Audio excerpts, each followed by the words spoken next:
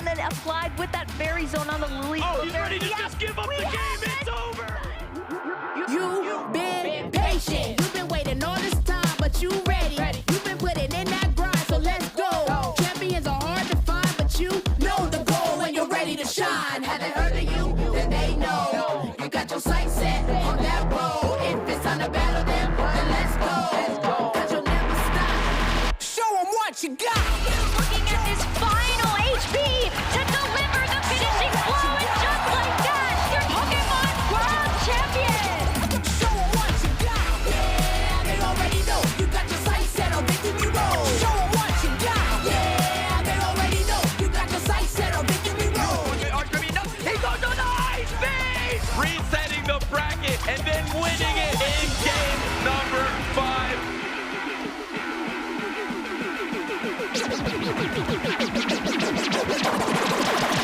Show them what you got. Yeah, they already know. You got your sights set on victory road. Show them what you got. Yeah, they already know. You got your sights set on victory road. Put your hands up. Welcome in, trainers, to the official broadcast of the Lille 2026 Regional Championships. We are here in the north of France, and we're going to have an amazing day of battles. We had day 1 yesterday, and now we are back here. This time we're suited up. My name is Martin Yamanomi as Inadequence. I am joined here by my fellow co-casters, my precious colleagues, Marcus, Arceus Aurelius, JD Underdog, our new talent, and Amanda Landberger. Welcome in, guys. I'm excited to tell you the story of today. What's going to happen? Who's going to be our champion this weekend? First off, let's talk a little bit about yesterday. What were your favorite moments of day 1 in this tournament? Marcus, let's start with you. Well, I gotta say, when we had the 2 Pangoro players up against each other, Coxack against RGR, when Coxack led his Pangoro into Tinkaton, he just went straight for close combat, and it did so much damage. That was an incredible moment to watch. Go watch it back, traders. My favorite moment from yesterday was just seeing the wide array of Pokemon, especially the Dragon type and Flying type Pokemon. It is just so vast. In most teams, you see the same Pokemon over and over again in previous years, but this year there's such a wide selection and so many different Pokemon. In one game that Amanda and I casted, there were 12 unique Pokemon, and that is something you don't often see at the later stage of the competition. Yeah, and to piggyback off of that, while you're thinking of Pokemon, I'm thinking of the people, because all of the people that have been competing, we have a lot of big names, but there's a lot of people here who are a little bit more new, maybe a little bit more green, but they're making their best tournament runs ever. They're making day 2, and it's really exciting to see how the Pokemon Go Championship Series continues to grow. But that's not just this tournament. We're going to have many more tournaments to come if you're looking for a championship to visit. Oh, Martin, there are so many regional championships yet to go. Only one has been so far, and that was Frankfurt, where yourself managed to win, meaning you don't really have to bother with many more of the competitions, do you, Martin? Well, I'm at least glad that this time you mentioned. Yesterday you didn't want to talk about it at all. Today I thought I'd give a little glimpse into it anyway. But there are many, many more opportunities for trainers to get their championship points to lead up to that elusive spot at Worlds in San Francisco. Many opportunities, as you can see on the screen. International competitions galore. LAIC coming up in just a few weeks. Very exciting for all involved. And there's not just the World Championships that we are competing for. It's also for the championship points and the pricing that comes with it. Championship points are guarded at these tournaments, and of course, let's see here how many you can get. So it's not just the first place finisher that comes home with rewards. Every person that finishes in the top 64 in this tournament will be awarded with championship points, I believe. And that is, there are still so many trainers that will be able to qualify for the World Championship. And we have 65 places here in Europe, as you can see. And that means our top trainers will have the shot to go to San Francisco to compete. And of course, we can already see how many championship points trainers have gathered so far. We have an actual leaderboard of trainers who have competed in multiple championships so far. If you look at Z's Wireless leading the fray there, even though he hasn't won a championship this season, he's come mighty close a couple of times leading. And if you look at this, the leaderboard is actually a good reflection of the travel awards that are coming up for EUIC as well, because all of the trainers who had already gathered championship points previously got that for LAIC. So I think you can take a look at this leaderboard now, because it's actually going to shake up quite a bit after our championship in Lille settles. Most of these trainers are looking to qualify for the World Championships, but there are also prizes to gain in between international championships. There are travel award prizes. As you can see here, that first to fourth place will get that travel award for the next international championship. Currently, we are competing for the Europe International Championship, and after the Latin America International Championship, trainers will be competing for the North America International Championship. But that's not the only thing. You can also get individual pricing here in Lille. The winner of the championship here today will receive $2,500, and the amount of money that you win, depending on your placement, does trickle down, as you can see on the screen. But it's not just money you earn, you also can get some booster packs. Very exciting. Yeah, you can open some cards if you're a fan of that. And yeah, of course, all these prizes, that's what these trainers left today are going for. So hopefully we informed you of what's at stake here. Let's talk a little bit about who is to play today, because we have a winners and a losers bracket, a top 16 trainers that we have here. And we see A. Kushner and his trusted third will face off against Keldeo in the first round.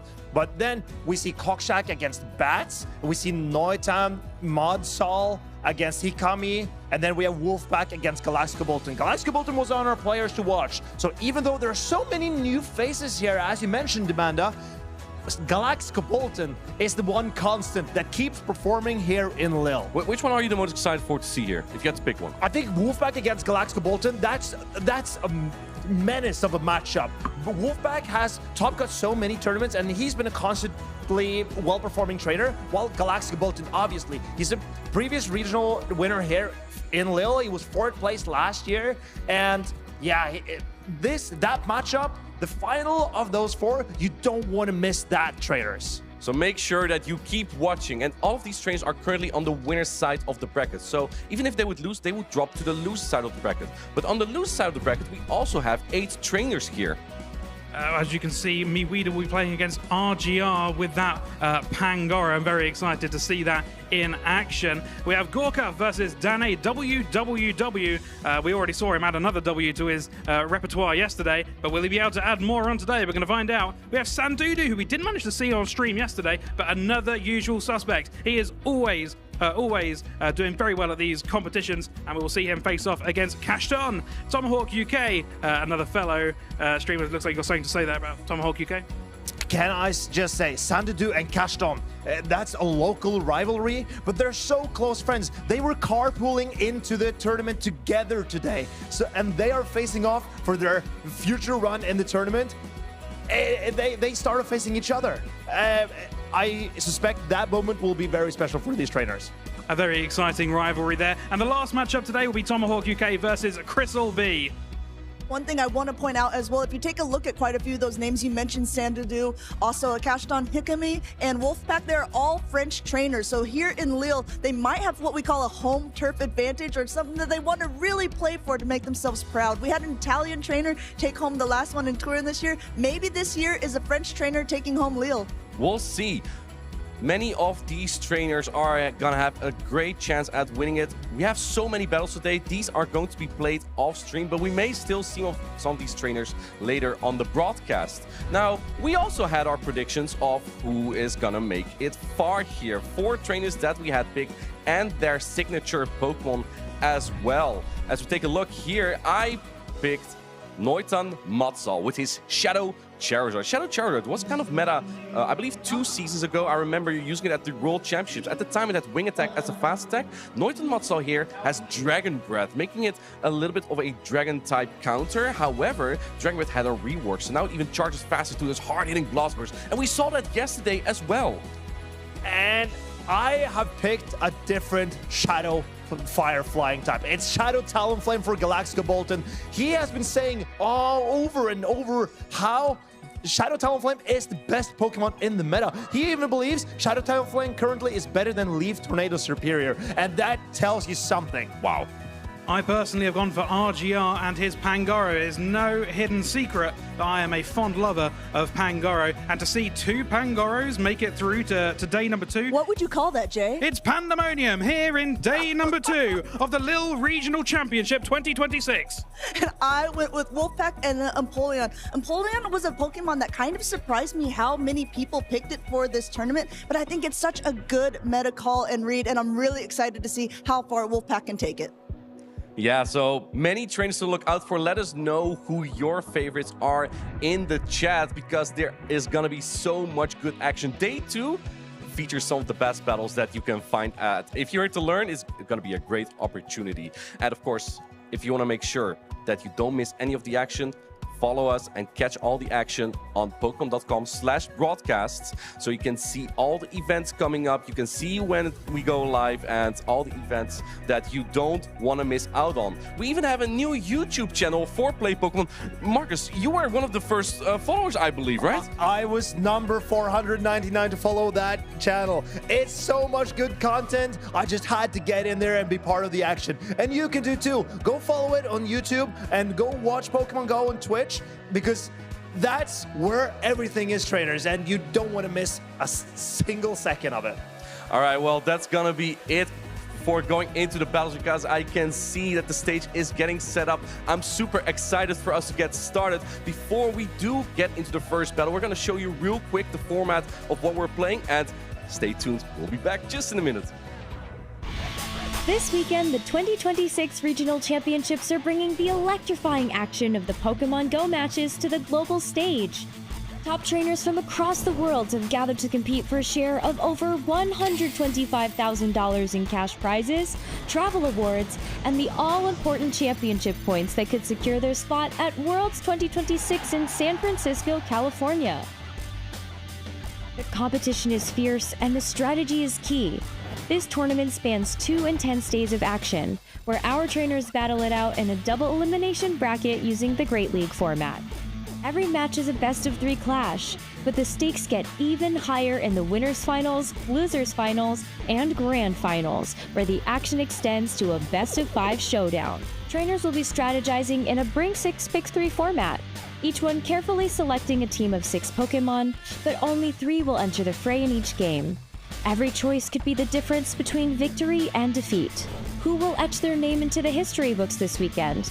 And who will punch their ticket to Worlds 2026 in San Francisco? Don't miss a minute of the action. Stay tuned all weekend long to watch the battles unfold live. To stay up to date on future Play Pokemon events, visit championships.pokemon.com. That is indeed the format that we are playing in for Pokemon Go for day 2 of this Lille Regional Championship. I am Amanda, also known as Lundberger, here alongside Jay the Underdog. And Jay, I have to say you're looking a little full-bellied today. Well, I have to tell you, I have had a very big breakfast there, Amanda. I am a growing lad. Outwards. Well, the other people are hoping to be growing at least in championship points here, because there are still 16 trainers left in the tournament. We are in this winner's side of the bracket, so we're going to go ahead and see those matches. But before that, we're also going to take a look at the Pokemon that were used for the days here in Lille, because I think the meta has shaken up a little bit from what we've seen in the previous tournaments. In popular in day 1, we did see quite often the elusive 2 that we've seen in so many of these other tournaments, Credilli and Galarian Corsola. Also, the workhorse Pokemon, we saw that Gastrodon quite often in these games. But I'll tell you what, towards the end of the day yesterday, we did see somewhat fewer of these Pokemon we see down the lower end, and we saw some different ones. We're going to see those in the day 2 graphic that will be coming up. Anything else you noticed from day 1, Amanda? No, that is a good point, because day 1 is kind of like the wider scope, right? This is all of the trainers who entered the tournament, and these are the most popular picks across the play. However, as it narrows down, as the field gets smaller and smaller too, you know, the cream rising to the top, different Pokemon also rise to the top as well. I did notice the further we went along the tournament yesterday, we did see less of this Alolan Marowak. As you can see, 90% of them were Shadow, but we didn't see any of the non-Shadow ones. We did see some also spicy picks along with the non-Shadow Murkrow and That's right. What else did we see in that game? We saw another non-shadow Pokemon. Oh, and a non-shadow for Alligator. I believe that Alligator. was with Donna's team. There's some interesting picks. Donna also still in the bracket.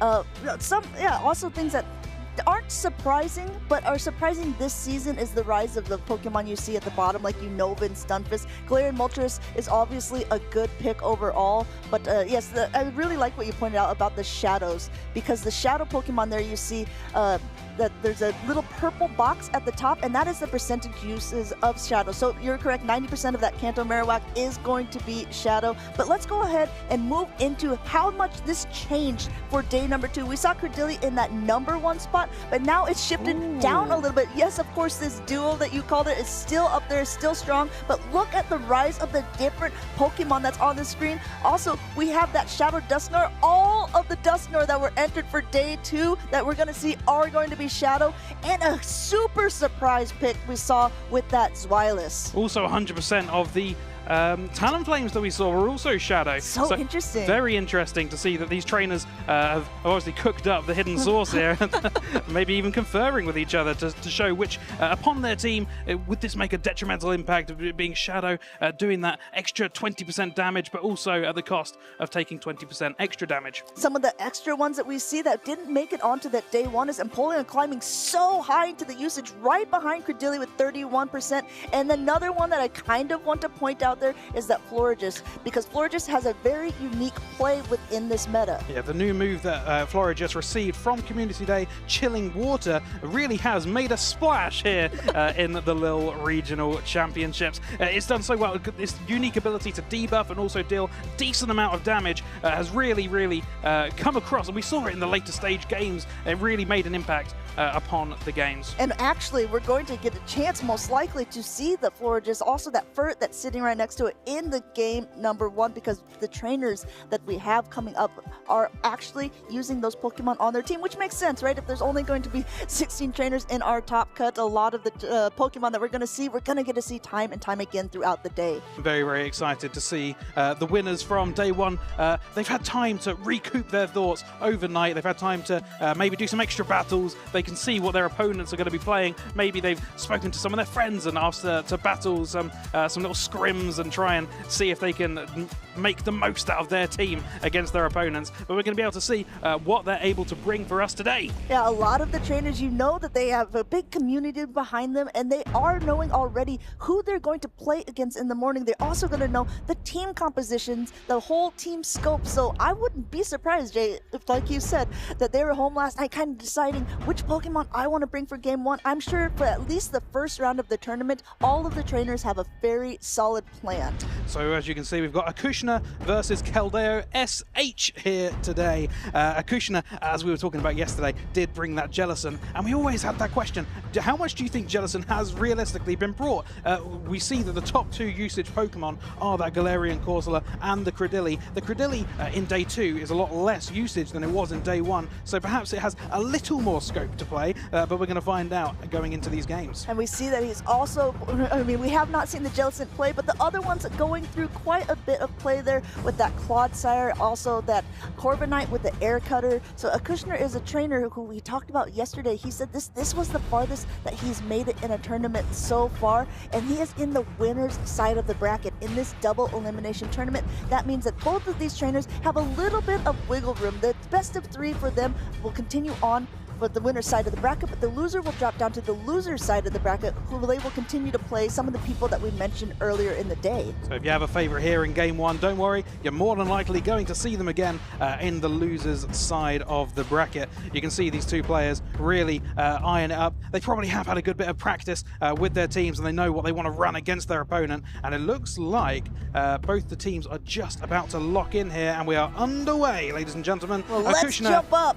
Acushna going in with that Corviknight against Keldeo's Florigis. Going ahead, I think at this point, both of the trainers just want a little bit of energy. Acushna is going to go straight for those Air Cutters because Payback would not be the move to throw at a Fairy-type Pokemon. Plus, the Air Cutter has a potential of getting a boost. Looks like he doesn't get it for the first one. And even if he did, this chilling water is going to go ahead and cool that right down. Bear in mind, Corviknight, this is the first tournament where it's been eligible after its community day, getting this brand new air cutter move. It's been so prevalent during this tournament, and we're so excited to see it in play here. Going ahead and going for the second air cutter. Now keep in mind the attack has been debuffed a little bit because that community day attack from the floor just went through. So you see that just does a little bit less. Keldeo in the meantime just charging up a ton of energy, almost to 2, throwing the next one here, and still no shield from the Kushner side. Yesterday he was really keeping at least 1 shield to the end, so I'm very curious to see how he wants to play these out. We're going to see how his gameplay has adapted here in in day 2, but with Kushner here throwing these chancy air cutters for a chance of a debuff. We see Keldeo throwing these chilling waters, which is a guaranteed debuff every single time. Kushner with a buff, and he did actually get it on that occasion. Yeah, he got the buff only to get debuffed once more. It's still coming down to the wire because the sand attacks aren't doing much. He does get to it, and now it is up to Keldeo. Does he want to let this go? Because if he does, he's kind of getting to dictate for Kushner what Pokemon will come in as soon as that Corviknight faints, because it's on very low health and attack raise, but just for knocked out of the sky. And this is very good for Kushner because he does not want to see his Florges on this Steel-type Pokemon. Those Fast-type Steel attacks would have done so much damage into it. Yeah, and then this is saying, okay, I'm definitely going to use my shield here because Fleur just wants nothing to do with the Scissor, and Scissor is just continuing to ramp up energy. It doesn't look like a Furret may have that good of typing against it. A Swift, a normal type attack going to a Steel, but Scissor is not very bulky, so Keldeo also forced to put up a shield just to be able to get a little more damage off himself. You do have to take into account it is such a glass cannon. Even a non-effective move, not very effective move, will still deal so much damage to this Pokemon. And a quick pivot out into the Furret of own there, only to be able to catch a Swift from a Kushner's side. Staying patient, wants to make sure to hit all the bubbles, get a little bit of chip damage, and then he's immediately now pivoting into his Florges. So the last Pokemon has been revealed on the side of a Kushner. There's no protections remaining, and now Keldeo responds with a Swift of his own. With the new to this season 45-second switch timers, Kushner wanted to get in this as quickly as possible as to face as little of the Scissor as he possibly can. Now going ahead, throwing this chilling water. We saw it from the other side earlier. This will once again continue to debuff the Pokemon. You see the attack falling, but the Swift is still being able to reach. At this rate though, since it is debuffed, it might not knock out the Pokemon. It looks like Florges will be able to take this one on the chin and be able to carry on fighting, but it does end up taking a very big Steel-type fast move. Yeah, going ahead, but it's still at the attack, getting that last Protect Shield there. Chilling Water is going to go ahead and debuff, and now in comes, but the Scissor is already at an attack. You see Keldeo nodding. He thinks that this is enough. He thinks that the bullet punches afterwards will also be enough to knock out the Florges, and he might be right. It looks like it is correct on this occasion. Keldeo gives a little grin to the camera there after realizing I have got the power play here. Florges is incredibly weak to my Scissor, and we are just got the slight advantage in that last play. Going down to the very 1 HP, almost looked like a Scissor in the end. Night Slash to throw at the Furt to knock it out, and the bullet punch for the Florges. You know what? I think Kushner played that great. He did a lot. He noticed right away with the switch timers. He did everything he could, but Keldeo just had a little bit of the team comp advantage and was able to stay calm, use that switch timer to his advantage, and take it home. As you were saying before, Kushner hasn't played many of these tournaments before, so to have got this, to have this mindset and be able to play this well, even with the downside of having the better team playing against you, is very well played from him.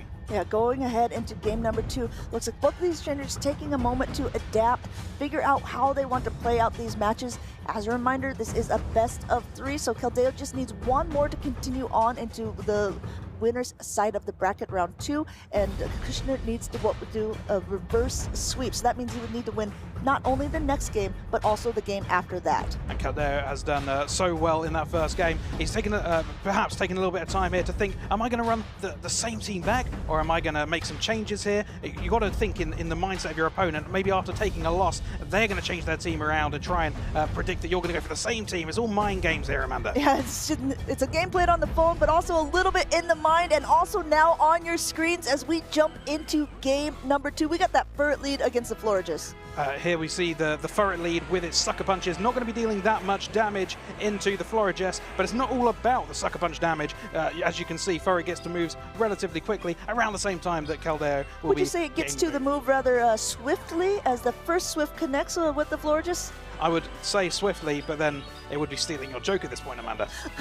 Going ahead, great catch here by Kushner, swapping in now, catching that chilling water onto his own Florges, but it's a very dangerous game to play when you know that there's a potential Scissor on the other team. It does swap in, but because of the energy that the Florges had already gotten, even though this attack has been lowered, it's going to do a nice amount of damage to the Scissor. Scissor hanging in there on just over half its HP and is comfortable enough to farm down the remainder of the Florges, who didn't really get to see much light of day. No span for that flower to grow. So going ahead, throwing this first Night Slash, it is debuffed at this point. Night Slash is one of the attacks that has the potential to be able to boost. No boost for the first one there, continuing to try to bullet punch down. You see that there's quite a bit going on here, going for a Trailblaze. This is going to boost the Scissor, but at what cost? Because look how low it is gotten. At this point, Akushna's happy to let that one go, still holding on to both his shields. Both trainers still holding on to both the shields. Keldeo, his Scissor is on basically no HP at this point, so happy to let this Swift go. Going ahead and now coming in with the Credilli. If you were looking at the lineup that Akushner is playing, he was playing what we call an ABB strategy. So he recognized that both of his back Pokemon, that Florges and the Credilli, were very weak to the Scissor. So he knew if he didn't see the Scissor in the lead, he needed to lure it out. That was a great play, and it comes now, it's going to be able to Rock Tomb that Furt that comes in the back. That Scissor is gone, which gives a lot more flexibility to this Credilli. Not only ABB weak to Scissor, but ABB debuffing moves. We've got these debuffing Rock Tombs that are going to be nullifying the attack of this Furret. For going for a Trailblaze, it's going to try to boost its energy here, but with Rock Tombs being thrown at it, it's just going to go right back down. First Protect Shield has been used just now, everyone. Like, this is pretty late into the game, and now Keldeo responds with a shield of his own. He needs to keep that Furt healthy. He wants to try to get this Credilli out of the way. Outpace here, and now if Furt comes in, just gives it a little more energy at this point. We appear, well, we were for a moment back in the horse situation of going up and down, but it does come towards the end of the game here. Keldeo looks relatively complacent. That is looking good for him at this stage. Yeah, going ahead, I think I already heard a GG coming out of Kushner's mouth, recognizing good game played by Keldeo there, taking not only game number 1, but also game number 2, continuing on the winner's side of the bracket. Keldeo, fantastic play from yesterday and from today. Kushner, you have seen him here play today, but you are more than likely going to see him play here again today, as he was coming from the winner side of the bracket. He'll be going down to the loser side, but the losers are still in, ladies and gentlemen, and still a chance to make it all the way to the end. Keldeo, though, feeling pretty confident after this win. I think as a player, you always feel pretty confident if you have what we call a 2-0 sweep, being able to decisively take game number 1 and game number 2, even though those were both incredibly close matchups. I'll tell you what I really enjoy seeing. I really enjoyed watching that Shadow Scissor. It's a really interesting Pokemon because it's got it's such a weak Pokemon defensively, especially with its Shadow effect. It deals 20% extra damage, but it also takes that 20% extra damage, and such a frail Pokemon in itself, it requires shields to keep it alive, but it deals so much damage, even into Pokemon that resist it. It keeps fighting through, and it gets to move so quickly. It's a spammy charge attack Pokemon, and it gets through. Yeah, a lot of times the trainers really have to have some sort of idea in mind about how they will deal with a potential Shadow Scissor on another team. And it looks like Kushner, though he had a little bit of time to prepare for it, it's still so hard to face when you have it in real life. This Scissor was played very masterfully by Keldeo here in that game number 1. You saw it being able to get to save his energy, throw that Night Slash at the Furret, and then be able to knock out the Florges in the end. Such heavy hitting damage from those metal attacks.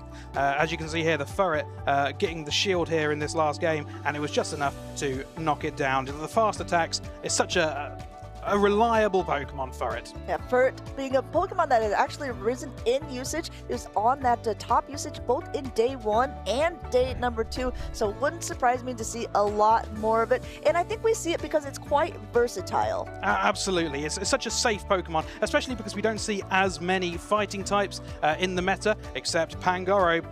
Be aware of that one, Furret. I do love the panda. But, of course, is such a reliable Pokemon, a reliable safe swap, and especially we're seeing so many ghost types. Halloween, spooky season, not just that, but it's just we see so many of them in the meta, and it resists all these ghost type attacks. So to have it in your team is a very reliable safe swap. And I think that that's probably why a lot of trainers have opted to bring it, like a Kushner. A Kushner was one of the trainers, we were talking about him this morning, and Arceus Aurelius, we were deciding, you know, which players that we were going to pick and the Pokemon that we thought they were going to do the best with. And Arceus Aurelius, he was really debating, I might go with the Kushner and this Furt because I was really impressed with the plays that he had with it yesterday. We might get to see even more of that later on as he drops down to that loser's side of the bracket. But we're in the winner's side now. We're going to keep going on with those because we got plenty of matches. That was just the very first match that we've seen of the day. And I'm very excited to say the next game will be Kokshuk versus Bats. Bats has been playing so well recently in this recent season, hasn't he, Amanda? I've got beef with Bats because last tournament he played a Meowscarada, and I really wanted him to play it again here, and so I was asking him ahead of time, are you going to play Meowscarada? So I can make like a Bats with Cats jokes. And then I was like, could you also maybe figure out a team with like a Alolan Raticate? So I could say Bats with Cats with Rats. None of them on his team, but he has come up with still a pretty spicy and unique team. Some Pokemon on it that we haven't seen on that top 12 usage, which I also think is a little bit amazing because if there's only a few players left in day number 2, if you still have a unique pick, that's something that is pretty incredible to be able to make it that far. It's very impressive to be able to work this far with Spice, and not just that. If anyone could have made the Bats with Cats with Rats work, it would have been this man, because if you can take Spice this far, exactly, you can take it all the way. Exactly. With your Rats and your Cats. And if you guys want to see Bats with Cats with Rats or anything like that, or if you are thinking he might be the next Lille champion, let us know either in the chat, but also use that hashtag #PlayPokemon. We were looking over some of them yesterday and kind of laughing, and I hope everyone enjoyed the different Halloween costumes that we had on. Let us know who you think is going to win. Give us a snapshot of your favorite moment. I know in VG they were doing like a fashion show with their avatars. Go ahead, give us a fashion show with your Pokemon Go avatars. Let us know what kind of costume you're rocking nowadays. Are you already in that, do you have that exclusive Legacy 50 jacket? I do indeed, Amanda. And sometimes I like to rock it, but sometimes I like to rock other unique outfits. And I'll tell you what, once trainers start to get to level 80, that is what I'm going to be wearing, as I've seen you perhaps wear before. Well, listen, I'm not saying it was because of us, but I think it's because of us. I think it really was. To watch the World's video and then tell me that wasn't because of us. Very excited. I'll tell you what I'm potentially excited to see from... Oh, we can see the come up on the screen now. What I'm potentially really excited to see from Bats is, are we going to see the return of the Shadow Galarian Weezing? That was something that really actually brought him far in another tournament, and it's only, I believe it was the only Shadow Galarian Weezing that we saw in the entire tournament. To be able to make it that far with it is absolutely incredible. Kokshuk running a team that is sort of also spicy, not things that we're seeing so often. I do see a Pokemon on it that I wonder if you like it. I don't know if you've heard of it before. It's a dark and fighting type Pokemon. I know what Pokemon that would be, Amanda. Oh, what is it? That would be Pangoro, one of the strongest fighting types, in my opinion, in the game. It's so impressive, and I'd love to see it in the lead, getting off those close combats, dealing hefty damage, or taking a shield. To be able to take a shield early in the game can be absolutely huge. I mean, we did say that there weren't many fighting type Pokemon, but on the side of Kokshuk there is a fighting type Pokemon, and this guy is a fighter because look at the accolades behind his name. He was the 2023 Warsaw Regional Champion, so he's got a regional championship title already behind him. Not only that, he's got top cuts at EUIC, in Bologna, and also last season in Utrecht. If anyone's going to be able to teach a fighter how to fight, it is this fighter in Kokshuk here, who has already won one before. He knows what it takes to be able to be a champion. Meanwhile, Bats on the other side, he's a relatively new upcomer, but he's been doing so well in those past tournaments, being able to rock some, unique Pokemon himself. Another one that I want to point out that was sort of popular earlier on last season, but has sort of dropped off, is that Lapras. Lapras is a Pokemon that is interesting that we can using that Sparkling Aria as its charge attack, or potentially an Ice Beam or Skull Bash. I believe that the Bats' Lapras is on Ice Beam to hit back at this Pokemon such as a Credilli. And what's such nice to see the Pokemon like that have got diverse moves, able to do different things against different Pokemon. But the game is underway, Amanda, and we've got Koshak here with his Galarian Corsola, a Pokemon that we've seen all too often in this tournament, against Bats' Shadow Talonflame, a very exciting Pokemon to see. What, 100% of the Talonflames used in day number 2 are that Shadow, getting that first shield right away, because even though this was a Night Slash bait instead of the Power Gem, which was super effective, it still would have done so much damage to the Shadow Pokemon. Corsola, on the other hand, rather bulky, but still this 20% more damage from a fly puts it deep into the red. And Bats here going in to try and farm it all the rest of the way down, contemplating using his last shield, and does, meaning he will be getting alignment here in the rest of the game. Being able to incinerate down at this point, he just needs one more to get to an attack, and he gets to dictate what will be able to come in. Going for the Flame Charge, this is going to automatically boost the attack of it, but it does cost a little more energy, gets that first Protect Shield off of Kokshak's side. And we are seeing the Panda in play, and one thing about the Panda, it is incredibly strong, but in respect to that, it is also rather weak defensively, so a shield needing to be used here to keep the sanctimonium of the Panda alive. Going ahead as well, just getting a ton of energy, he was able to get to instead, and now a Corsola comes in, and Corsola can't really do much to this Pangoro, but it can take at least one Night Slash. But look at this backline of Bats, having both a Diggersby and a Corsola when there's a Pangoro on the other side is so dangerous. Pangoro does look so strong here, but you do have to remember, even though these Astonishes are resisted, they are slowly chipping away at the health of this Pangoro. Kokshak is in a great position, and he knows it there. You saw it because he protected up his Pangoro, because he recognized if there are no Protect Shields remaining, if there is a Galarian Corsola that is coming in to answer it, that means there is no answer to it.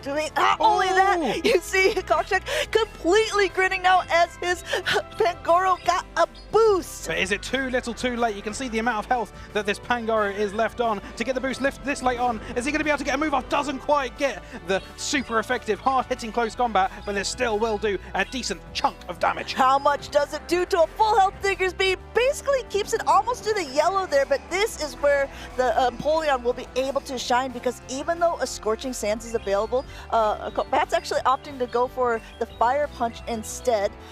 Hits here, and it's still not quite enough to knock out the Empoleon. That's probably recognizing here that probably you would need one of each move to knock out of this stage. But we're looking at Kokshak's Empoleon here, and this super effective hard-hitting Community Day move. Is it going to be enough to take out the remainder?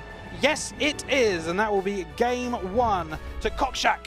A quick nod from the fighter with his fighter as he swiftly takes game number 1 from Bats in this winner's side of the bracket. I think that was a great play by Kokshak, and also great wherewithal from him as well, because you notice, the Pangoro was getting quite low. I think a lot of times trainers could maybe opt to think, okay, well, it's just a Corsola, I'm gonna go ahead and let this go, but he knew if the Corsola came in, that means there's no answer to my Pangoro in the back. We do have to think here, Amanda, that Panda was so good in that first game. What would be good against the Panda on Bat's side? Could it perhaps be the Fairy Winds from the Galarian, Tell me more. Actually, if you're Bats, you might be forced into playing it. If you see his whole team composition, really the Annihilate, but also be able to at least do a decent amount of damage with the counters to the Pangoro, but it also doesn't want to take too much of those Night Slashes. Corsola doesn't want to face it, Diggersby doesn't want to face it, Lapras doesn't want to face it, so he's got some heavy hitting counters on that side.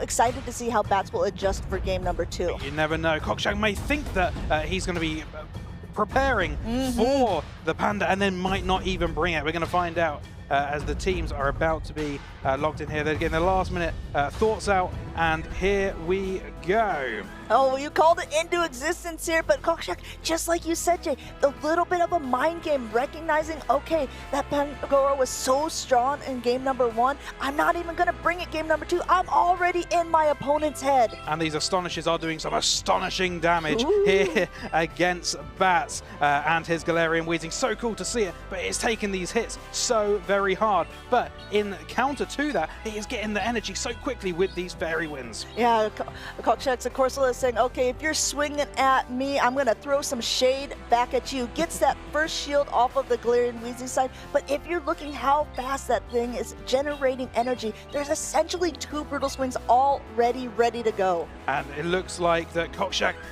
is going to let that Pokemon go down here, and Bats is going to get the power position of letting the correct Pokemon go on to the correct alignment. And not only that, he gets a shield off of the Empoleon. Empoleon Steel Wings were going to do so much damage, an immediate pivot out, and now is met by a hard counter here with that Florges, but actually it's not that hard of a counter because, as you can see, even though this is a Shadow Annihilate and those are Fairy type attacks, they're not doing so much damage. They're not at all. The move itself doesn't do too much damage, but at the same time it is super effective, so it's amplified what little damage it would have already done. Not only that, amplified a little bit more as this Trailblaze goes through, so all these Fairy Winds are going to be doing more to whatever Pokemon is in the back.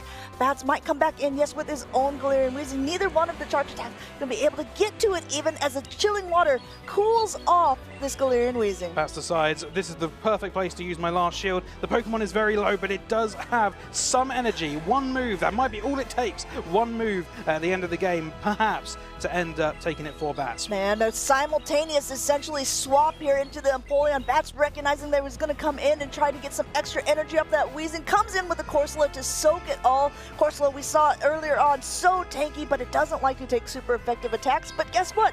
These Hydro Cannons aren't. They're just neutral. And we were so surprised to see this Empoleon in day 1, but we're seeing how well it plays here in this Show 6 Pick 3 format, and Kokshak is showing a perfect example of how well this Pokemon is doing. It gets to moves so quickly and they're so hard hitting. And not only that, he is so patient. He's building up energy. He knows a Hydro Cannon is enough to knock out that one, and a Hydro Cannon for the next. Winning that charge attack priority, it looked like, as Bats desperately tried to go for a Brutal Swing, hoping to knock out that Empoleon first. And it looks like that is it for Bats, but it's not overall done for Bats. He will be going down to that loser side of the bracket, and we will be seeing him again. Kokshak saying, I am a champion before, I want to be a champion again. It's been 3 years since happening in Warsaw, so maybe Lille will be his new moment. Coming in with a very unique team. You see him smiling as he's recognizing he's playing so incredibly well here at day number 2. Very exciting for Kokshak, and it was so exciting to see him play with his still somewhat unique Pokemon, the Pangoro. I'm so excited to see that carry on into the later stage of the tournament. Also, the Empoleon. The Empoleon did so well, and we don't see it on many of the teams, but it did so well, and the hard-hitting charge moves attacks that it outputs, very impressive performance from the trainer and the Pokemon. Synergy. I think that synergy. Synergy indeed. But one thing I do want to shout out about Kokshak's play is you made that call earlier on. He played so well with that Pangoro game number 1, basically putting Bats into a position where he says, I have to bring all of my hardest Pangoro counters. But then what did Kokshak do? He just decided, okay, I've already gotten to his head. I don't even need to bring that Pokemon game. Instead, I'm going to bring all my Pokemon that counter the Pokemon that counter Pangoro. It's so interesting to see a Pokemon that can perform so well can get inside the mind of your opponent, and Bats' back was against the wall in that second game, trying to maybe cover a little bit too much for the Pangoro, and then ends up weak in other aspects of the team, which Kokshak ended up capitalizing on. Absolutely, playing with best energy management that he could do. Well, Hydro Cannon for one Pokemon, Hydro Cannon for the Galarian Weezing to knock out the next, securing that victory number 2 and securing his spot into round 2 on that winner's side of the bracket. Congratulations to Kokshak there. But like you said, Bats will be knocked down to the loser's side of the bracket, where he will continue his run for the rest of the day. And I'm very excited to see how he manages to get on, especially with the Spikes pick of that Galarian Galarian Weezing. I'm really excited to see if he can make it all the way to the end and see what he can potentially do with that Pokemon that we don't often see in this format. And especially, I mean, it was a good call from Kokchak's side with that Shadow or regular Empoleon, but with Empoleon with Steel Wing, something that, again, I picked on Wolfpack's side as well. I think it's a Pokemon that was just such a good and interesting meta call that truthfully wasn't expecting it, but when so many players showed me that it was on their team, I was like, this might be the key. I'll tell you what, sometimes it isn't what you see often in the Go Battle League that is the most meta. It's what you see other trainers using, and sometimes you confer and you play against each other and you find these tiny little weak spots where a few Pokemon are weak to one specific Pokemon, and if you can get that in your team, you can then adapt it and be able to face a variety of Pokemon to increase your scope of what your team is good against. Yeah, we call that the ZZ special, the Z's wireless reverse engineering, because he is a trainer who has said that from the beginning. He likes to look at the meta and then pick out these little niche picks that can do well against it. He is the top of our European leaderboard currently, but he's not at this tournament, and that means that there's going to be some other trainer who could potentially push above and beat him at this point to be able to get that travel award potentially for EUIC, also get all those championship points to be at the leaderboard for world competition. Very exciting to see. Also, taking a look forward to what games we've got coming up next. We've got Noitan versus Hikami, two players that we did see yesterday, but that's all to come ahead. Right now, we do have an interview from the previous game. Very exciting to see maybe how far they think they'll get in this competition. All right, well, let's go ahead and kick it over to Kokchak, and we'll see what he has to say about his Pangoro. I'm here with previous round's winner, Kokchak. You played an incredible set. You're still undefeated in the tournament. You faced off a very weird team with the Galarian Weezing. How do you feel about that? It's quite interesting. My opponent played different teams than I expected.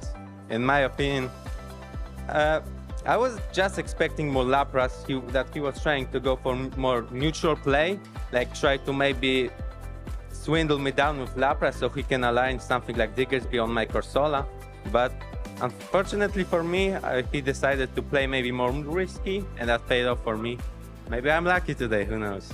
Yeah, maybe you are lucky today. You've been lucky before. You are the Warsaw Regional Champion. And when you won Warsaw, the feeling you had, can you remember that? And are you feeling some of the same today? In Warsaw, for sure, I was very lucky. Maybe the Warsaw was a little bit of undeserved win. Maybe that was a bit of a stretch. Sometimes you just have to get lucky. I got a lot of unlucky tournaments as well. It's hard for me.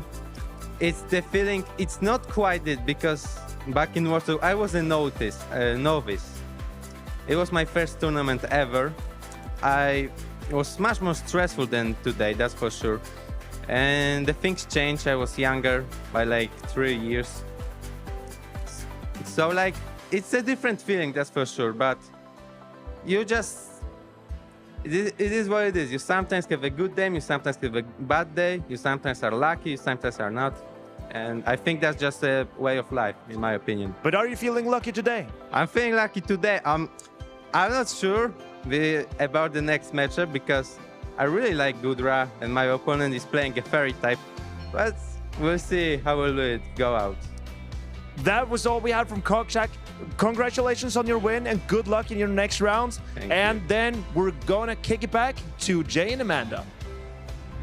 Very, very humble there from Kokchak, saying that perhaps he didn't deserve to win. I'm sure he did, Amanda. You've got so much grit and determination to not just play the battles, not just think it through, but to have the stamina to play all those battles is very, very well played from him. I'd like to say, he said, you know what, I was a novice, but that was 3 years ago. Yes, absolutely true that a little bit of luck is always involved in winning, but a lot of skill needs to go behind it as well. He should feel very proud of the accomplishments that he's had so far, and so should these trainers who are on the stage, because both of them are very well accoladed, and they're both in this winner side of the bracket still for day 2 in Lille. We've got Noitan from the UK up against Hikami, a French trainer here, and let's go ahead and take a look at these teams, because You know what? We saw Shadow Annihilate in that first round, and we just saw another Shadow Annihilate on the side of Neuten's team as well. I'll tell you what, in that first game as well, first game we saw today, we did see that Shadow Scissor and how instrumental it was to that first win. But we can see it again here. Do you think it's going to get the same usage that it did in that first game? We'll have to see what it looks like against the other teams, because I think if there's another flying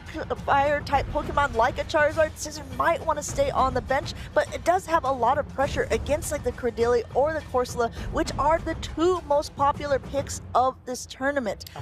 And we are seeing Credilli on this team. Credilli, we see it's just so reliable. It doesn't have the best defensive stats. It resists two types of Pokemon, being electric and normal, but it does so well overall in the game. And seeing that another flying fire type Pokemon, that Shadow Talonflame on the side of Hikami, it might be a little bit risky to bring that Shadow Scissor, but look at the other Pokemon, because this is, again, a sort of unique team. Even though all of these trainers have some core picks that are kind of common across the board, Abomasnow is something that we haven't really gotten a chance to see too much in this tournament, and Swilus, this surprise pick that so many trainers are bringing, rounding out that top 12 usage of day 2. Absolutely, and we're seeing just Swilus as a prime example of one of the many dragon types that we see, the variety of different dragon types that we see in this particular season. With the buff to Dragon Breath, it doesn't do as much damage, much oppressive fast move damage as we were seeing beforehand, but it does get to that energy just a bit faster, so any move is a tiny bit more spammy, and we saw yesterday in particular those body slams were racking up incredibly quickly. In the past, we used to see Vigoroth with counter, and we'd call that the body slam spam, as it would just continue to go time after time. I think Swilus might be now a contender for this as quickly as those Dragon Breaths get energy. This is round 1 for the winners side of the bracket here in Lille. And looking at the overall team compositions, I'm just wondering if there's anything that particularly stands out. I do find it like extremely difficult for Hikami's side to have a Shadow Annihilate when you have a Dragon Dark type with that Swilus, an Abomasnow, which is an Ice type, and Empoleon, which is a Steel type, and there's not really a good hard counter for it besides that Corsola and maybe the Talonflame, so it has a potential to really run rampant for Neuten's side. So in many games, as we've seen previously, you're expecting to see that Galarian Corsola on the side of Hikami. Yeah, exactly. I mean, I think it's got to come out, but then also that gives Neuten a lot of play to play at the Diggersby. Again, this is the part of the tournament where it's so interesting because you know all these trainers have had time to look at the battles. They know what they want to do for round 1, so we get now a sneak peek into their minds. And what a call from Neuten there, knowing that Galarian Corsola has to come and leading out with that Ferret and an immediate pivot to the Empoleon. Fantastic play. Both trainers have decided to switch out very early on here, and as you predicted before, Amanda, we are seeing the Shadow Annihilate, as there are so many Pokemon that are weak to the Shadow Annihilate on the side of Hikami. Just going ahead, using that first Protect Shield, we might see a full counter down because Neuten swapped in so fast. Even if that Galarian Corsola comes back in, look how much energy is on that side of the Shadow Annihilate. He's got that first Rage Fist to go through. This is going to ramp up the attack, so no matter what, the next attack is going to be doing more damage. You already see it's super effective. You already see it's almost knocked down to half health, already at that next Rage Fist. And Hikami says, I'll comfortably take 1, but from this point, that will start to do more and more damage, as you said there, Amanda. So he is going to decide to shield the second one, but the fast moves would have done so much damage, but it looks like we're swapping out yet again. Going in now with that Shadow Talonflame, but the Ferret does have a bit of energy advantage. Also keep in mind the move timing here. This Ferret is running a 2-turn attack, so it's going to be able to do 2 before hitting the next one to comfortably take the Incinerate damage, and he's able to reach it before the next one is available. Hikami throws up his last Protect Shield. These are very experienced trainers, being able to throw the move in such precise timing to really optimize the amount of energy they're gaining before their opponent manages to make it to a move. But still so dangerous. Shadow Talonflame has reached an attack here. This will definitely be enough to knock out the Ferret, and also get to see what is going to come in at this point. No Protect Shields left on Hikami's side, but the Neuten side, there is 1 left. There's also a full health Pokemon that hasn't been revealed and still not revealed, as he's able to completely counter down the Talonflame. Deciding to get the extra energy on that Shadow Annihilate that may be crucial towards the end of the game, but we are coming towards the end of the game, Amanda, and Hikami is on his last Pokemon, deciding to throw the Nightshade into the Shadow Charizard there. And we did see that it is a flying fire type, but its usage is a little bit different on Noiten's side because it is running Dragon Breath, the attack that we talked about earlier on that just generates energy so much quicker than it did before, enough to be able to knock it low and take out the Corsola, taking game number 1. I'll tell you what, as you mentioned before, that Corsola is so essential to the team of Hikami, and to call that straight away on Noitan's side and make sure you've got a Pokemon that's so strong against it is so fundamental, is so strong, and such a good call from Noitan. I did like the play of Hikami there, being able to swap in the Empoleon. He was able to strip away a shield because the Drill Peck going to that Annihilate would have done a lot of damage, but unfortunately for him, Annihilate was just able to completely power through, and we can see why this Pokemon was so popular in seasons past. In seasons past, and it seems to be in seasons current. It's doing so well in this particular game, in this particular matchup, and it's very interesting that some Pokemon are quite overlooked in some games, but in some games like this, it's so key to win. It's the key to unlock the victory.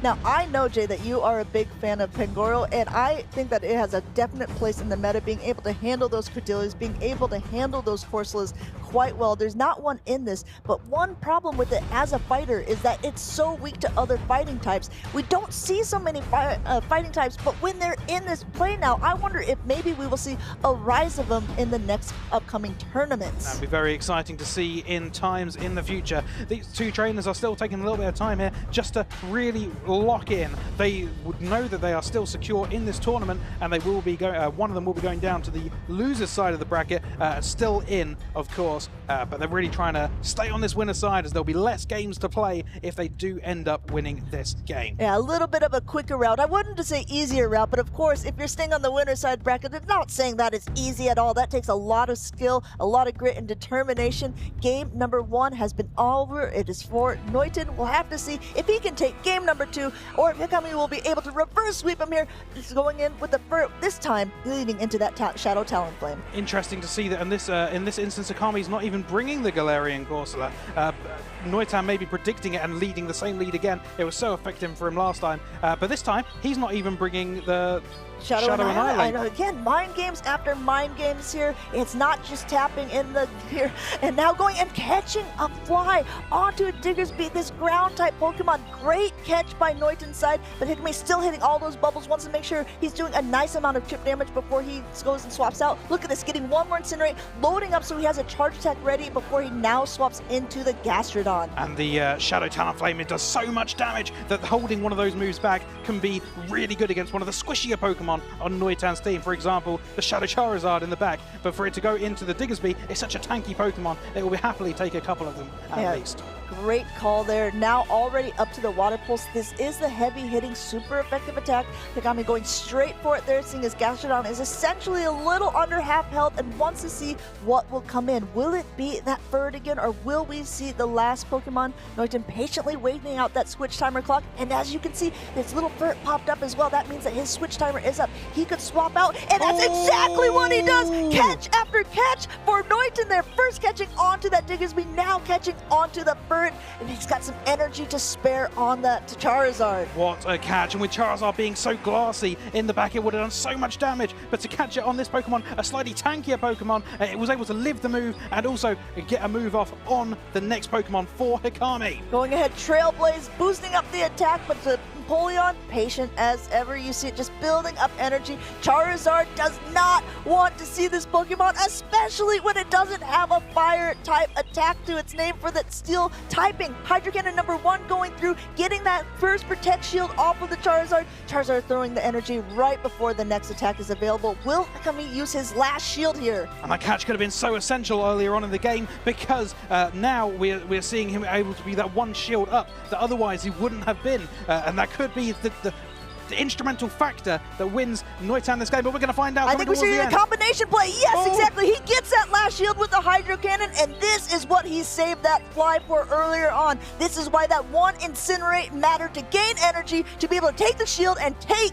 game number 2. And it looks so good after that catch it looked so good after that catch for Noitan, but right in the end there, that, as we were talking about before, saving that move was so detrimental to throw against one of the squishier Pokemon, and it was able to take it out in one hit just like that. I swear you must be like a psychic type because you use Future Sight, recognizing that how powerful that Talonflame was going to be for Hikami in the past. He didn't need to throw that fly at the Diggersby because he knew that that was not the impactful time to use an attack. This is high-level plays by high-level trainers, recognizing just because my opponent swaps doesn't mean I need to immediately swap. I'm going to save this energy for later. That's exactly what he did. You got to keep it in your back pocket, save it for a rainy day, and right at the end of there, against a Shadow Charizard, you need a rainy day. So to throw that energy in there is so well played from Hikami to draw this set to one apiece. We're now into decisive game number 3. And that's what we love to see as viewers, getting into the big nitty-gritty moments here. Both of these trainers just taking a second to lock in, wondering, what should I do in this moment? Noiten did everything he could in that last matchup. It was looking good for him. He caught that first attack, he caught the second attack onto his Furret, but in the end, Hikami just proved time and time again that he is a trainer worth noting. Very well played from both these trainers to not just to go one up, but then to have that pressure on you, going 1-0 down, and then to be able to come back. It really takes good stamina, and you've got to look within yourself to really lock in and get it done. Now, looking at the teams, do you think that maybe Noiten put himself kind of in a bad position or a negative position by not bringing that Shadow Annihilate? Or did you think that that was not really the key factor that kind of turned it for him in that game? Well, you have to look at Akami's team here in response to that, and you see half the Pokemon are weak to that Shadow Annihilate. It's more than likely one of them will be brought along, but you don't know where it would be in the team, or it's all about these mind games, as we were mentioning earlier, Amanda. But we're going to find out if it's brought into this last game. And it's a battle of the sky, fire. It's a fighting. Yeah, things are heating up, let me tell you that much. Trying to catch, but instead just giving a ton of extra energy and time for this Charizard to get to a Blast Burn. Blast Burn is not going to be super effective against a Gastrodon, but still does a decent chunk of damage because of that Shadow typing. Now swapping into a Furret comfortably. We might even be able to get to see a full farm down. Hikami once again going for that heavy hitting Water Pulse. He knows it's going to be able to do a nice chunk of damage to whatever is on the team, and we do see that Shadow Annihilate lurking in the back for Noiten's side. This could be detrimental, especially as we can see what's in the back for Hikami. We've got that Empoleon, which has got that steel typing. It's going to be very weak if it ends up facing in that direction. We're going to see what Hikami decides to bring in here, and decides to bring in the Empoleon. Empoleon's going to face a Trailblaze, which isn't super effective. It's neutral damage due to the steel typing, as aforementioned. But going ahead, getting off a little bit of that damage. He already has another Trailblaze, so this is boosted. So it's going to be doing a decent amount, enough that makes Hikami want to put up a Protect Shield. He doesn't know what is in the back, but he does have a lot of energy. If you look, that Drill Peck is already loaded, so even if that Annihilate comes in, which it does, it's going to have to use a Protect Shield of its own. And I can see this little penguin is quaking in his boots, but unexpected here, unshielded goes the Annihilate. Yeah, I think that the Noiten recognized that the Charizard, since it's running Dragon Breath, is going to be doing a little bit more damage to Hikami's side, so he wants to maybe protect the shields for another squishy Pokemon. Hikami going for a Flame Charge, which is going to boost the attack. It's a little more energy, but at this point, the Charizard is already at attack of its own, getting that Protect Shield off of Hikami's side. There's no Protect Shields left for him. And it's so smart to see that you're doing such super effective damage to the Pokemon in front of you, but you think about the Pokemon in the back being this Shadow Talonflame, and you think, oh, it's not going to do as much damage to that. We're going to find out coming towards the end of this game what is going to be able to take it all. It's the Talonflame! It's the Talonflame! Hikami ends up winning the game, and maybe that shield was detrimental to winning this game earlier on. Absolutely incredible plays. You saw him pumping his fist. He couldn't believe it, but that shows also why you continue playing out your matchups, even if you don't have a positive lead, even if your swap is maybe not the best that you think that it's going into. Hikami takes that from the jaws of defeat, goes on the winner's side of the bracket. What a game. And when you look at the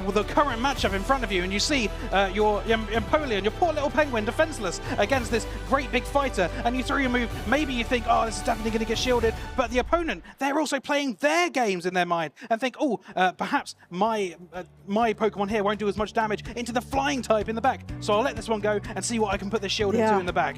What a game, Amanda. It was so incredibly close, and I have to feel like I felt like the momentum had really shifted in Noiten's favor.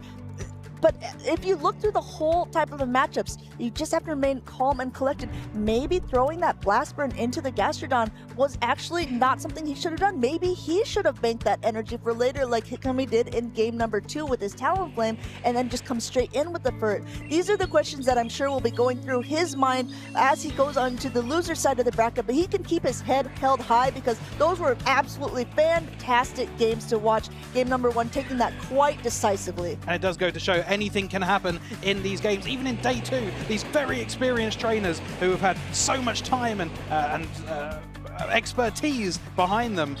Anything can happen, and these catches, so instrumental. Look at this.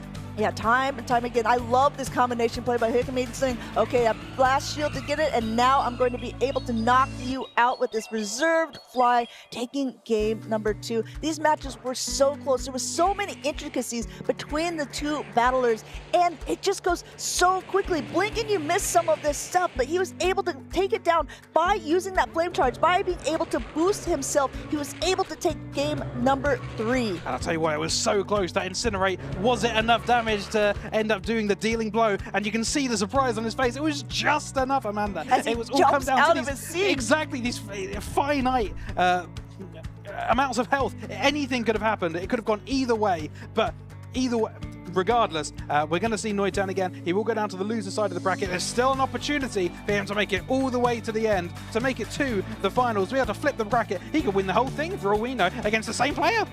We've seen it yesterday. We saw someone who won a grudge match earlier, ended up losing the second one. Chances are these trainers might face off against each other, if not even at this tournament, at a later point in time.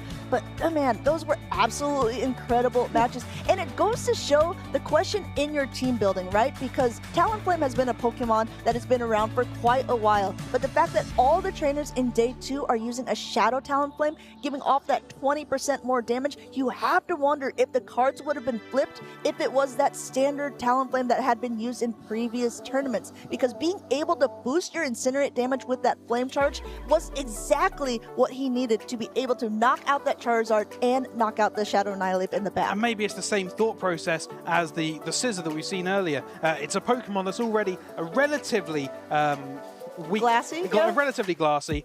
Weak isn't the right word there, but glassy for sure. And to be able to do that extra damage while you've got that glassy Pokemon, to save a shield maybe for that Pokemon, very useful because you can deal that hard-hitting damage again and again and again. And it's so nice to see the big damage going through. I mean, let us know in the chat what you guys think of those Shadow Talonflames. Are you a Talonflame player, enjoyer at all already? And if so, which version are you using? Hopefully you were able to TM away frustration from it. I didn't actually get a good one during the Rocket event, but now I'm really kicking myself because after watching these masterful plays, I want a Shadow Talonflame on my own. I don't have one either, and I want one as well. Can we have another Rocket event, please?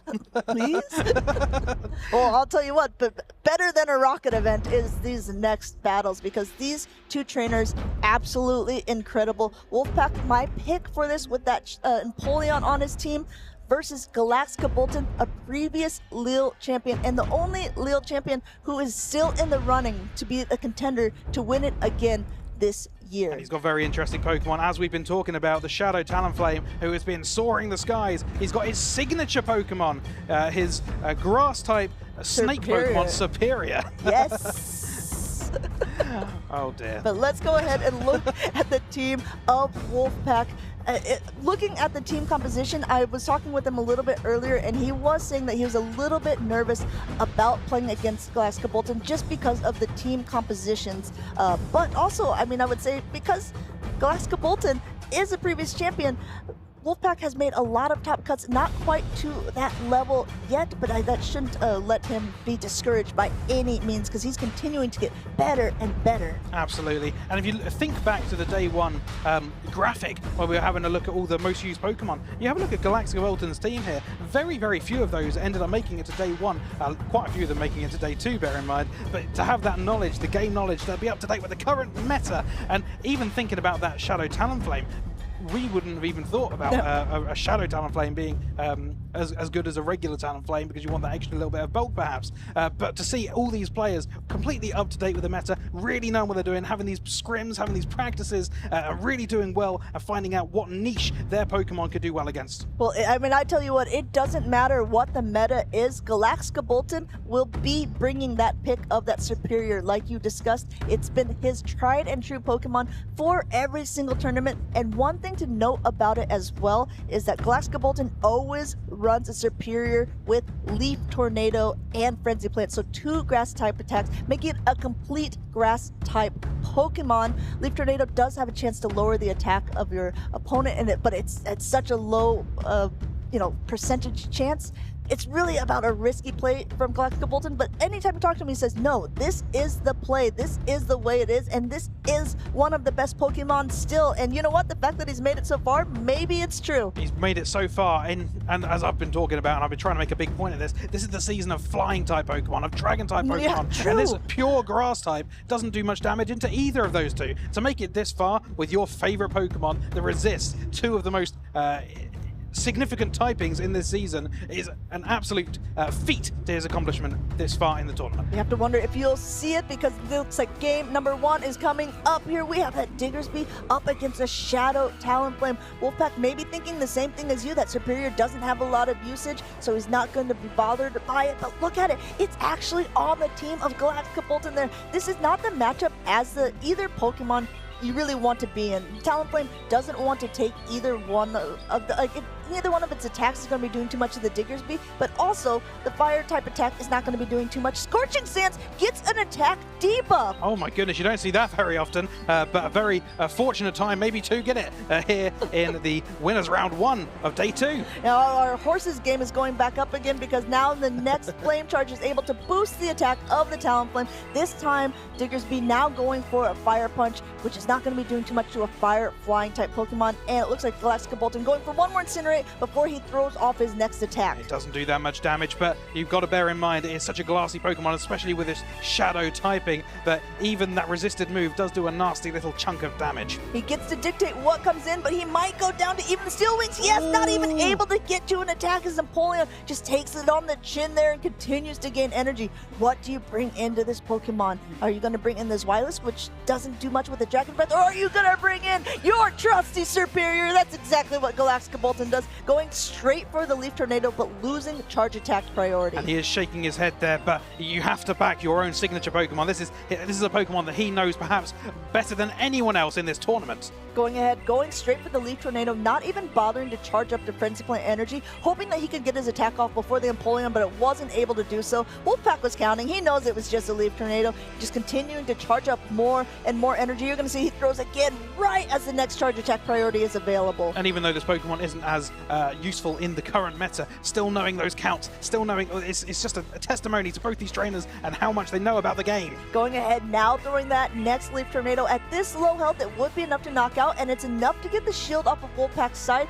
He knows he still has a little bit of energy to go as well. He's going to charge a little bit over, maybe potentially try to go for a farm down, but ow, going for a Hydro Cannon. This is an interesting play, and I think it's also because he was thinking Galaxkabolton might have been swapping out, and he just threw a blind Hydro Cannon thinking it would be better for whatever would be coming in. It is a smart move, because he's very unlikely to be a double weak in the back to one specific typing, and it was that low at that point anyway that it would have gone down to the water type move, so a catch would have gone probably in his favor. Even though the alignment of the game did not go in favor of Wolfpack, with that Diggersby going down to the Talonflame, getting that energy on the Empoleon proved so vital there, because he was able to take out the Superior, and he also was able to line up his Florges with that Zweilous in the back. Wolfpack takes game number 1. Well done. I tell you what, it was really exciting to see the signature Pokemon for Galaxkabolton, but I don't know what he was particularly trying to target other than the Diggersby, which we saw in the lead. Perhaps you could see it on the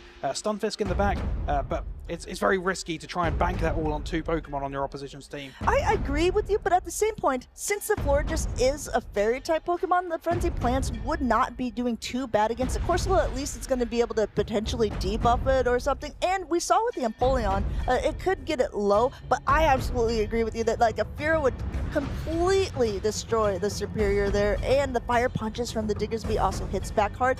While it does have a decent amount of play, it is maybe not this standout pick, but it has gotten Glasgow-Bolton to day number 1 on the winner side of the bracket. This is round 1 of winners of day 2, so maybe this still is the sauce. Maybe it is the sauce, and the feeling inside to play with your favorite Pokemon and to see it up at this high level on a global stage where anyone in the world could see you play with your favorite Pokemon is a feeling like no other. I think Glasgow-Bolton definitely still has a plan. You saw him kind of like tilt his head back in exasperation when he noticed that the Zweilous was lined up against the Florges. Game 1 definitely did not go in his direction, but he's shaken that off because he's a player who's been around for a while. He knows just because you win that first one doesn't mean you're going to win the set. He just needs 2 more games to continue on that winner's side of the bracket. And since it is the winner's side, Jay, they can take a couple more chances. Absolutely.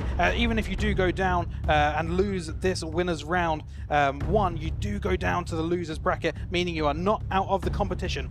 So anyone here, even if you lose, you're still able to win the entire event. Both of these trainers just taking a moment, looking at their team sheets, making sure that they have their strategy in mind to be able to play. Wolfpack taking game number 1 off of the previous Lille champion. He just needs to take 1 more game. He just needs to get that alignment again that he got in game number 1 to be able to secure his spot to go to round 2. I'm very interested to see if Galaxy-Bolton will again bring that Pokemon, the grass-type snake that he loves so dearly. And this could be the moment. Looks like he's taking just a couple more seconds to lock in. Now he's ready to go. We see the nod. These 2 trainers are going to be getting ready. Make some noise for the one you want to win because game number 2 is kicking off. Here we go, and we are going to see it again. Superior is here in against the Corsola, and as you were mentioning before, this is not a bad place to see it. Going ahead and just getting up a little bit of energy first and going for that heavier hitting Frenzy Plant. Frenzy Plant is a community day attack. It does a nice decent amount of damage because it is same type attack bonus. And honestly, my favorite thing about watching Galactus throw any charge attack is the pattern that he goes. It's very erratic. It's very nice. It's quite satisfying to look at as well. Throwing on good move timing there. Really well played by Galaxgobolton. Coming through and having a decision to make here. He may not be as good as into Pokemon in the back, so we're going to keep and try and stay in as long as we possibly can and throw another move. Oh, he's like, he heard me. Now he decided to go with a different pattern there. Going with a square pattern to knock out the Corsola. And now he's going to be met by a Fearow. And Fearow with energy is something that every Pokemon should fear. 3 Drill Packs to be able to get to this point. My goodness, now he's going to be able to get a Drill Pack right before the Talonflame gets any energy off. Fearow get into these moves so quickly with the recent update to the move Peck in the recent season update. It's so, oh my goodness, how much damage being dealt to this Shadow Talonflame having that move let go. My goodness, already at a fly from the Talonflame side. This is the Shadow Pokemon. Going in using the Protect Shield, I think we might see an aggressive Peck down from this Fearow to be able to throw energy at whatever's at the back, but the Galaxgobolton not letting it happen, coming immediately in with the Corsola, and you can see Wolfpack kind of sitting back, making sure he's hitting all these bubbles and getting the Protect Shield off of Galaxgobolton's side. Even if that ward didn't go shielded, it's such a tanky Pokemon in that Corsola in the back, but at this stage in the game, you probably do have to use your shield somewhere, so Galaxgobolton was deciding, am I going to use it here? I have to think about what is potentially in the back. I might have to save a shield, which he is doing here for whatever's in the back, and he is now finding out it is Diggersby. Oh, you saw Wolfpack lean back, and this is exactly why. Because this Diggersby ain't afraid of no ghosts. Its normal typing prevents either the fast attacks or any of the charge attacks basically to do much damage at all. It's why it's doing so well in this tournament. It's why Galaxgobolton has stopped tapping, going straight for the Scorching Sands. Diggersby smiling away with its big teeth as it's recognizing this game too is in the bag. Fantastic team reading from Wolfpack here. Galaxgobolton deciding at this stage in the game it's not even worth tapping because the ghost type does nothing into this normal type, and we can see wheeling away in celebration. It is Wolfpack having won this winners round 1. Wolfpack You know, he's smiling, but he's also baring his teeth. This wolf is ready to sit on his prey. Glasgow Bolton has been knocked down to the loser side of the bracket. Our previous Lille regional champion still in the tournament, still possibilities for him, but Wolfpack can continue on that winner's side of the bracket. Absolutely. Galaxka Bolton still one to watch in the rest of this tournament. Make sure to type in !bracket if you are watching on Twitch, and make sure you are keeping up to date with all the scores from all the games. That's right, because we did see earlier on that there was some trainers like Sandu, who we didn't even get to see from day one, making it in from the loser side of the bracket. Unfortunately, with so many trainers, with so many good battles, you just don't get to see all of them. But I'm so happy that we got to see this one, because this was really a great showcase of getting the alignment that you wanted and just being able to play to your best abilities. Yeah, Wolfpack really would be happy with himself here, having chose the right Pokemon on the right receiver. Yeah, but I think this was the moment that they just recognized. You see Glasgow Bolton just kind of shaking his head, then recognizing, okay, I'll stop tapping and letting all of this energy go through. But honestly, that takes a champion as well. Recognizing when you have win conditions, and also recognizing when those win conditions have maybe gone out the window. I'll tell you what, Lenny Kravitz synonymously said, it's 8 over till it's over. But when Shadow Corsola looked into the eyes of that Diggersby, he decided at that stage, it's over. It's over. It's over. But congratulations once again to Wolfpack to be able to continue on that winner side of the bracket. Double elimination tournament. Glasgow Bolton, our only Lille regional champion, still left in this tournament. Still in this tournament. And honestly, I bet a lot of people still have their minds and their money set on him, because he is a trainer who has been doing very well in previous seasons, and he's done it before. Have to do well with a Pokemon outside the meta. There's so many trainers here that are doing well with Pokemon outside the meta, but they find their little niche against some Pokemon in the opponent's array of Pokemon, that perhaps this will be the key to unlocking a victory. Yeah. And Glasgow Bolton is one of those trainers that, yes, of course, he's been a champion in the past. There's been other people who are vying for that spot to be a champion now, and the way to do that is to be able to get some championship points. There's a lot of trainers who have already gotten enough championship points to be able to get that travel incentive to go to LAIC, our first IC of this season, and you should get excited about it, because I was there last year, and it is an absolutely incredible event. It's only a couple of weeks away, Amanda, and I'm incredibly excited to see what is going to be coming ahead there. Well, let's go ahead and check it out.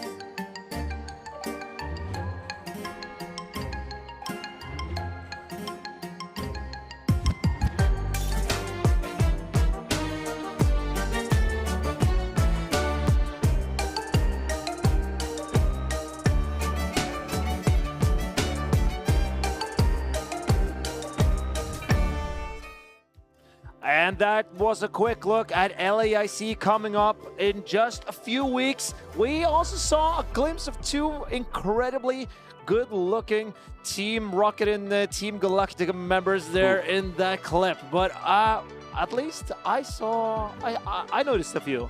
Was it us? Oh, maybe it was. Maybe I just tried to flatter myself there a little bit. But Very humble. Yeah, well, I didn't get away with it this time, but maybe I can in the next.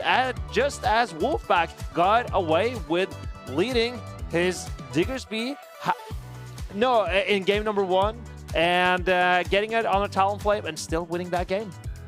If we take a look at the losers side of the bracket, we're going to take a look at the matches we have to come. The French players on the winner's side of the bracket, they all won. Ooh. On the loser side of the bracket, not all of them were equally successful. Gurkov did win against Donna WWW. And then we had Sandudu versus Cashton. Well, obviously one French person is going to lose, that the other one wins. And then we also had Emmy Weedle versus RGR. That was, I believe, was it your pick? No, that was Jay's pick. Yes, correct. And then Chris has defeated Tomahawk UK. So these are the battles that we're going to have upcoming soon. I'm noticing out of all our picks, only Amanda's pick Wolfpack won their game. So maybe we're bringing in a bad omen, Martine. But because my pick Galactica Bolton also dropped down to Wolfpack, and now he's facing off against Emmy Weedle. So, but we have a few good treats for the viewers here, and A. Kushner into Chris is also going to be an exciting matchup. That is where we see that Ice Beam Blastoise. Usually it's with Skull Bash. Huh? But Chris, he's a creative mind, and he has realized that hitting Cradley with that Ice Beam potentially could win him some games. Lapras is not that common anymore, and that was the main reason to have Skull Bash on your Blastoise. In the Go Battle League, maybe you see some Lapras, but if you see more Cradily or other flying-type Pokemon which need Ice Beam for, perhaps that's the attack you might want. Do you ever run Ice Beam and Skull Bash? Or is that something silly? If you're very eccentric, maybe. It's eccentric, okay.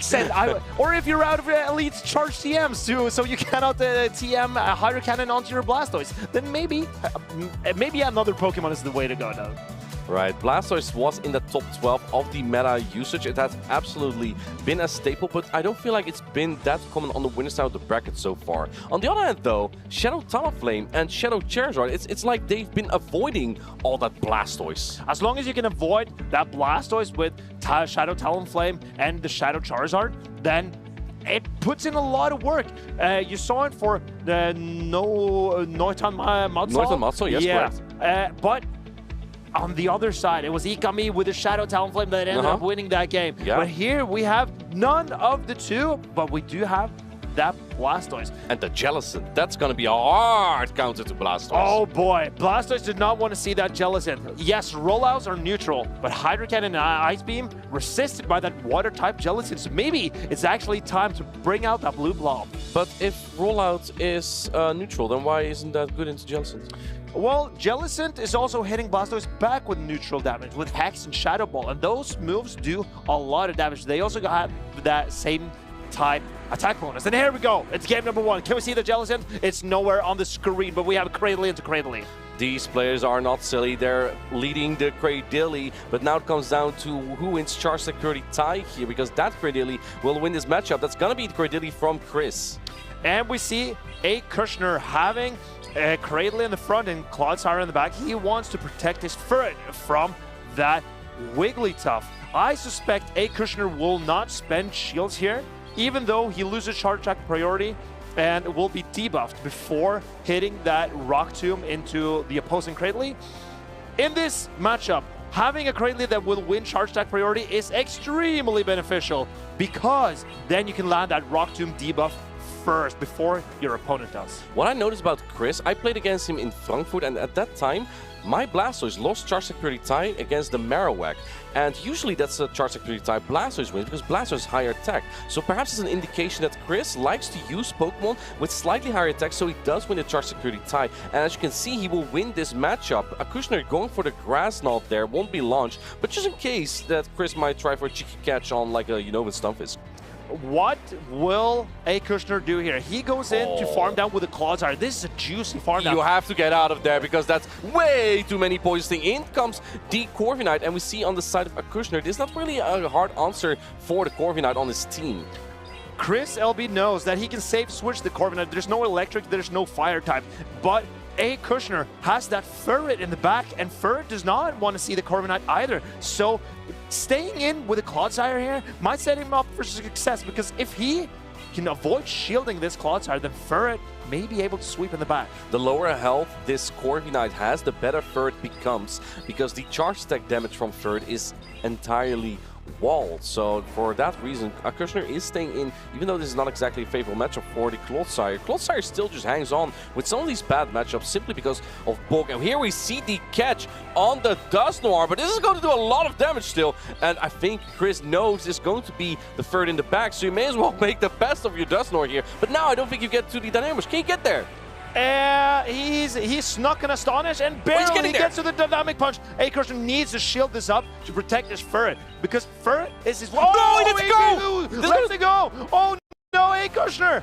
That was your win condition, shielding that Dynamic Punch. Chris looks up in disbelief. He knows he can now go on to win this game. But wait, I do think that this Ferret, it's very close to another charge attack, and Sand Attack does not deal a lot of damage. Can this Ferret hang on there and get to another Swift? Yes, it does! Oh, maybe the Clodsire can claw. But it has Poison Sting, so it doesn't do any fast attack damage. Oh boy, this is going to be close. How low is this Clodsire? It needs the Poison Sting down, but there's almost 3 air cutters left on Chris's side.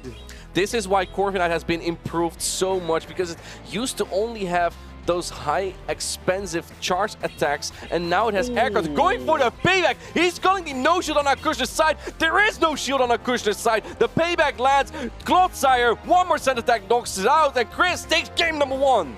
That was a very brave no-shield by A-Kushner. Maybe he missed an Astonish sneaking through when he threw that Stone Edge onto the Dusknoir. So he miscounted, because A-Kushner probably knows there is one Astonish between Shadow Punch and Dynamic Punch. And maybe he missed one. Let's rewind a little bit to a part where you made a smart comment for a change. Oh, wow. You said, once the Dynamic Punch landed, Kushner lost. And I think I totally agree with that, because Astonish from Dusknoir is double resisted on the normal typing of Fur. You don't have immunity in VGs like they do in VG. So at that point, you could have had a full health Ferret with a lot of energy. Right, and you still had at least one shield remaining, man, because then Kushner, he had to shield air cutters instead of a Dynamic Punch. It did like 90%. And also, A-Kushner could realize when Chris swapped out the Cradley in the lead and came in with a Corviknight against his Clodsire, he could be confident there was no Wigglytuff in the back, because who would risk misaligning their Corviknight and potentially getting the Clodsire on their Wigglytuff in the back?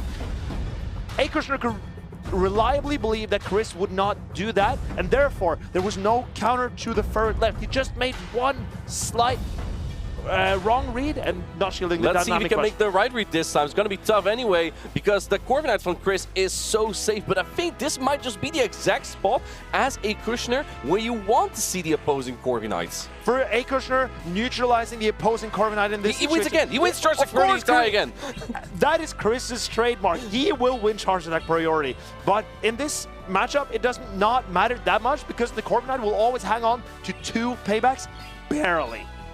Right, a lot of paybacks coming through here on the side of Kushner now, and no Protect Shields are being used just yet. Chris probably wants to preserve those for the Dusknoir, but if you're playing a Ghost-type Pokemon into a team with Ferret, you must be scared of using that Ghost-type Pokemon, and Voltrain's not throwing that Charge Attack just yet. Interesting play, especially by Chris, because I feel like if you win Charge Security Tie, you probably want to launch an attack immediately, but no, doesn't just yet. Can you get this attack? Oh, no, the Sand Attack down! This is crucial for this match, and terrible for Chris. It's great for Kushner. This might be the setup for the comeback he needs.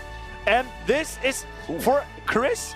You could tell that his Corviknight got into the yellow health before A. Kushner did. That means he has less health points than A. Kushner. Oh, we see the attack buff from the... But this energy, Marcus, this energy is so good. Yes, you have the ferret, but you do not want... We've seen how much dynamic punch does, and this time actually goes for the shadow punch. And Kushner not taking any chances this time, but I think you have to get out as Chris now.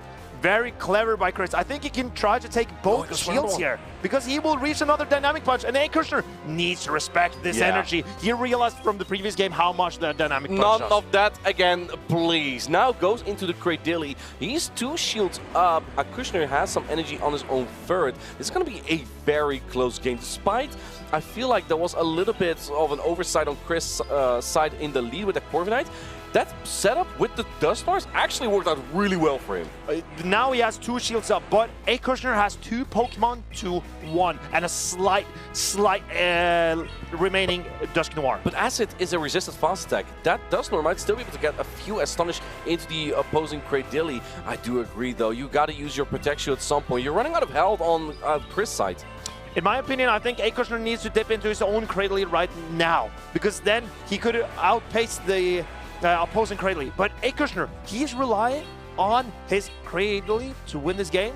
He wants to get to 2 Rock Tombs against Chris's Cradilly. Here's the thing, because of the residual energy, you're actually getting to this Rock Tomb 1 acid before a Kushner does. Even though Chris wind starts pretty tight anyway, he needs to get to as many as possible. And if he can debuff the acid damage, perhaps Dusknoir can do something. That is exactly what Chris is doing. He's debuffing A. Kushner's Cradilly so that he can get... Oh, wait, does he get there? Does he get there? Does he get there? Does he get there? A. Kushner is farming down. He needs 2. He knows that he needs 2 charge attacks to take out this Dusknoir. Can he hang on through the grass knot and get off the 2 attacks into the Dusknoir? He does that, but now you need to hang on to this Astonish. If this Astonish knocks out, and do keep in mind, this Rock Tomb will debuff the Astonish from the Dusknoir. I think Kushner already said good game, but it might not be. No, but it's the Cradilly does hang on. And the Astonish, even though it's debuff, knocks out the Cradilly. Incredible play by Chris, realizing what he needed to win. A. Kushner also realized what he needed. He needed a farm down on the Cradilly to outpace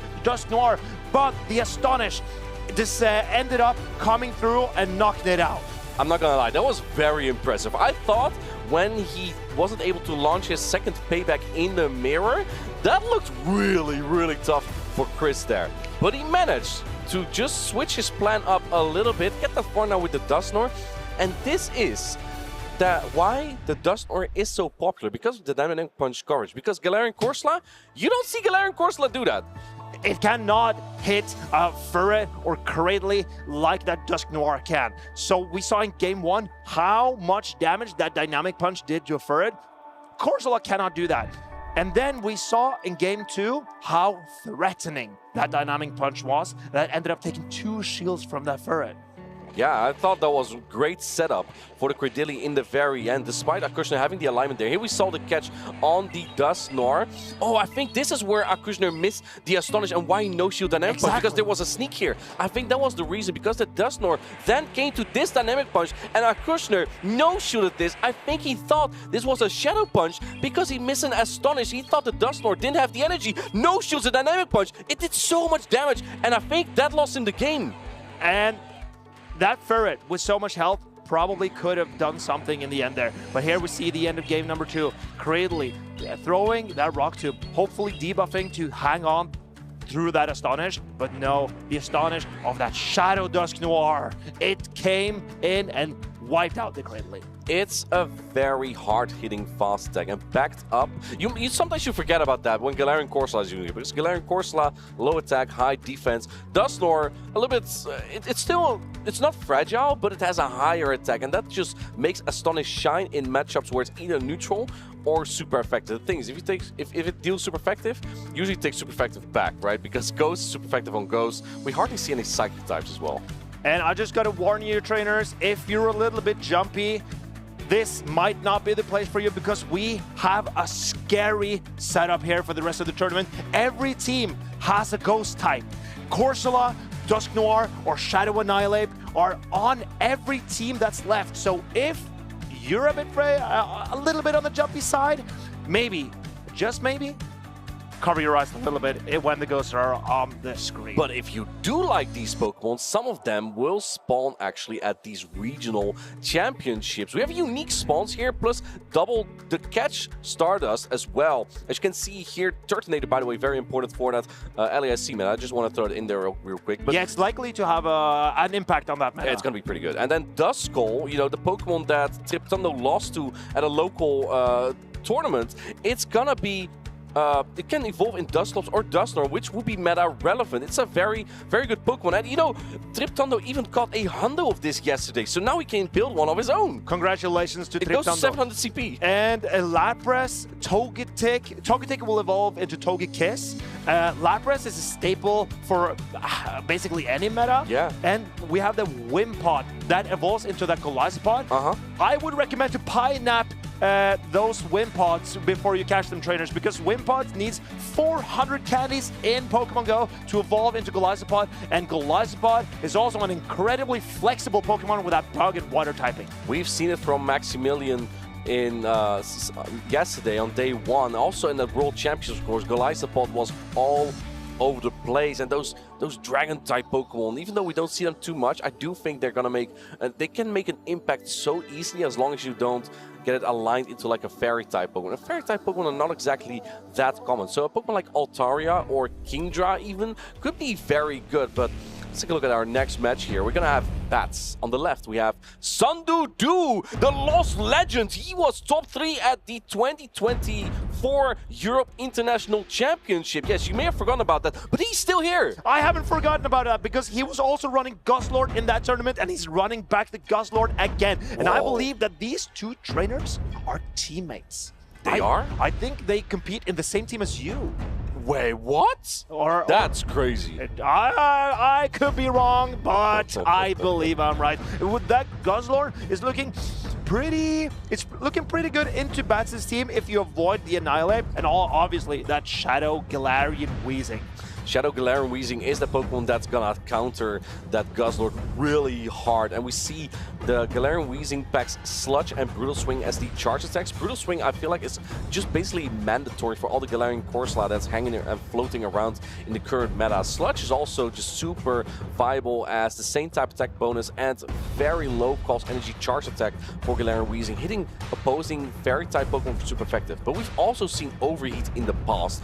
Don't sleep on Galarian Weezing. Even though the poison typing is weak to ground, it has a lot of use.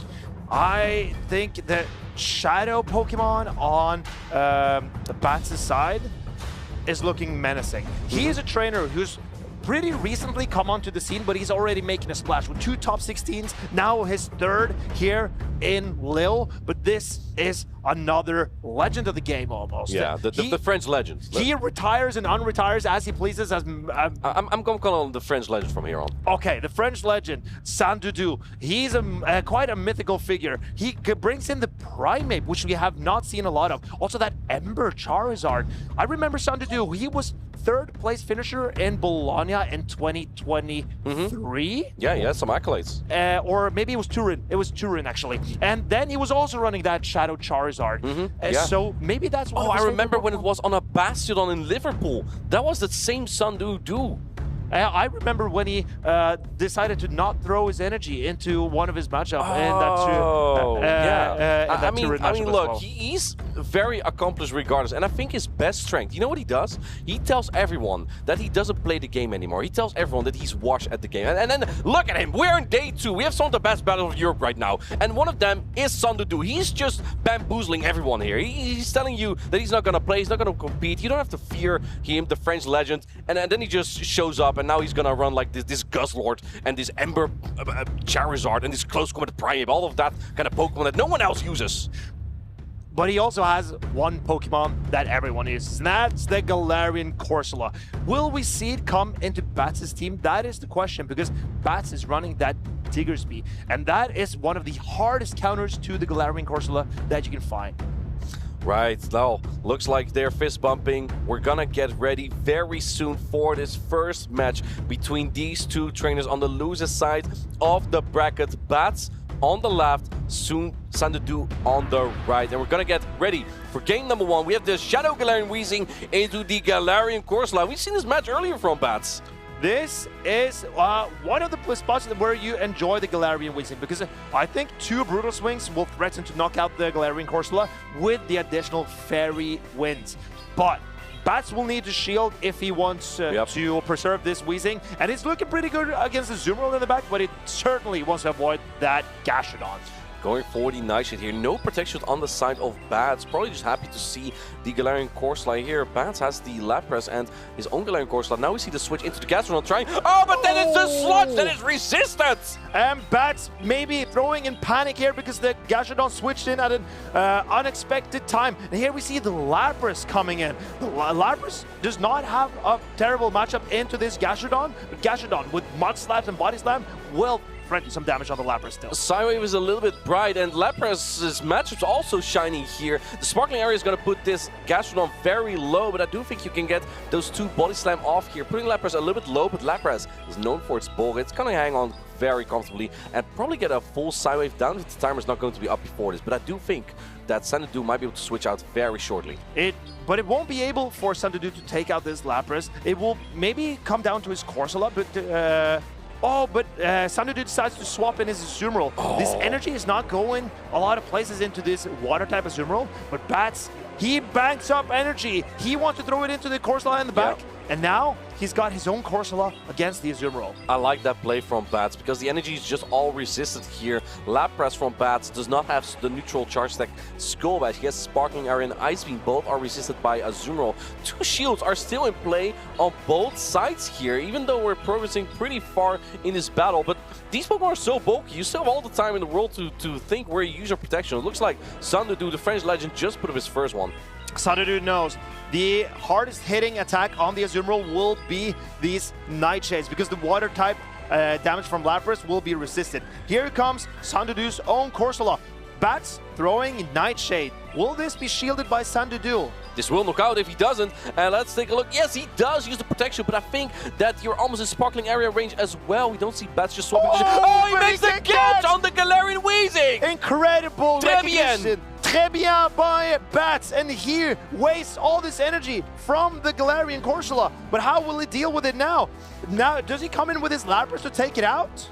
There's still protection on the side of Bats as well. He has a lot of energy on that Lapras. Almost 2 Sparkling Area here. Now going for the Sparkling Area just before the Astonish damage lands. I don't think you can bubble down this Lapras though before it gets to 2 charge attacks. But can you Mud Slap it down? Because there's a Gastrodon with some HP left, and those Mud Slaps you might hit it hard. But he decides to go in with the Azumarill still. There's a lot of health still on this Azumarill. I can't remember if the Galarian Corsola had energy. It might need it. It has 1 Astonish. Only 1. Only 1. Well, that's not going to be enough. Do you get the bubble down here? No, I don't think so. But you will be able to get to the charge before that. Oh, Xanadu, I think he miscounted. Now he gave the energy for the Nightshade. Bats is not just tapping it just yet. He is going for the charge stack priority tires. So he tried, but I don't think this will be enough just yet. That energy, that Xanadu caught with the Gastrodon, with the Sludge on that from the Weezing. Man, the Astonish does knock out yet. It's going to be the simultaneous knockout, but do keep in mind, the Lapras still hangs on. Bats wins game number 1. Incredible play by Bats. Even though he got the Sludge on the Gastrodon, he found a way back by using his own Weezing as a catch in the end game. That Galarian Weezing going for the Sludge against the Gastrodon. This is something you'd only see Marto Galde do, but Bats also won the game with a Sludge on a Gastrodon. Pretty impressive there. I think Bats thought he was in a commanding position when he had the Galarian Weezing on the Corsola, and then he got almost sniped. But I think what happened was Bats knew he had to let himself get low on the Galarian Weezing, because if he spends a shield on that Weezing, there could be a potential Charizard in the back that could start nuking his entire team. That would sweep his line. And that is the problem with a team like Xanadu, where you have so many bulky Pokemon doing a lot of fast attack damage. If you shield a cheap attack, if you shield the wrong attack, you might be punished by a Charizard. But if there's no Charizard and you don't shield the cheap attacks, all of a sudden the fast moves start adding up. And there's like no Blastoise as well to wall that Charizard off, right? So that's kind of also a choice you have to make, because the Charizard otherwise can just sweep through your team, right? So we have a lock-in for game number 2. Bats on the left, Xanadu on the right. Can the French legend make a comeback here? We're gonna have that Galarian Corsola again up against the Azumarill. This is gonna be a very bulky matchup. Let's see if these trainers are going to play this out. I do think Bats doesn't really like to see the Azumarill here because the Galarian Weezing is exactly what you have where you have the Azumarill for. I think Bats knows he can probably find a decent matchup as long as he can win the lead. But this also tells Bats the energy of Lapras is going everywhere into the backline because the Azumarill is in the front, and that is the only resistance Xanadu has to everything that the Lapras can throw. That's an excellent point that you make there. I also see that Xanadu brings that Gastrodon every single time, but he brings it in the back. And I think that because one of the harder answers Bats has to the Gastrodon is Shadow Talonflame. If you have an energy advantage with your Gastrodon, it could be decent against the Talonflame, but not in the lead. So that's why we never see that Gastrodon in the lead from Xanadu here. I think you're making an excellent point because the Gastrodon is very safe from Xanadu, and now it has a shield advantage. What can it do into Bats' team? Well, we're about to find out. Galarian Corsola knocks out the Azumarill. In comes the opposing Galarian Corsola. I do think you can get to another Nightshade here, just barely. No catch there from Xanadu. He's going to take a super effective Nightshade here, but Galarian Corsola is bulky, so he's just confident taking this super effective charge stack. And Xanadu knows the best neutral answer to Gastrodon that Bats has is that Galarian Corsola. So that Gastrodon is looking very good in the back with 2 shields left against Bats' only shield. And he's not using a protection. I think Bats knows it's going to be the Gastrodon in the back. In comes the Gastrodon and swapping immediately into the Lapras. Lapras has a decent matchup here, but do keep in mind that Body Slam has been buffed this season, so Gastrodon is not exactly helpless here. I know that with 2 protections on each side, Gastrodon would win. Well, I can tell you that if Lapras has a shield less, Gastrodon would definitely win that. Gastrodon can also potentially win the 1-shield scenario straight up against Lapras because they will outpace to 3 charge attacks. So Gastrodon is looking incredible for Xanadu here, and Bats really needs to land a Sparkling Aria, but I don't think he will be able to if Xanadu decides to double shield his Gastrodon. No protection on Bats' side still. He's really going to hang on to that bulk of the Lapras. Can Lapras get to another charge attack? He needs 2 charge attacks even. And this is the point for Bats. You have to shield, right? That does the most damage. Xanadu needs to shield his Gastrodon because he knows the Mud Slaps will hit this Weezing so hard. The Lapras, it won't hang on, and now you need 2 Brutal Swing at the very least to take out this Gastrodon, but the Mud Slap damage is going to add up too much. And this Weezing needs to deal with both the Gastrodon and the Galarian Corsola in the back that also has a lot of HP left. In comes the first Brutal Swing. There's not going to be enough. There's still some Galarian Corsola that also, I think it might not even be in Brutal Swing range. So Bats just looking down the Y here. This is going to be very tough. The Body Slam's coming through. And the man, the myth, the French legend, Xanadu, he ties up the score to 1-1. Incredible Gastrodon display. That is what this came down to. Xanadu realized he could use the bulk of his Pokemon to get an advantage for his Gastrodon. The bulky Azumarill, the bulky Corsola, and the semi-bulky Gastrodon. It's putting in so much work just through a battle of atrocious. It's a perfect blend. Yes, right, if you put it all in the mixer, you just get a really tasty drink. Maybe you should slow down a little bit. maybe you should think through what you're saying before you start saying it. But here we see Bats needs to figure out how to deal with these bulky Pokemon. I believe Lapras is the play, but he needs to make sure that he gets a head start with Lapras against the Gastrodon, not coming in with being a shield down or being down energy, because Lapras needs to get at least 1 Sparkling Aria into the Gastrodon to make it manageable for the rest of his team. I think Bats definitely has been warned about how good that Gastrodon is, if he hadn't realized just yet. Xanadu really showed him with that. Just a remark, by the way, Xanadu already locked in like 2 minutes ago, like within 10 seconds. And Bats now is locked in as well. We're getting into decisive game number 3. And here we see the Gastrodon in the front and Annihilate in the front from Bats. And this, I believe, this is what Bats wants. He wants a neutral matchup where he can get an advantage against this Gastrodon. Annihilate double resist body slam. In my opinion, this is a favorable matchup for the Annihilate because Gastron has to build up all the way to the water pulse. It will only win the zero shield scenario here. Looks like Sanadu knows he's not going to shield it up at all. Just taking a shield advantage for his backline. And we do see a Shadow Charizard in the back this time. And this is the point I was making earlier. Bats is now Here it comes! Here comes the Charizard. And how does Bats decide to play around this? He goes into the Lapras. This down energy and down shields? I think that was an attempt to catch An a air potential cutter. air cutter. But this is the Blast Bird. It's going to do a lot of damage. It's not being shielded on Lapras.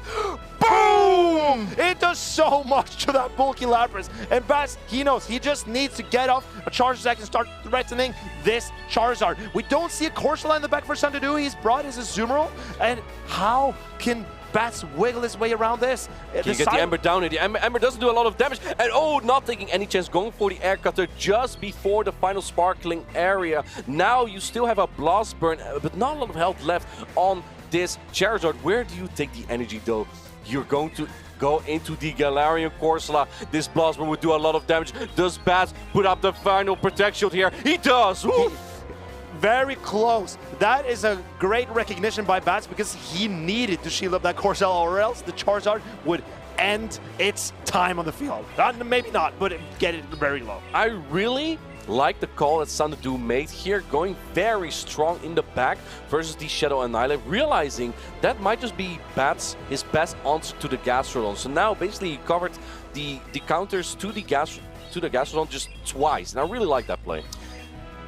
I think Bats' strategy here is the Shadow Annihilate win condition in the end, because he needs to get all the 3 Pokemon so low that the Shadow Annihilate can just punch its way through with a boosted counters in the end. And it has some energy still as well, but there's no shields remaining on the side of Bats, I think. Oh no! Man, I had that Rage Fist tried to launch it, but he caught a Play Rough in the process. And Sandodu realizing that this was maybe his best situation to get a win out of this game. Bats needs to take out this Azumarill. And we see a catch! And the French legend is not holding back. He wants to go on in this tournament, maybe winning on his home field. He goes into the Charizard. That was not the play. Sorry, he has a family, Sandodu. Oh no! But wait, now the Corsola wins. Was this the French throw? He was not there with the Charizard. He led. Let's look out! Let's look out! It acts on! What a roar from the crowd! Everyone is standing up and I'm getting chills down my spine. Sandodu, he's making it exciting for everyone in the field. Sandodu tried to make that as close as possible, making it the best show for sure for the viewers, but he must have gotten very nervous by what he just did there to give Bats the chance to get to that charge attack on the charge attack priority tie. And we see great sportsmanship from both of these trainers, even thanking the judges for their efforts here on stage. And Sandodu, he really wanted to give us all a show. Maybe did he know that his Azumarill would hang on? I don't think so. I don't even know what I just saw, man. That's not how I predicted how that game would have gone, because he makes that excellent catch. Beautiful, très bien. Then he comes in with the Charizard for no reason, kind of. Just and he puts up his head. Sorry, guys, sorry. It's fine, I have it. And then he barely doesn't have it because the Azumarill hangs up by like 1 HP. And we saw so much brilliant gameplay from both of these trainers. And then in the end, it looked a little bit messy, but Sandodu managed to pull through in the end. He's an entertainer. That's for sure. If there's anyone that's enjoyable to watch, it's Sandodu. He keeps saying he's washed. Well, he's almost washed. He's not washed yet. Well, let's keep watching. Let's keep watching. Let's see how far he takes this trainer, he's certainly unpredictable. That is for sure. So I would really love to see him continue his run in this tournament just for the sheer entertainment. This was incredible to see. We're definitely going to see more of Sandodu as he progresses in the losers side of the bracket. He's going to losers round 3, and he will be playing against the winner, who we're going to see later, Akushner versus Chris. So Sandodu, sorry, that's going to be Sandodu versus Chris. We saw Chris win earlier. That is correct. We also have more matchups coming up here, but here is the game number 3 where Sandudu, he's celebrating. And Bats, even though like, his game strategy was incredible to watch, but unfortunate for him, he pulled the shortest straw in this competition. Let's be real. In Frankfurt, he got to top 16 with a Meowscarada. Now, he takes Galarian Weezing to top 16. This is a trainer who has a nose for the spicy stuff. Yes and no. I just wonder how he would do if he wasn't using the spice. Let's say he used a little bit more of a reliable meta pick. Maybe he would get further, or I don't think perhaps so. not at all. But I think this is a trainer who has specialized in bringing. it just becomes part of your personality. Exactly, and it's unpredictable, and it's hard to strategize against a team that you don't really know exactly how it works. So Bats, he's just continuing his journey, and his consistency is just improving by every tournament, and all of a sudden you'll see him right there at the top. Even if you're not winning the entire tournament, you still win championship points. And with those championship points, you can qualify for the World Championships. That is one goal. But if you do well consistently in many more of these tournaments, because perhaps Bats is also competing in Gdansk next week, he could be in the race for the EUIC Travel Award. And that is a Travel Award prize package of money, cash that you can use to travel. Like think of $2,000 to $3,500 that you can use to travel to the tournaments. And that would be very nice to win as well. Absolutely. If Bats were to get that travel award, he certainly would apply it to go compete at that EUIC. So let's take a look at Gdansk for him if he continues competing there, and maybe he can make that travel award. Right, of course. Now, we didn't see the Guzzlord. I want to ask you, we've seen more Zweilous this tournament. Yes. Which dark dragon-type Pokemon do you think is better right now? I actually believe it's Zweilous. Really? I think Zweilous The has Pokemon or the player? The Pokemon. Okay. The player, Zweilous is, we'll see in Gdansk. But I think Zweilous has a slightly better matchup into Cradley. It's also, Dark Bolts hits extremely hard. I don't know if you saw yesterday, but Galactica Bolt and Zweilous won the one-shield scenario against Kanto Marowak from Stone Collection. Even wow, really? Collection I don't know if you remember. I was sitting like in this chair right here when that happened. I know, you but I'm not trusting your memory anymore. So he's becoming an old man. But I want to hear from Sandudu what he thinks about that final moment of that game. So let's hear from him.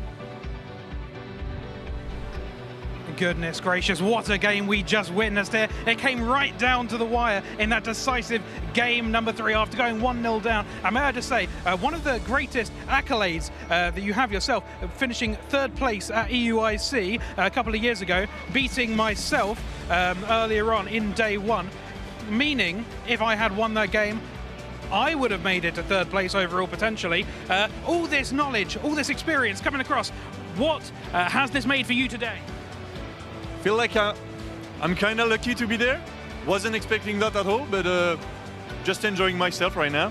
Such a formidable trainer that we have seen time and time again in these tournaments with his trusty Guzzlord. Do you think that Guzzlord is comparable this season to another Dragon-type, Dark-type Pokemon, Zweilous? Well, I think it's kind of comparable now. I think I'm not that good. I don't have the best knowledge of the game right now, so don't mark my words, but I think they play similar to a baiting move. They all have like a bigger energy move, but I think Guzzlord's coverage against Fairy type is nice with Sludge Bomb, which gives some good play to turn around against Azumarill and especially Wigglytuff that is doing a bit of an appearance now. So, but Guzzlord is one of my favorite mon. As you said, I had the chance to go quite far in the EUIC with Guzzlord, so I had to go back with it in Lille. Many people at home are really enjoying seeing your nonchalant playstyle that you've had this entire time, for as long as I've been watching you at least. It's so enjoyable just to see such a laid-back person playing from home. So where do you think you'll go in this competition? As far as I can, I guess. But yeah, I try to not to be too stressed when I play. I think it helps a bit when you have like quite a long run, long tournaments, not to put too much pressure on yourself when you play. But sometimes it can be a bit costly to be nonchalant, as we also in that last game. Just forgot I had the Charizard, so I tapped on my left side of the screen where I had the player off on my Azu, thinking that the Azu would come back automatically, but it was the side of the Charizard, so I gave like a free fast move and almost lost. I have to thank my Azu for his thickness. Another French player making it really far in this Lille competition. Is there anyone at home you'd like to thank for maybe some friends or family, people you scrimmed against? Well, I thank my family as always, but I think all of my Pokemon friends are here. Some of my IRL friends as well that I made earlier. I introduced them to Pokemon, they are here and supporting me, so I'll thank them. And I also thank my good friend Cashton who thanked me yesterday as well, so I'll give it back to him. Very good players all throughout this competition. I hope you do well in the rest of the competition. Thank you very much, and I'm kicking it back to the casters. Thank you, Jay. That was great to hear from Sanadu. Some things just don't change. Azumarill hanging on 1 HP. I remember at the last LAIC when Martagal and his Azumarill, they hung on 1 HP. Now it was Sanadu, and now he's top 8 with Azumarill. Crazy. I think Sandu really shows what it means to be a Pokemon trainer true at heart. He plays with passion. He doesn't want to stress himself. He just puts in the work to be in the moment right then and there. And sometimes it costs you a small. Right. I would just advise him to always look at which Pokemon are still around, so you don't miss I recommend that too. Let's take a look at our next match here. We're going to have Noit Matsal on the left, this time with the Shadow Charizard as well, but it has Dragon Breath, not Ember. On the right, we have Gurguff. And this... Wow, this Charizard actually looks quite good against Gurguff. What do you have an answer here? I think it's going to be the Dusknoir that Gurguff has to bring, but we saw Noiten Matsal throughout his entire tournament how confident he is using that Ferret. I think Ferret and Charizard will come up all games for Notan here, because Gurguff, as you say, his best responses to that Charizard is the fast attack pressure from Dusknoir and that Empoleon. But so let's have a look. I think the Altaria is bulky, but Noitan is running Dragon Breath Altaria, and let's see what these trainers are locking in. Well, we're gonna find out. Game number 1 starts right now, right here. Noiten Matsal with the Ferret is match up against the Empoleon from Gurguff on the right. This is a pretty neutral matchup. I would say it is slightly in favor of the Empoleon just because it's all non-same type of tech bones you take from the Ferret, but Ferret can ramp up with Trailblaze here. And this is exactly where Noitan wants to see this Empoleon, because he has a Scizor and a Charizard in the back. He's probably needing 6 shields in this matchup. But that's exactly why it's hard for him right now to use any Protect Shields, because both your Pokemon in the back need it. And the problem that Noitan is facing is that the Dusknoir in the back is going to be pretty tough. It's going to exert a lot of fast attack pressure here. Let's see how Gurguff is going to play with that Dusknoir here. I think Noitan will rely on the Scizor here. The Scizor is a key to victory because it also does a lot of fast attack pressure, and it doesn't take that much from Altaria, and it outpaces that Dusknoir. Comes in with the Shadow Charizard to get ahead of energy just a little bit. I would reckon the Dusknoir comes in here, and yes, it does, because Altaria would take super effective damage from the Dragon, even though it doesn't do as much damage as you think it does. Look at the Astonish damage, though, from the Dusknoir. This Shadow Charizard is already halfway evaporated. This, oh, and then no shield from Gurguff. Whoa, what a call! Great call, but that also means that the Shadow Scizor now maybe can bullet punch through the entire team. Is that Noitan's strategy? Oh, he does shield. He ends up shielding his Charizard here, and here comes the Altaria. We see the simultaneous swap here. Now that you have pulled a shield, perhaps you can land that flamethrower. I think, honestly, though, Sky Attack already hit so hard on Shadow Scizor, you might only need the Sky Attack here, also the Altaria. We see the first Protect Shield come up here from Gurguff. He has one more to spare, and energy charged up so quickly now with Dragon Breath. I'm pretty confident that Gurguff, he goes for the flamethrower. He's gonna set on fire. No, the Protect Shield's being set up here. And Noitan knows that his win condition is getting to an air cutter with that Charizard. Then he needs to strip the Altaria from shields and get it low enough so that his Charizard can sweep this game for him. Final Protect Shield's coming up. Do keep in mind that the Dusknoir does have a lot of energy here, so it really comes down to that Altaria. In comes the Skytech. You don't have a lot of leftover energy though, and the Charizard does, because earlier Noit and Matzo built up to the Blastburn. He still has some energy on it. However, Charizard is so fragile. Can you hang on to all this fast attack pressure? And oh, we see the air cutter coming in, but can't get the Dragon Breath down now.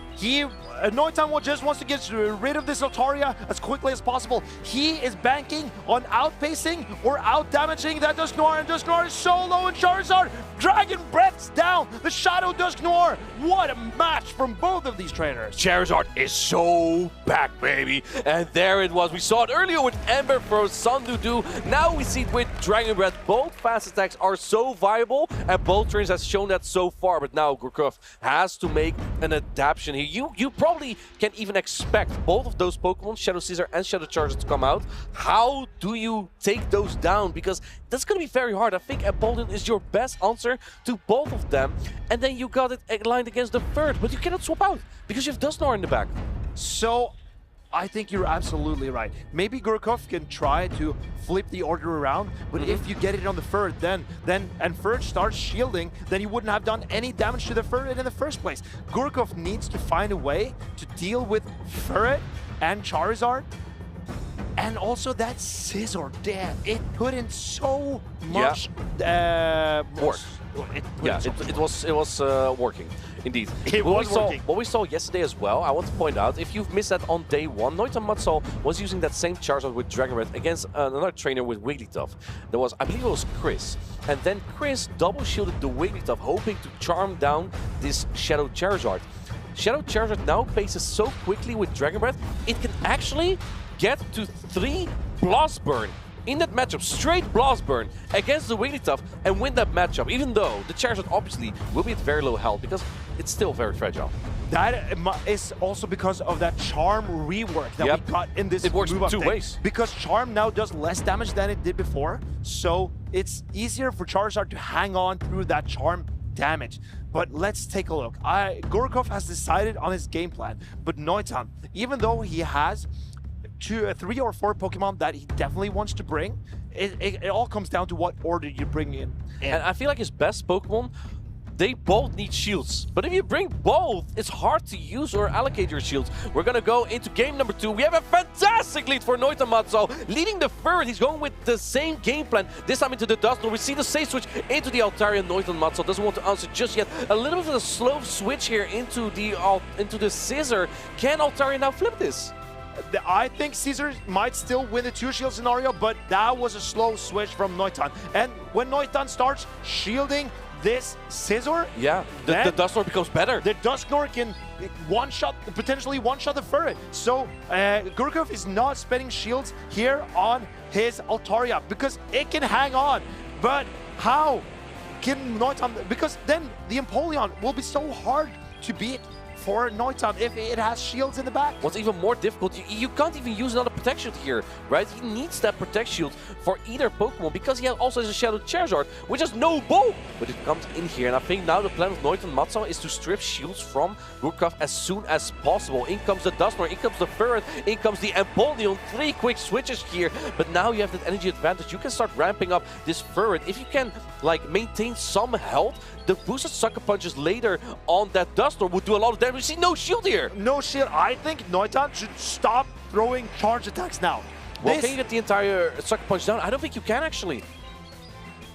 We'll see. Hydrocan is coming through now. I don't think this will knock out just yet. Noitan knows that the Night Punch would do more, but you're going to get way too low in health now. Going for another Trailblaze, you have to use a protection here. I don't think you can Sucker Punch down, Gurkov. I don't think you can do it. No, he puts out the protection.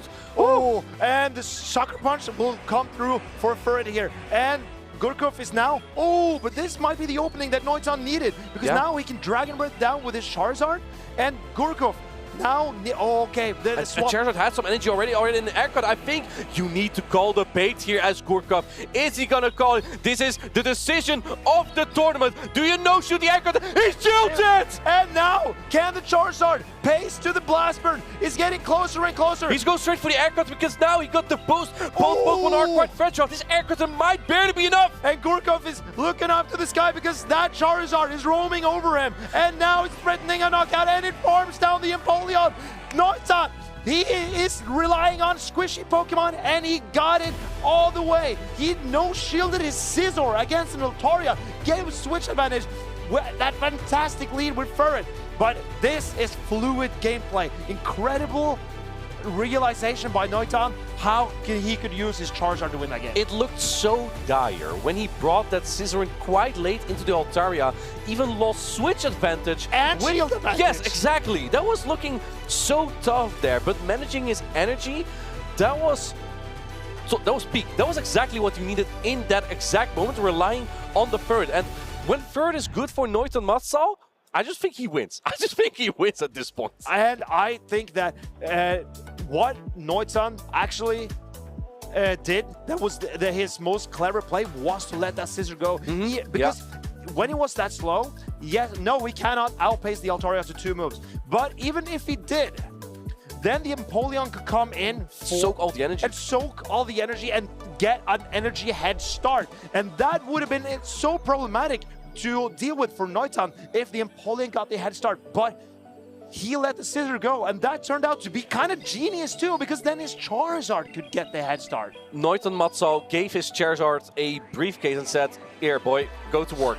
And it did go to work, because it won the game for him in game number 1, and in game 2, that same Shadow Charizard got that energy lead. He got the bait even, and perhaps this 30% chance to get the attack buff on the air cutter may have even been necessary to secure the knockout with that last air cutter as well. Because then the Dragon Breath starts doing more damage, and then the air cutter also does more damage. And Charizard getting a boost, that could be really scary. As an opponent, you probably don't want that.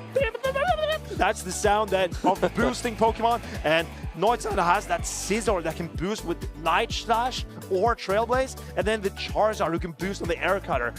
Those random boosts, those can really make a matchup, and Noitan certainly used that to his advantage. Yeah, now he lost his first game of the day on the winner side of the bracket, moved on to the loser side. It's really difficult to hold your momentum there, right? When you're on the win side of day 2, when you start there, your expectations are high. You only need like 2 wins to secure a medal at top 3. But if you lose your first match, your path is longer. You might need like 5 more wins to get to the top 3. And this is a great step for Noitan to gain some redemption and momentum back in Lille. But yeah, he shows that he is not shaken by losing that first round of the day. He wants to continue on in this tournament, and he is continuing to rely on the Pokemon that's already brought him success. That is the Furret, that is the Shadow Charizard. And I can't wait to see more of that fluid gameplay that Noitan is showing us. One thing that really allowed this core to come back, because Furret and Talonflame has been a thing before, especially in the Go Battle. Like, you may have seen a team like Furret, Azumarill, and Shadow Charizard, or Shadow Talonflame. Love it. So many times. You know what really enabled this core to come back? Tell me. The lack of the Dene. The Dene is about nowhere anymore. And it's been such a core breaker that many trainers have been accounting for. And I feel like now you can be a little bit more confident in just having that flaw in your team, being a little bit weak into the Dene, if no one has another team. I think the Dene was one of the most annoying Pokemon for me at the start of the season, but now it's dropped out. People have stopped using the Dene almost at all because it wasn't getting any results. It's a fraud. It's a fraud. We say it right here, the Dene is a fraud. If you want to do well, you pick up Tinkaton, you pick up Florges, maybe a Azumarill. Those are all in the top 8. Wigglytuff as well. Yeah, of course Wigglytuff, the best Pokemon. It's not a given, but Wigglytuff has also been performing. So there are so many fairy types that you want to use ahead of the Dene. You pointed out yesterday, Tinkaton was really good. I love it. Is it still in the tournament? It's still in the tournament with ME Weedle. Oh, the only 2 Tinkaton that was left was RGR and ME Weedle, and they faced off in round 1 in the loser's bracket. And ME Weedle, he managed to knock out RGR, but one trainer who's not done knocking out people is Noitan, and he is ready for an interview. With a man now. That's right, he got knocked down, but he's not out of this tournament. A redemption arc perhaps for our last winner here in Noitan. Congratulations on the last round. How were you feeling in that matchup? Not particularly confident. I don't really love Empoleon, and it's like quite well protected. I don't love playing Duskar either. I think they're both kind of awkward to deal around. And then in the second game, I was very panicking. I didn't really know what to do with the Altaria safe switch, but it somehow worked out. So. It did indeed somehow work out. Your Shadow Charizard play, I do have some questions about it, because we've seen Shadow Charizard quite a few times in day 1 and day 2, but yours is a little unique because you are running Dragon Breath. Can I ask why you're running that instead of Ember as its fast attack? I started building my team around Diggersby Annihilate, and I wanted to protect against that, and I think I wanted the Dragon Breath for sort of a better matchup against Talonflame. Didn't really work out in the last round, you'll see, but and just to get better energy generation. It can. If teams don't have a hard answer, it can flip some matchups you don't expect as well. So. Yeah. Would you call that your most valuable Pokemon, or is there any other Pokemon that's been really standing out for you? I didn't really use it at all. Like yesterday, I think I just had very good team comps. The teams were very weak to Annihilate, and that made things more straightforward. Whereas today, the Zard's been much safer, so had a lot more play, I guess. Yeah. So what would you say would be your most valuable Pokemon so far in this tournament, in this wide meta that we've sort of established here in Lille? I think the Annihilate's been very good. Yeah. But and everyone's played a bit of a part, I think. So. Okay, that's great. And we've seen you quite a few times already, even though the day has just started. Is there anyone that you want to shout out before we let you go and get ready for the rest of the tournament? Yeah, I obviously shout out my teammates at the Emperors. So they've supported me a lot of the ideas. So. Well, great. Well, congratulations again on continuing on in the tournament. We're on the losers side of the bracket. Still plenty more games to go here with Neuten. Thank you, and we're going to go ahead and kick it back to the casters. Even though we did not see it, Neuten mentioning Shadow Annihilate as one of his most valuable picks, how good it's been for him in this tournament, you clearly can see that he's been running his entire team and got value out of it. But someone else who's been running the entire team is you, Jay. Because now you're here with me, and now you're running through all of us. I'll tell you what, Marcus, I'm so excited. I've now casted with every other member of the team. This is... don't tell the others, but this is the one I'm the most excited for. I'm not going to tell them, but I'll tell you a secret. It's what I've been thinking too. I've been waiting for this opportunity the entire weekend, and finally we got it. And someone else who's waiting for their opportunity is Galaxica Bolton and M.E. Weedle. Oh, I've really been excited to watch a game of M.E. Weedle. I was watching it from behind the lines yesterday, but such a dominant display. I really enjoyed watching that Blastoise in action. I am not a fan of the Blastoise into a team with superior Galarian Corsola and Zweilous, and also the Unova Stumpfist. I think Galaxica Bolton puts on so much pressure on the Blastoise that I would be surprised if it showed up. But maybe Me Weedle is scared of that Zweilous and wants to run his Tinkaton. One thing that me and Amanda were talking about earlier on is the pride of having a prize Pokemon, and we see Galaxica Bolton bring that superior time in, time out, its signature Pokemon, and last time it didn't really have a lot of play, but this time it looks like he got a bit more play into M.E. Weedle's team.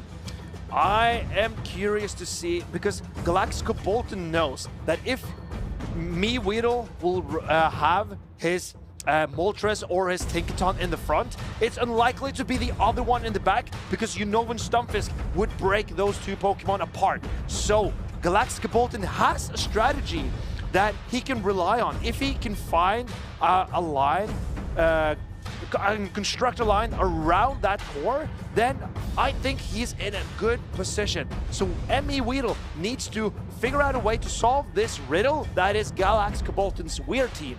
Absolutely. It's such a picks, we were saying earlier on, outside of the day one meta, absolutely. Like, these Pokemon you don't tend to see, and we're going to see what Galaxica Bolton decides to bring in here. Oh my goodness, what a team up.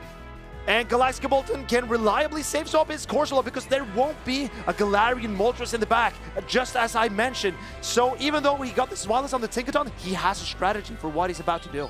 And we're going to find out as this Tinkaton decides to throw the play rough. Not playing nicely here, playing rough against this Galarian Corsola. Does about half the amount of damage. And here comes the Gastrodon. So Galaxica Bolton knows that his Corsola can deal with this. It takes a while for Gastrodon to get up to that Water Pulse. So Corsola has a pretty good neutral matchup here.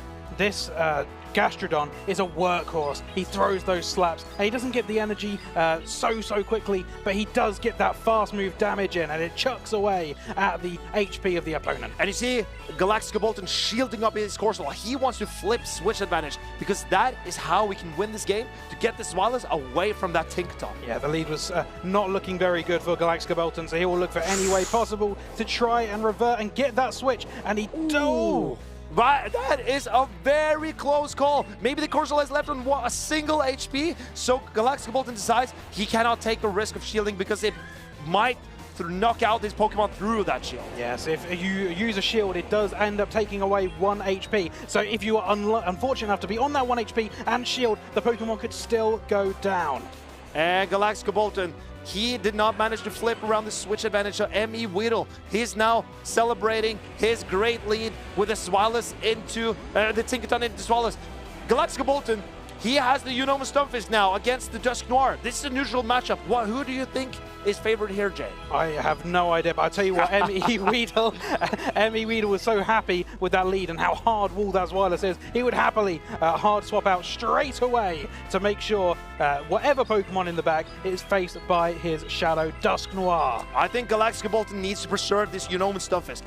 He needs a Mud Bomb landing into that Tinkaton, or else it will be so hard for Smiles to turn this matchup around. Galactica Bolton, he knows he needs to preserve this Stunfisk, but ME Weedle has now built up to 2 dynamic punches. It's not looking as good for Galactica Bolton at this moment in time, but we have seen him do it before. We can see him do it again. Is he going to be able to overturn what can only be described as adversity in this situation? Oh, but here comes the Swallows. That Unoma Stunfisk hung on with a sliver of HP. It's still there in the back, and Galactica Bolton combo plays taking out that Dusk Noir.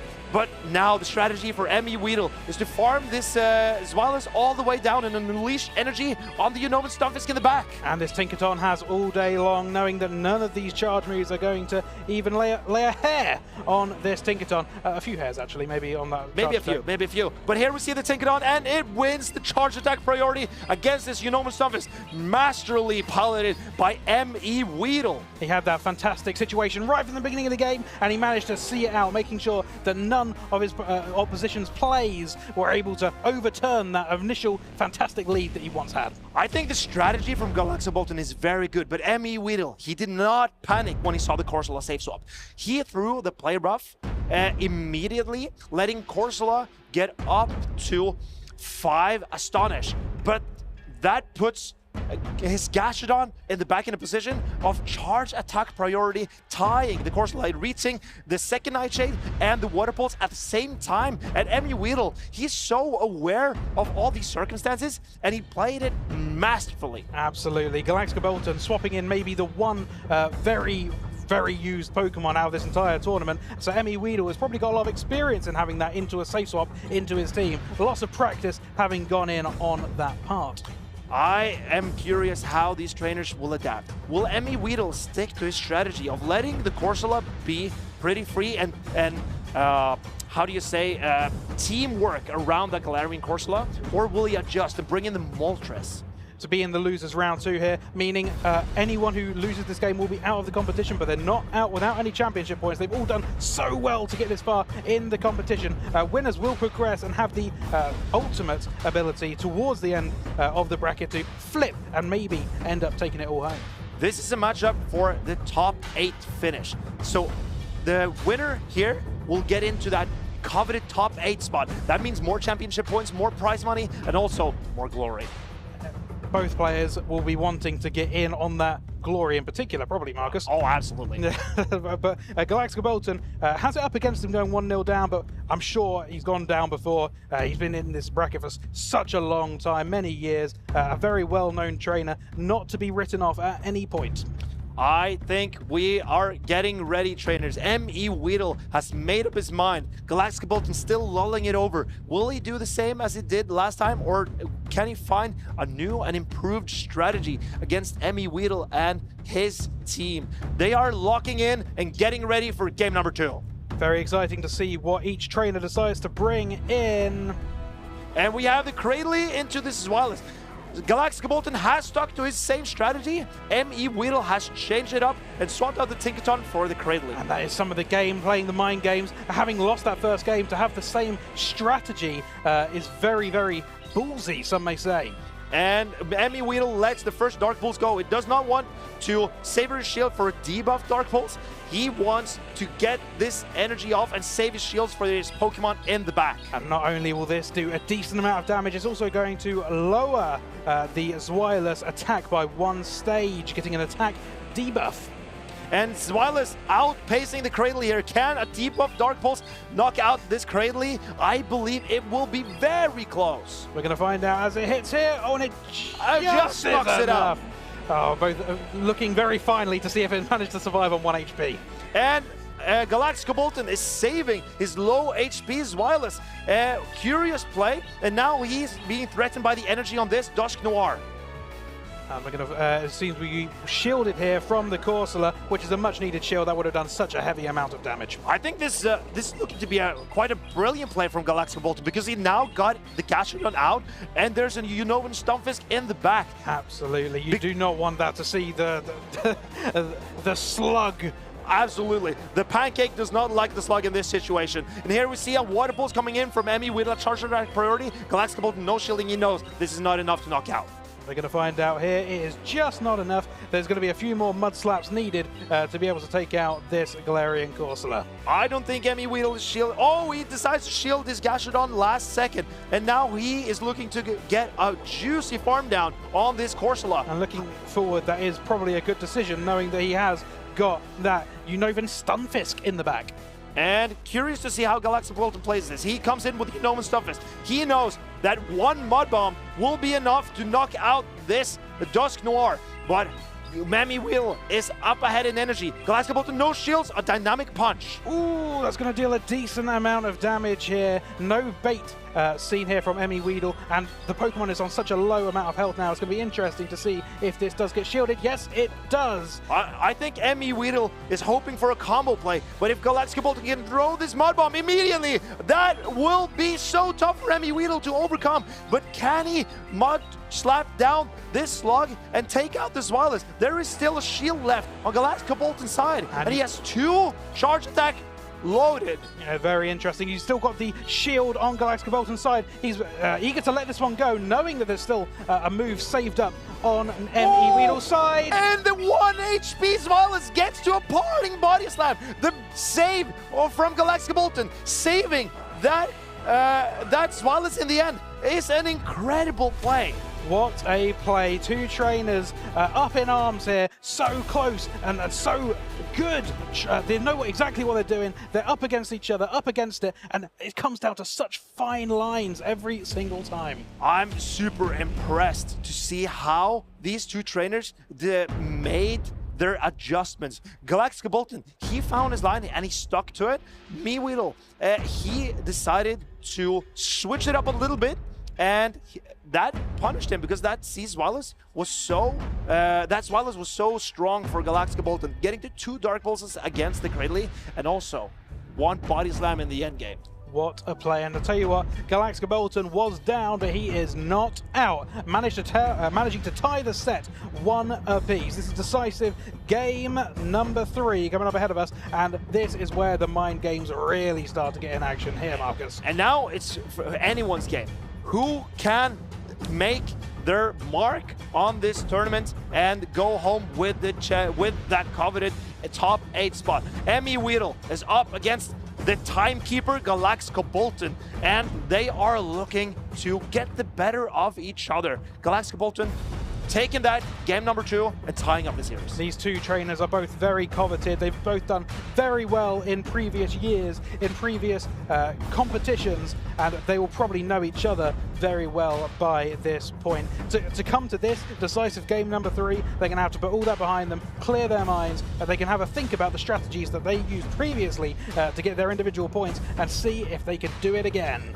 Maybe ME Weedle realizes that he might need that Tinkaton to deal with that Zweilous, because it caused him so many problems in game number 2. Galactica Bolton, he managed to keep his Zweilous healthy, because of the 3-turn moves on Emmy Weedle's side, because he managed to swap out and transfer the damage over to another Pokemon. But here we go into game number 3, and we see Krayley into Unova and Stuffus. This is a great lead for Emmy Weedle. Decisive game number 3, and Emmy Weedle is looking good in this situation. We've got a super effective move on one side and a debuffing move, a potential bait on the other. So Galactica Bolton has decided to bench his wireless. He doesn't need a Ghost Resist against this strong Shadow Dusk Noir from Emmy Weedle, but that also means he needs to rely on neutral matchups. He's going to be finding out how this goes here as the Stunfisk uses the Mud Bomb on the Cradilly. It does a decent amount of damage, but if you want to see big damage, look at this from Emmy Weedle. The Grass Knot is coming in, and it's no shield by Galactica Bolton. He wants to preserve his shields for the Pokemon in the back. And we see Trust Superior in the back. It does not want to see this Cradily, that's for sure. And he has the Fortress. That has an incredible matchup against the Cradily. We've looked at the moves on the Grass-type Pokemon on Galactica Bolton's side, and it is both Grass-type attacks, both the charge moves. So if it can find this Gastrodon, which at this stage it is likely to do, it will do so much damage. So this Superior, maybe it can win the game for Galactica Bolton, because he might realize there is a high potential for a Gastrodon in the back. So, and Emmy Weedle, he doesn't want to take any risk with his trusted Shadow Dust Noir. He shields up a Rock Tomb, but this will debuff the Shadow Dust Noir. Emmy Weedle hasn't quite seen the Superior from Galactica Bolton yet, so maybe not even expecting it. But Emmy Weedle will be in for a shock if he does see in that place Galactica Bolton's Sacred Sable Pokemon. And here, Galactica Bolton is whittling down the Shadow Dust Noir. It's so low, but and Emmy Weedle is throwing a Shadow Punch in hope of taking out this Fortress, and it knocks out. That means he can leave with another attack. And here we see Emmy Weedle. He's not reacting to seeing the Superior. He's debuffing it. And Galactica Bolton decides to shield up a Rock Tomb from this Cradily. A smart move if Galactica Bolton can predict what is in the back for Emmy Weedle. Bear in mind, Emmy Weedle did leave the Dust Noir on a little amount of health, meaning there is an opportunity for a catch late in this game. But now Emmy Weedle is, and it gets the debuff. And now the Superior is looking healthier and healthier. And how strong will this Gastrodon be? Can it hang on through a double super effective grass charge attack from the Superior? You do have to take into account it is double debuffed as well from those two rock slides that did come in. Rock Tomb. But Frenzy Blast is a super strong move, and into this slug, how can it take it? Oh, it doesn't take it super well. Can it do enough Mud Slap damage? So maybe the Shadow Punch can't be enough for Emmy Weedle. It's all coming down to this. How bulky is the Superior? Can it hang on? Emmy Weedle knows this is the matchup right here. But the Superior hangs on. Galactica Bolton! Galactica Bolton, he needed the double debuff on the Cradily to hang on through the assets. And the trusted Superior keeps him in the tournament. And how story-like is this? The favorite Pokemon for Galactica Bolton. His favorite Pokemon, Superior. He brings it to every single tournament for it to be the very, very last Pokemon to survive on 1 HP to manage to get that move off. Do you see story writing like this, Marcus? I have not seen anything like this for a long, long time. He is our player to watch here. He's trusting in his partner Pokemon, that's Superior. And he's, even though it's facing up against a Cradily, a Tinkaton, and other problematic Pokemon like that, Galarian Moltres, Galactica Bolton keeps trusting it, and it keeps finding the preferred matchups of the Gastrodon. And not even that, Marcus, but he's also facing up against the formidable trainer, Emmy Weedle. We've seen him do it time and time again. A very, very strong trainer in the roster. But Galactica Bolton, he's not faced. Even though Emmy Weedle is a multiple champion, Galactica Bolton knows he's also a champion. And he went down in game number 1, but he was not faced. He came back and faced Emmy Weedle on that same ground and took game number 2 and number 3. This was game number 1. Emmy Weedle played it expertly, but Galactica Bolton stuck to his guns. And here we see game number 3. This is the pivotal moment because the Superior gets the debuff. and then the assets do way less damage. And that means that the Superior eventually was able to hang on through the Shadow Punch in the end. If you didn't get that debuff, if his fabled Pokemon didn't manage to come in clutch with that debuff at that exact moment, he wouldn't have been able to get to the situation right at the end of the game that won him the overall Look set. how close that was. That Superior really hung on 1 HP because it did not want to disappoint its trainer, Galaxico Bolton. And it not disappoint, it did. Absolutely. I'll tell you what, I had to get my magnifying glass out at the end of that game, Marcus, to try and figure out if it had enough HP to even manage to muster that move. Yeah, I couldn't even see the remaining HP on that Pokemon. Even though, like, you usually can see, oh, is there a tiny bit of red left? But no, there was no shot of seeing if that Superior hung on until Galaxico Bolton cut off that parting Leaf Tornado. It just about managed to hang in there. I think we've got a go with the Telestrator here, Okay, Marcus. let's have a look at that pivotal moment because we can see here right at the end where, let's take a look. This is game number 2 where Galaxico Bolton, he decides to no-shield his Unova Stunfisk, and then he gets to that parting body slam. And this play is so good in my opinion because Galaxico Bolton, he saved his Wallace from in the beginning. And now take a look at the body slam that will appear here. It is not loaded, but he is only 1 Dragon Breath away.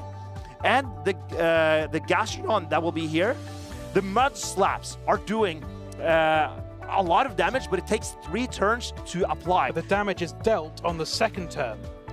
It's dealt on the 3rd turn, but fast attack damage will take priority over charge attacks. And Galaxico Bolton knows he needs to reach that body slam within 2 turns, or else the Mud Slap damage will get priority. So that's why Galaxico Bolton, he needs to be only 1 Dragon Breath away, so the damage of the Mud Slap does not register. He is 1 away, it does not register. Even though the Mud Slap came through, the Swallows managed to hang on. That was masterfully played by Galaxico Bolton, because that is also how he did it at the start of the game and managed to transfer that Astonish damage onto the Galarian Corsola. Goodness me, every day is a learning day here in the Lille Regional Championships. And I'll tell you what, it's so exciting to see, as you've spotted here, these tiny, finite moments that make the entire game. The margins for error is so tiny. If Galaxico Bolton mistimes by half a second in any of those situations, he does not get to that parting body slam,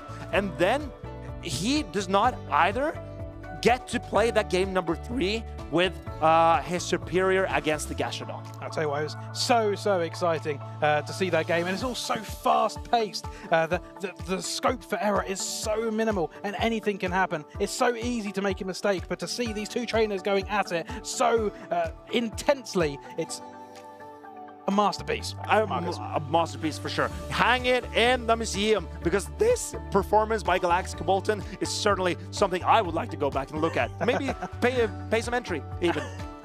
Absolutely. We've got local tournaments. Have you ever been to a local tournament? I go to a lot of local tournaments. And because in Oslo, there are so many great tournament organizers that put together some of my favorite tournaments to play. So maybe you would like to do a local tournament. Let's take a look at what they can offer you. Hey, do you want to play? Yeah.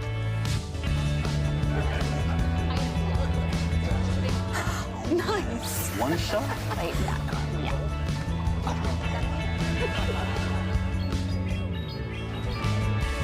I'll use twin cannons. Great game, guys. Bye. See you next week. Come play at your local Pokémon League.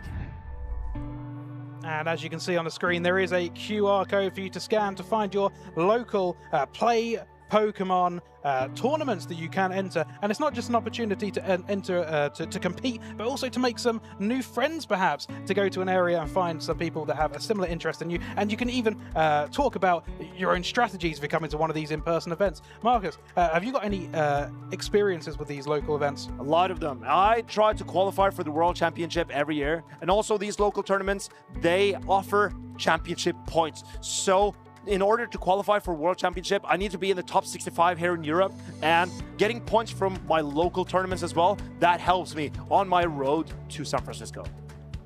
I myself am not as much of a competitive battler, but I still attend some of the local events. They're not the official ones, but it's still a great opportunity to chat to people who have a similar interest in the game itself, and an opportunity to battle against some new people. I think we're talking about battling against new people. We have Keldeo SH up against Kokshak, and we've seen both of these trainers quite a few times on stream by now, but is there anything that sticks out to you? I know you are in favor of a Pandemonium here. I love Pangoro, and Kokshak has made it so far in this tournament into the winners semi-finals, and it's Pandemonium, I'll tell you that. This is the last Panda remaining, as RGR unfortunately went out earlier on in the tournament. We are now seeing the last Panda standing. Is it going to be a great extinction of Pangoro here, or are we going to see it thrive? We are seeing one of the better performing Pokemon in this tournament, the Empoleon, up against the most common Pokemon in this tournament, the Galarian Corsola. This matchup is very neutral, but the Empoleon can actually two-hit knock out the Corsola in the 0 shield scenario, and it might also hang on in the 2 shield scenario. But Keldeo can decide. If he wants to spend a shield, he can win this matchup. And I'm having a look at what Keldeo has in the back here, and he has got that Shadow Scissor, which has done very well for him in his previous game. Now, seeing what Kokshak has hard swapped in here, this is a great opportunity to get that fast attack damage in. And that Florges is so safe for Kokshak unless it's on the Shadow Scissor. And Keldeo has relied so much on this Scissor in this tournament. He knows he can hang on through this chilling water, so he decides not to shield it. And it does take an attack debuff, but it comes out with a lot of energy, and Kokshak, he needs to mitigate this energy somewhere. It's such a glassy Pokemon. At the cost of it taking a lot of damage, it deals astronomical amounts of damage. We're going to find out here if this goes unshielded. This same type attack boosted move is still going to do a decent amount of damage. But oh my the Scissor goodness. gets back the attack, and now Kokshak will need to respect this Night Slash. If he decides not to shield Kokshak, he trusts his Empoleon to pull this game back for him, and now he's coming back with the Empoleon. There is a Florges in the back. Maybe the Empoleon actually can pull this through, but it needs to get rid of the Corsola as well. And you've got to take into account there is an opportunity to catch on Kokshak's side as the smaller 45-second clock timers are in effect here. There is an opportunity perhaps on his side to catch a move from Keldeo later on in this game. I think Keldeo knows that he is going to fast attack down this Empoleon. He is shielding up the Hydro Cannons and relying on Astonish to win this game. Astonishing damage as per usual, and it looks like this Empoleon will go down. We saw how much health the Corsola was left on Kokshak's side, and look, he's giving a shush. And Keldeo, he does not even reveal the third Pokemon. Getting that Scissor on the Florges, that set him up for success, but also that boost, the for the Scissor, is the most terrifying sound for any trainer. Very interesting to see the celebration. It wasn't disrespectful from Keldeo. He is a personal friend of mine, and we have an insider joke where the SH in his name, I used to pronounce it shh. So Keldeo manages to get the point in this first round. So that is his signature celebration, would you say? It could be going forward. It could be seen, if unknown to the opponent, to be a tad disrespectful per se, but if explained, I'm sure they would understand due to his name. I am hopeful that Kokshak gets this context because this is a matchup he needs to reset. He needs to keep his composure, and the Empoleon play looks to be good for him, but maybe he needs to bring in something other than that Florges safe swap, because that was punished so hard by the Scizor. I would like to see Gudra maybe instead. Absolutely, and Caldero has used that Shadow Scissor as a safe swap in previous games that we have watched here before, and it was so pivotal for him in those games. He is absolutely demolishing anything, because that Pokemon in general, it just outputs so much damage. And you have a look on the opposition side, Coxsack, and even like against the likes of the Steel type Empoleon, it resists the damage, but it will still chip away at that HP. I am curious to see what will be locked in. Will they adjust or keep to the same strategy? The Pokemon coming in for each of these trainers will determine their future in this tournament. Maybe we're gonna see the Pangoro. Initially it's the Florges and the Corsola from both ends here. Florges coming in against the Corsola. We've seen Florges do so well in this tournament with his new community day move, Chilling Water. It's such a unique move, and it does decent damage, also debuffing your opponent. But this is a pretty good situation for Coxsack, because he knows he needs to keep his Pangoro away from this Florges. There we see a safe swap of Galarian Corsola met by this Panda. The Panda will eat this Corsola for lunch, breakfast, dinner, and also this a little snack in between. I tell you what, this Panda is not afraid of any ghost, and these Astonishes will not astonish him. He's seen these games before, and he will not be here for it. But will the next Night Slash be enough to knock out this Corsola? Did Coxsack stay in long enough so that 2 Night Slashes will be enough to knock out? Or can the Galarian Corsola hang on and get off a parting Nightshade? That is the last lifeline of Keldeo here. It looked like it was opted to be thrown on charge attack. Priority, yes it was, and to hang in there on a slither of health. Oh my goodness. Bear in mind, this is now being shielded. The Pangoro still has so much energy here. Another move being held up to throw against anything that Keldeo may have in the back line. But even the Florges will take a lot of damage from this close combat. And Coxsack saves it for another rainy day. Comes in with the Corsola. Is now not debuffed. And this will do a lot of damage to this Florges. Coxsack obviously a knower that it is pandemonium out here in this event, keeping that move tucked away in his back pocket for a rainy day, as you said, and it looks like it's about to be a rainy day here with this Chilling Water. And now the Scissor is about, oh, it's not coming in yet. Coxsack, he's throwing the Nightshade into this Florges to get rid of it, but now there is a Scissor in the back. It's up, shields, and it needs to deal with both this Empoleon and this loaded Panda Bear. Can the Shadow Scissor get it done for Keldeo? Well, this is what I was talking about earlier. I said even the damage from the fast type moves from the Scissor here would do some damage into this Empoleon. You can see that it is very slowly taken away from it. These Night Slashes, they're going to deal so much damage, and he gets to them so quickly. It's double resisted fast attack damage from this Scissor, but Keldeo, he needs to shield up his Scissor to preserve its HP.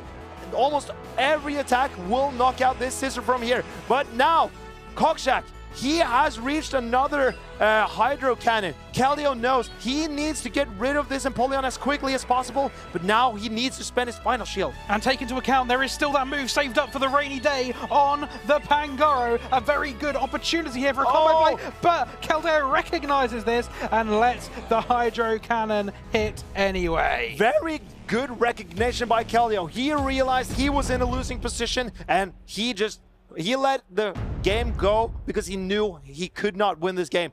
Coxsack, great play, saving that close combat to finish off the game for him if Keldeo had shielded that Hydro Cannon. So Keldeo forfeits the game, and now it's tied. It's 1-1. You got to think, if Keldeo had any opportunity of winning that game, of the 4 moves presented, perhaps the only chance would be to let go of that first move in the hopes maybe it could have been a drill peck. I think you're clinging on to straws here. It would have surprised me a lot if that were to happen. But I think you're onto something. Coxsack had a definite win condition in that game, and Keldeo let him have it. Absolutely, well recognized. 2 trainers who know so much about the battling in this game, and to recognize that ahead of time, you could have given your shield away and just saw what happened, but Keldeo knew the writing was on the wall. And what that writing says is that we are playing a Game 3 here in the winner's semifinals. The winner of this will go into the finals, and these trainers are so far undefeated in this tournament. Oh my goodness, the winner semi-final, meaning no matter which player ends up losing this game, there is still an opportunity for that player to make it all the way to the end, to flip the bracket, and still an opportunity to win the entire event. So, how will they adjust? We have seen these trainers play Galarian Corsola. We've seen the Panda coming in for Kokshak. He got it on the Galarian Corsola in game number 2, and that set him up for a win. But how do they adjust? These trainers, can they find a new strategy to potentially win out this winners semi-finals? We see Galarian Corsola from both trainers being launched here. And this is a mirror matchup where winning charge attack priority will give you an edge. And this is decisive game number 3 to find out which of these two trainers will make it through to the next stage. I think it's the last stage. Absolute last stage. The absolute last stage of this tournament. Absolutely. And here we see Kokshak throwing the Nightshade immediately. Keldeo knows his win condition is saving shields for his Scizor. But the backline here of Keldeo is so soft to that Empoleon. How will he deal with that Empoleon in the endgame? And here comes Kokshak. He is throwing this Nightshade into the Scizor, and it will threaten a knockout, almost a knockout, if Scizor doesn't put up a shield. So here comes the shield from Keldeo. How does Kokshak respond to this? And we've seen this Scizor play so much, and such an instrumental role in Keldeo's team. He decides, I want to keep this through in the game. Now we have a look at the back lines here, but you can see that Pangoro absolutely does not want to see the likes of Floriges on Keldeo's team. And this is why Kokshak is shaking his head, because he is suspecting there is a Floriges in the back. And that is why he is a little bit apprehensive about this decision to throw in the Empoleon here and expend it here, because he knows he needs it against the Floriges. But maybe there is an opportunity for Keldeo to catch this Hydro Cannon and preserve this Scizor. You've got to bear in mind, both these players are really trying to anticipate what's in the back line of my opponent. And oh my goodness! Keldeo waits a turn, and then he swaps at the perfect moment. This is a great catch for Keldeo, and maybe this could win out the game for him. What a catch from Keldeo, and seeing what each player has in the back, Kokshak would have needed that charge attack move to deal a lot of the damage onto the Floriges. Oh, and here comes a Trailblaze. This damage is going to be so painful for this Pangoro. Oh, it does so much, and now the Scizor is boosted up as well. And the Pangoro gets to a Night Slash. This means the Scizor will get knocked down, and now the Floriges will get one Fairy Wind lead into that backline. Now this might not be as much of the Panda as Keldeo would have wanted to see on the Floriges, but each individual little bit of energy may end up being the crunch in this game. We're going to find out what Kokshak decides to bring out, and he does decide to bring out that Empoleon. And Empoleon, Keldeo realizes he will lose charge attack priority, so he goes past his charge attack, and taking this Hydro Cannon on the chin. Oh, it does a lot of damage. Oh, and Kokshak is getting, he's getting the catch in return. And so this Galarian Corsola is taking the energy instead of the Empoleon. But how much energy will that Floriges leave with? It leaves. It's coming down to the wire here. So close this game, but it looks to be that Floriges gets to the move before getting farmed down by the Steel-type fast attack from Kokshak's Empoleon. And here we see Keldeo. He is now in winners finals here in Lille. Great sportsmanship from these trainers, but Kokshak, he is furious. He's frustrated with how close that game went. And a perfect undercharge from Keldeo at the end. Not fully charging that Trailblaze so he can get that the Fairy Wind down and get to the charge that what a game, Marcus. I'll tell you what, before this game, he was telling me behind the scenes, he doesn't think he'll get much further in this competition, but here we are, having him in the grand final. In the winners finals. In the winners finals! And I am sure he is so pleased with himself right now. This is his best finish ever. He has secured himself a medal in this tournament, and now he's going to face another player in the winners finals, and then he has the opportunity to go on to the grand finals. I'm glad someone understands the roster greater than I do, Marcus. Well, I tried to do my best. I'll tell you what a play from Keldeo SH in this instance. Such a fantastic place. You see the Astonishers going through here on the Corsola to have 2 moves built up in towards this end game. Cockshack didn't really have any play there. Not in game number 1, where he got the floor just on the scissor, but in game number 2, he piloted his Empoleon masterfully with the Panda in the back to knock out the Keldeo. And here we see the scissor getting knocked out, but in game number 3, it was Keldeo with a masterful floor just display where he undercharges this Trailblaze perfectly. He lets it go at the beginning and then gets a perfect farm down in the end, where he barely reaches that Trailblaze with a single slight sliver of HP left. And you can see by the passionate expression on his face, this was a sheer surprise to him. What a game. Well played by both trainers to get this far in general, to make it all the way through day number 1, and then to make it this far without having lost a game until this point. Incredible display by Keldeo. But Cockshack, he is not out of this tournament yet. He is going down to the loser semifinals, and he can potentially make his way all the way to the loser finals and have a shot at a rematch and making it to the grand finals and potentially resetting the entire bracket and winning. But I want to take a look at one particular moment in that final game. Because here we see, let's have a look what happens initially. This is Keldeo, and he is throwing his energy into that Empoleon. He takes the shield. He takes the shield. And what happens is Keldeo will now not swap immediately. He knows he is 1 bullet punch away from a Night Slash on his scissor. Oh, that's a terrible line. But the scissor is 1 bullet punch away. The Empoleon has Hydro Cannon ready. Keldeo knows, so he wants to make a catch on his opposing Pokemon. But he knows Cockshack is a great player. He will wait to see if the scissor is staying in or not. So he will wait a turn, then hit the Corsola swap to catch the Hydro Cannon on his low HP Pokemon. And here you'll see Cockshack, he is waiting to see the scissor, and he sees the scissor, and Keldeo with nerves of steel catching that Hydro Cannon finally at the Pokemon after waiting. Such a brave play, but great recognition by Keldeo. Such a bold move there. The move could have been thrown straight away, and the whole plan would have been in the water, so to speak, the water move being thrown. You should watch yourself. but to then have the ability to make that play, to wait that turn, and to then call it, swap the Pokemon in, catch the move, it must be such a great relief for Keldeo.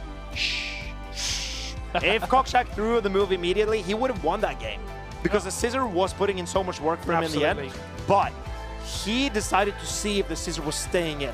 He did not see a bullet punch come through. If he was looking for the bullet punch, maybe he could have salvaged that play and saved the energy. But he saw a scissor, he decided to throw it, and then Keldeo got the play that he needed. And it's such a high-level play. And all the players that have made it this far, I'm sure, are very well acquainted with these high-level plays. So to then predict this, it's an even higher mind than the mind can even perceive. You've got to even higher predict than this really high level gameplay. But what I predict is that we are going to play a very hard game. And I predict that you and I will struggle with this upcoming challenge. But let's play a Pokédex entry guessing game. I have managed to get one of them correct, I will tell you. I've gotten several correct, but Martin said, like, he tells me that I'm not doing well at this. But I want to show you how good I can do at this game. So let's take a look at a Pokédex entry here. While shining a light and pretending to be a guide, it leeches of the light force of anyone who follow it. Maybe like a lantern. Lantern is what I was thinking. A lantern type Pokemon? Yeah, but not lantern. Oh, not the actual lantern, but a lantern. Well, I actually was thinking of lantern. Maybe leeches of the life force. If any, maybe it's actually Lantern then. It could be. It makes sense, doesn't it? Yeah, it could be. It could be. I can't think of anything better. Just the whole evolutionary line is what I'm thinking of. But I will say Lampent. Lampent. The middle evolution of between Litwick and Chandelure, because it actually looks like a exactly. Yeah, exactly. So I'm hoping it will not be my guide because I enjoy my life force. So I'm locking in Lampent, and can you sticking to your Lantern? Lantern. Okay, let's see how it goes. And this is Litwick. Oh, I was so close. It does have that. Look at that little deceiving smile on the. That couldn't take my life force. That It's smile. a devious little thing. Oh. But I gotta say, this Litwick is just a candle. I wonder how it will guide that many people, how many people will use it as a guide. But here comes another one. Jay, are you ready? I am so ready for this one. Its cries sound like incantations. Those hearing it are tormented by headaches and hallucinations. Well, those are many long and intricate words. As a non-native speaker, incantations. Maybe you can explain incantations for me. It's basically a word which is really long and not understood by many people of the English language also, Thank like you. myself. That makes it very clear for me. So cries can sound like anything. It's basically what we're reading here. But those hearing it, I think it's like a spell. I think it's like a That makes sense. It does make sense, doesn't and those hearing it are tormented by headaches and hallucinations. So what's a loud, spooky Pokemon? I am going to say Screamtail. I didn't even think of that, and I'm going to leech. Oh. I'm going to leech off your answer. Like the Litwick. So I'll be your guide, but you are leeching off of me. That is okay. We are locking in Screamtail. Show us the Pokedex entry. It's Miss Magius. Oh my goodness. You would not predict that Miss Magius has a pair of pipes, on it to scream out these incantations, would you? Oh no, but it's a tricky little witch, isn't it? Yeah. So the incantations maybe would have given it away. But let's take a final one. If we can't do this if right, we can get one, it's redeemed. We've redeemed ourselves, surely. Yes, but if we can't get it right, I'm retiring from this game. Anyway, feared and loathed by many, it is believed to bring misfortune to all those who see it at night. Misfortune. Loathed by many. I think there might be a retirement thing coming here. Okay, feared and loathed by many. It is believed to bring misfortune to all those who see it at night. This could be a Sableye for me. I promise you, Oh, you're yeah. going to be like, oh, you're piggybacking yeah. off me on myself. But literally, I just did this before you said it because he's got wiggly little fingers, right? Sure, man. I was literally thinking Sableye. Cool story, bro. Really cool story. I swear it. Okay, we are both believing this is Sableye. Maybe it's Mega Sableye, but we are locking in. Do you want to lock in Mega Sableye? I'll lock in Mega Sableye to have all bases covered. And this is very clever. So we are safeguarding a little bit here, but let's see what Pokemon is it. It is Murkrow. Which was my second guess. Of course it was your second guess. I had it in the back of my mind, but I decided the wiggly fingers kind of had it for me. So the Murkrow brings misfortune. Oh, maybe because it's supposed to be like a black raven type of thing. But I've always thought of it as a crow. Yeah, of course, it's in the name. Exactly. You would be led to believe it. The crow doesn't mean misfortune to me. Those are very clever birds. But maybe we have something else we can take a look at. Maybe it could be a Pokemon game. Ooh. And not just the Pokédex game. Absolutely. So let's see. Upcoming match is Hikami versus Wolfpack in the winner's semis. These are two French players, and both of them are undefeated so far. And both are rocking that well-performing Empoleon in this tournament. I'll tell you what, I have a lot more expertise in this kind of Pokemon game than the one we previously played. Obviously. But what I'm really interested to see, we've seen Hikami and how powerful this Shadow Talonflame has been prior to this, and also the usage of that Empoleon. Empoleon featuring in both teams here, a Pokemon that we didn't really expect to see that much of this weekend. It's been absolutely dominating. One Pokemon I have not seen at all is that Abomasnow. though. I wonder what it's doing for Hikami here, but it's locking into that Diggersby, and that is a curious matchup because Diggersby, the ground type, has Fire Punch to hit it back. This is the first time I've seen the Abomasnow in action, and typing-wise, you would think this is a very good matchup for him, but as you mentioned, the fire-type attack, oh my goodness, which goes unshielded. This is going to do so much damage to this Empoleon. Oh, look at that. It's a cheap fire punch, but Empoleon, no, but the Abomasnow, it does not enjoy that fiery punch. You do have to take into account it doesn't have the same type attack bonus to do that extra damage on the fire punch. Trying to catch a move and ends up getting it, catching the fire punch on Hikami's Shadow Talonflame, the fire type Pokemon that will happily take this move. Oh, and we see the Empoleon come in. Now Hikami has the opportunity to go for the Flame Charge and start boosting up. I don't know if this Empoleon can hang on with these boosted Wincinerates in the two-shield scenario. Wolfpack not even shielding the Empoleon. It does so much damage. And it will go down without releasing any of the energy. As we mentioned previously, fast attack damage will take priority over charged attacks. And that's why the 5-turn Talonflame managed to take out the Empoleon, who threw 2 metal sounds. Absolutely. Here we see the Talonflame ramping up his attack once more into this Fearow. This Fearow gets its charge moves so fast with its most recent seasonal update Peck. It generates the energy so quickly, and it looks like we tried to get a catch here, but Hikami is having none of that, and he also switches at a very similar time. And Hikami, he is confident now. His fire, water, grass combination was a great pick for this matchup. And here we see the Fearow is the only Pokemon left for Wolfpack. And there's so little HP left on this Fearow. Hikami shielding up the Empoleon. It's going to bring him this game. This has been a very dominant game from Hikami to get that catch earlier on in the game. It really set the tone for the rest of the game here. Wolfpack was always on the back foot, but we're going to see how Wolfpack takes this information into game number 2.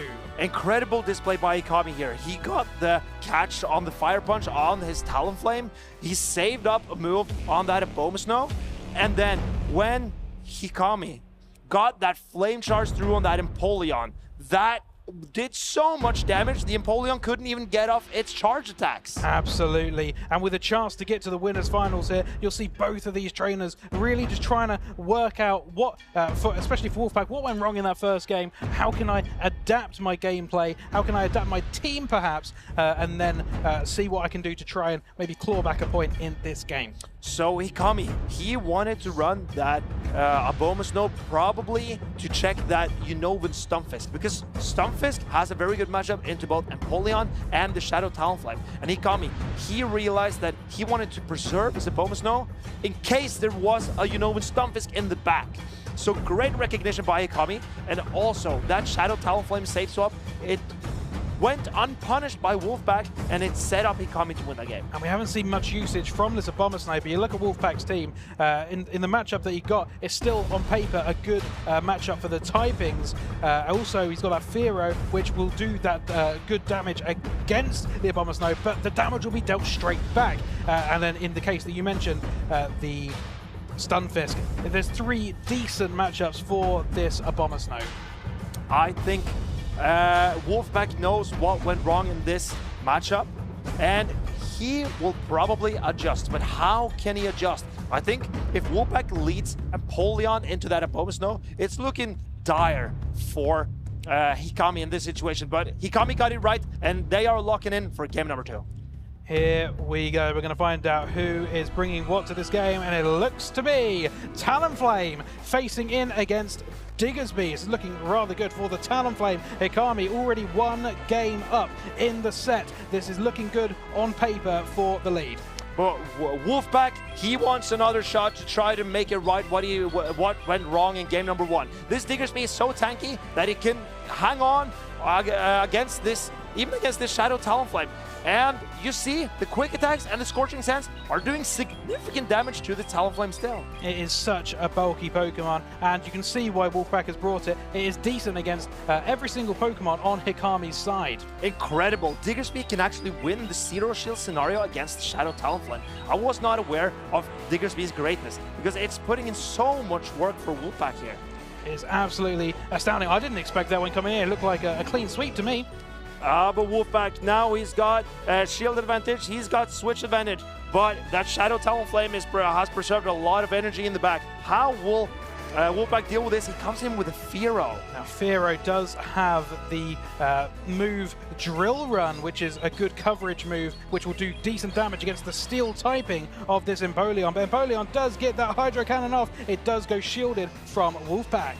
Fearow is not a tanky Pokemon, so how well it could take these charge attack from Empoleon, I'm not sure. But here we see Wolfpack. He's coming in with his own Empoleon because he knows he can resist all of these attacks from the opposing Empoleon and does not need to spend his final shield. Great play. Hikami's switch clock wasn't quite up before throwing that move, but it is now, so he might be looking to try and catch a move from Wolfpack here. We're going to find out.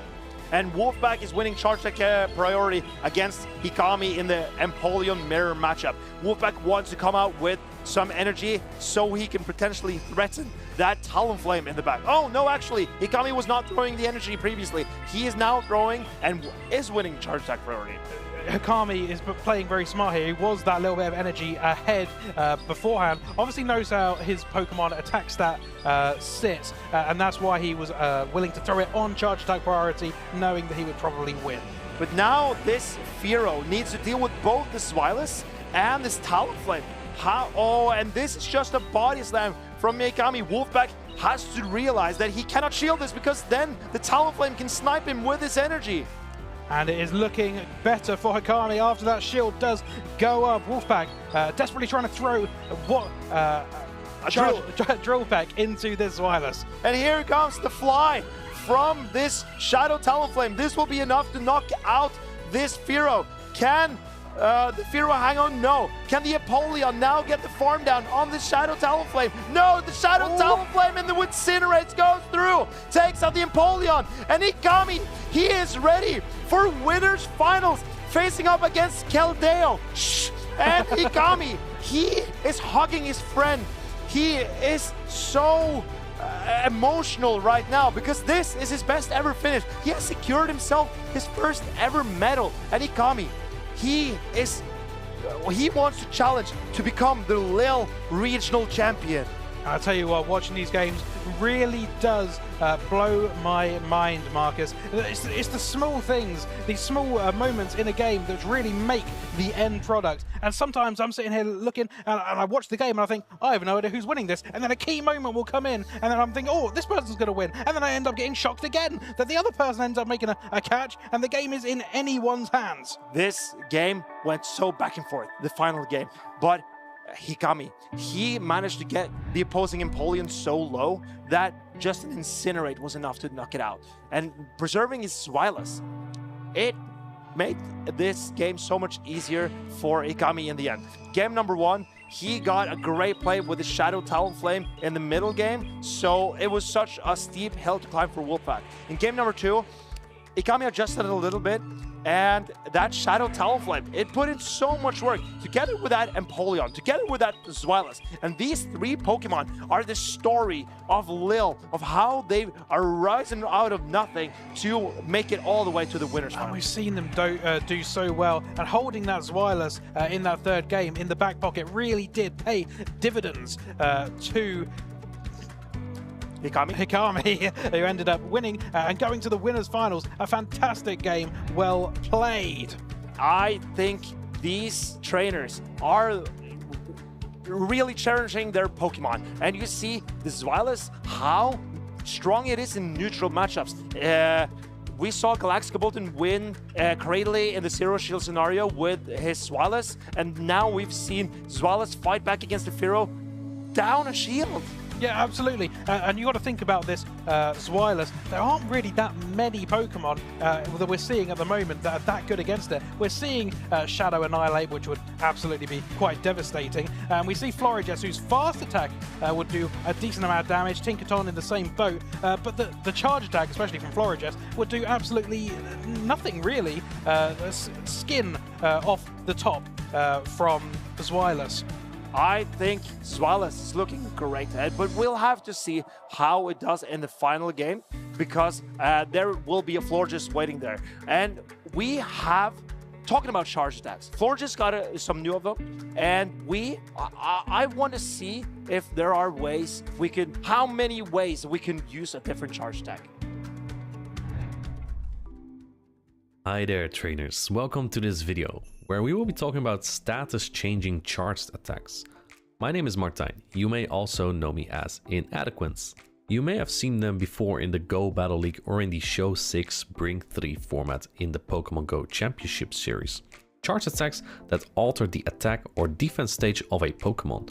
What makes these attacks so good and how can you use them to your advantage? To start off, how do you know if a charge attack can change the attack or defense? You can find this by selecting a Pokémon in your Pokémon storage and scrolling down to the fast and charge attacks that this Pokémon has. If you select trainer battles here, you can see not only the damage per attack, but also if there is a chance of changing the attack or defense of the opponent. In some cases, this is even guaranteed. Generally, these attacks are not strong in terms of damage, but they can be key to flipping a battle in your favor. Let's take a look at Dugong for example. Dugong is a Pokemon that wins a lot of neutral battles, and that's mostly because it relies on the charge attack Icy Wind.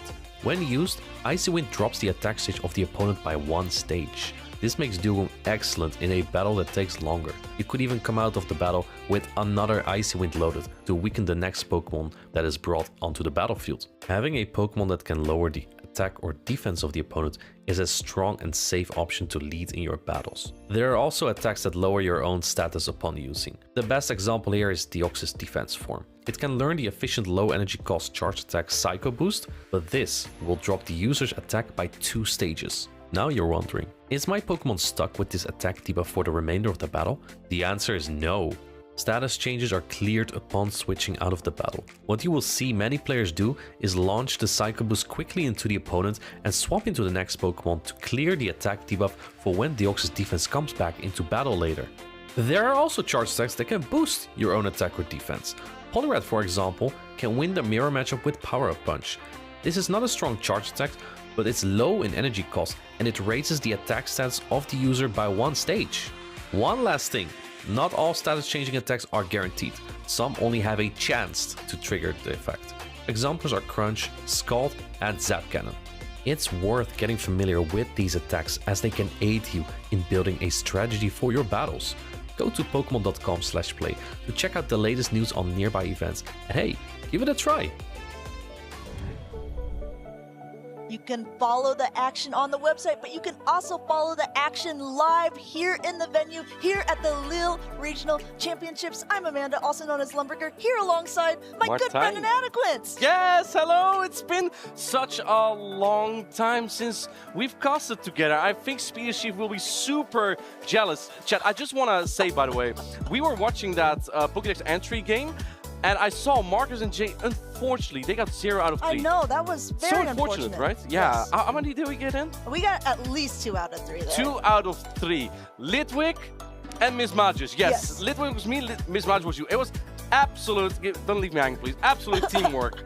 Teamwork's making the dream work. There's also some dream work that's going to be happening on the stage as 2 very high-level competitors are getting ready to take it in the losers round number 3. Now, this means in a double elimination tournament, whoever loses this will be out of the tournament. We have Sandoudou, one of the French trainers, up against Chris, a Spanish sensation, really making it far in this tournament. Since today, I've been calling Sandoudou the French legend. Okay. He makes plays like no one else does. The man, the myth, the French legend. And now he's opposing against Chris. Chris has reached the top 8 at the last regional championship as well, showing some consistency.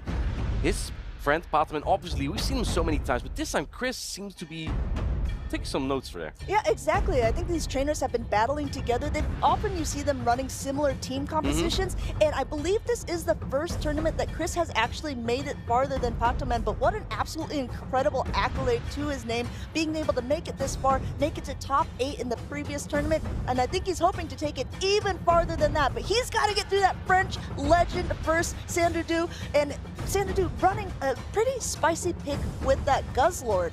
Guzzlord is a Dark and Dragon type Pokemon that we've actually not seen so much this regional championship. We've seen Z Zwilaus take it to the Milwaukee Grand Finals, but here we've seen the Pokemon rather more, Zwilaus, right? Which is much faster to charge attack Body Slam that you use more frequently likely, and Brutal Swing is just there to really check the Galarian Corsola. But we'll see if Xanadu is confident enough to take it into a team that has a Wigglytuff on it. Here we go for game number 1. Not only that, we got a Primeape, and it looks like, yes, he is being able to risk it here. Primeape coming into that Blastoise, just starting to start punching Karate Chop in here to get a little bit of energy before the Blastoise is even able to take off. While Hydro Cannon hits really hard here on the Primeape, the rollouts do not add up, making this a slightly favorable matchup for the Primeape. We see no shield on the close combat right from the start.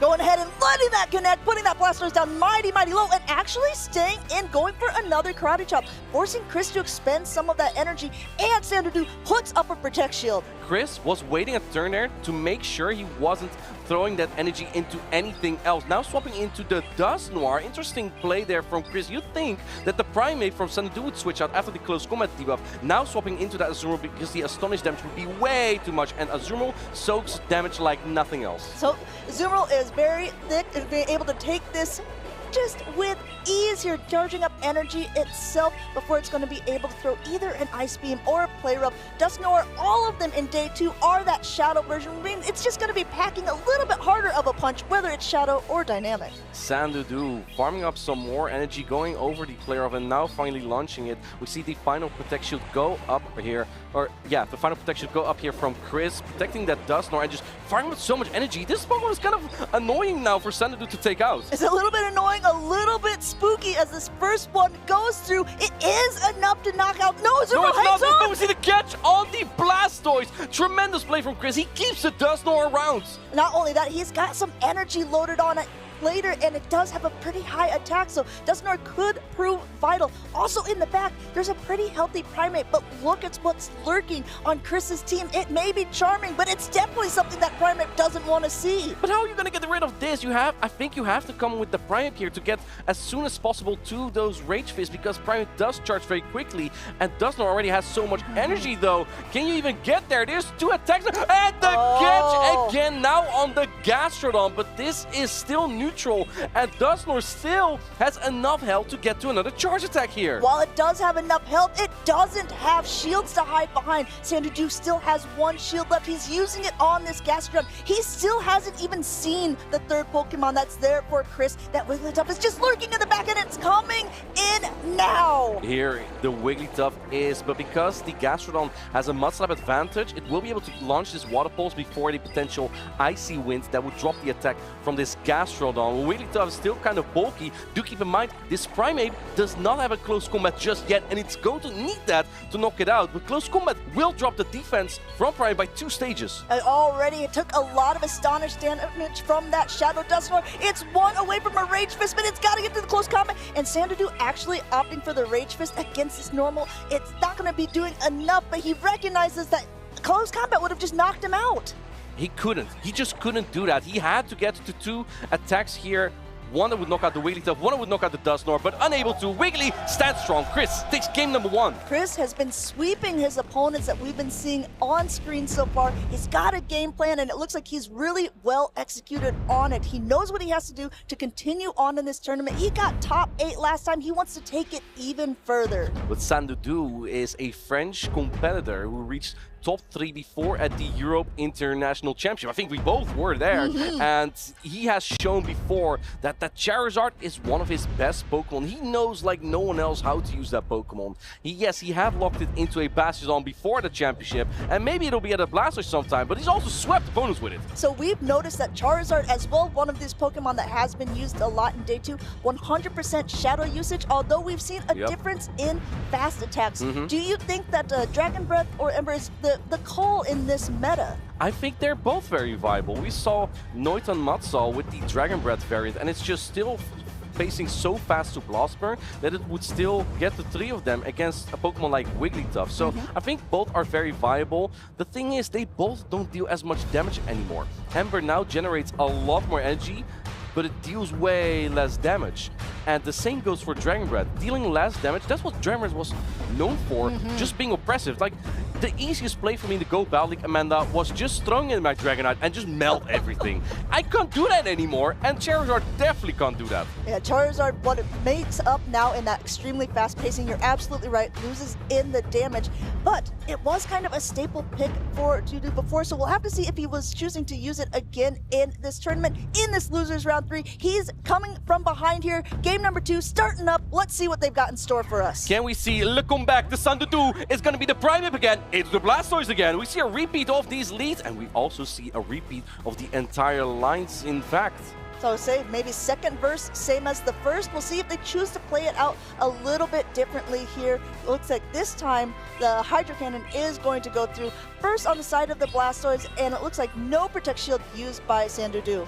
And the rollout damage won't be as much as well. We see both trainers going out for this battle right now because some karate chops were missed on the side of Sandudu, so they're just going to replay that real quick to make sure that they have an equal start there. Yeah, you saw a little bit of a gentleman's agreement between the both of them there. Sandudu recognizing he wasn't getting in his karate chops in time, and Chris was the first person to back out of that matchup. I like the gentleman's agreement. Yeah, The sportsmanship, I appreciate that. Yeah, And they're locked in already, by the way.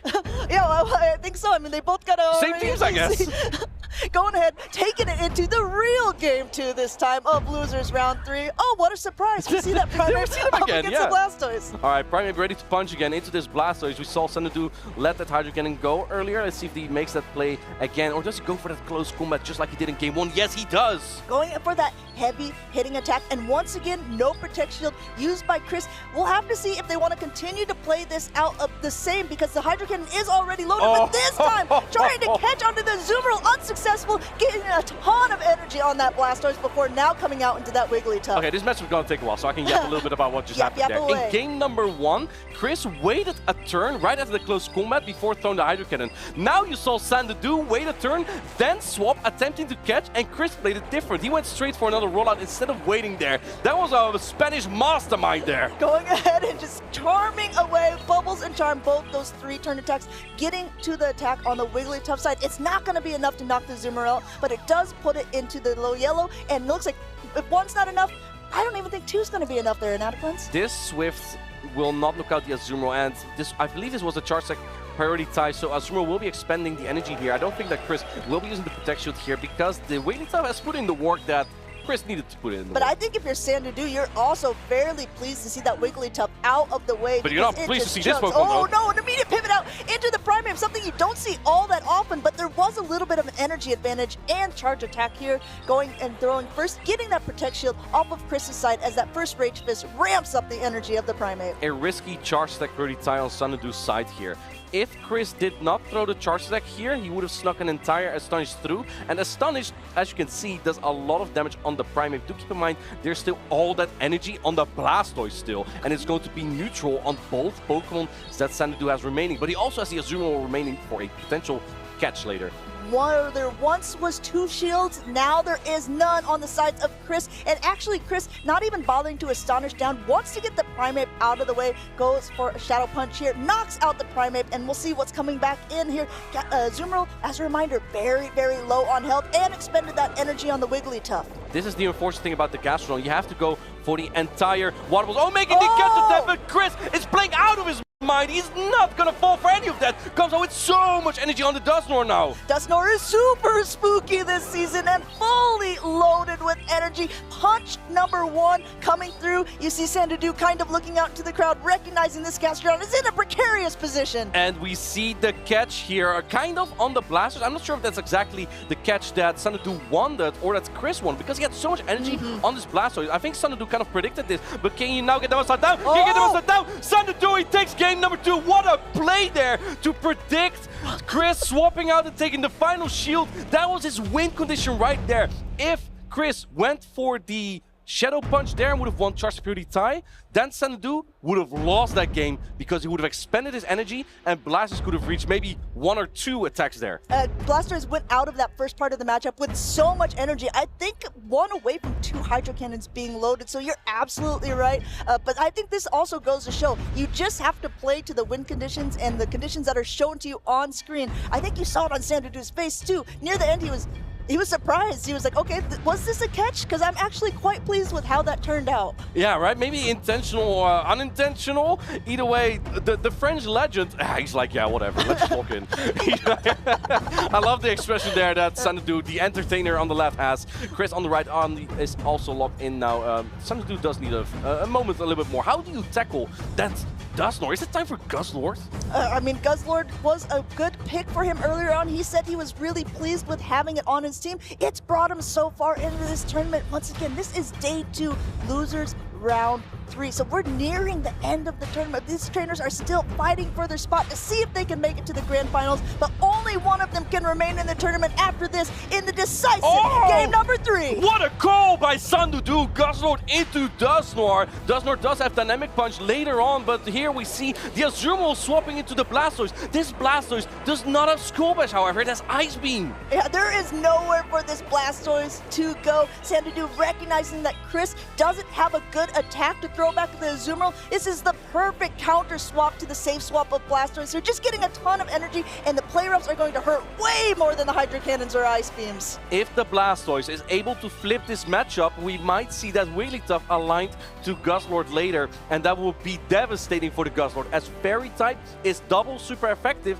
into Dark and Dragon. So switch advantage is pivotal here. But if you go down shields on that Dusknoir, you are open to a Water Pulse from the Gastrodon. It could also be very tough on Chris' side. It's already going to be uphill sledding. The timer is already up. Going for another player up here. First one was protected by Chris's side. Wants to keep that Blastoise healthy, but he knows this isn't enough to knock out. Takes it and comes out with 100 energy, throwing yet another Hydro Cannon. You even saw him wait there. Are 2 Hydro Cannon going to be enough here? Hydro Cannon is a very strong charge stack, but Blastoise is not exactly bulky. You're going to need a few more rollouts here, and I think that even then, a Hydro Cannon might barely not be enough. We see the charge stack pretty tight, but this is only an Ice Beam, and I think Blastoise will also hang on to that. We see an undercharge even, but I think this is way too much. Perhaps Chris is looking for a farm down on his Dusknoir. Going ahead and no, he's this Protect Shielding. Wow, putting up a Protect Shield on a very low health Blastoise. Blastoise has taken both of the Protect Shields here and just coming out with a ton of energy. In comes the Gastrodon.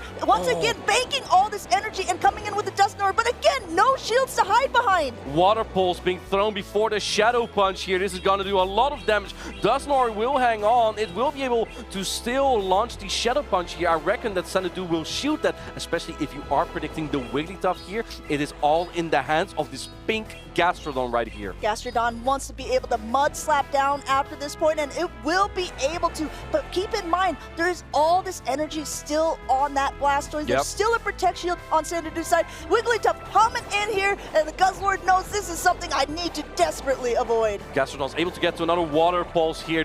Do keep in mind, Guzzlord with Dragon Tail won't deal any fast attack damage, so I would reckon Xanadu needs to keep this. Oh, he comes in with the Guzzlord, but Guzzlord does not like this matchup even remotely. This attack is going to be super effective, and I think after this Icy Wind, a Brutal Swing won't even knock out. Do we see the Blastoise come in? Are you looking at what he's also running? There's a potential that he was trying to get up to a sledge, but now he's like, okay, I just got to get this Wigglytuff out of the way. He recognizes how much energy is on this Blastoise. What a get back and forth game that we have here. That did about nothing, but you're able to get to another Brutal Swing here. No, not before Wigglytuff gets to this Swift. It paces so quickly now. I think Xanadu tried to predict the Hydro Cannon earlier from the Blastoise, but Chris was not doing that. There's still the chance to catch a Hydro Cannon though on your Azumarill. Can Xanadu do it? In comes that. Oh, but he comes in now with the Gastrodon for one more time. No! Chris throws the Hydro Cannon.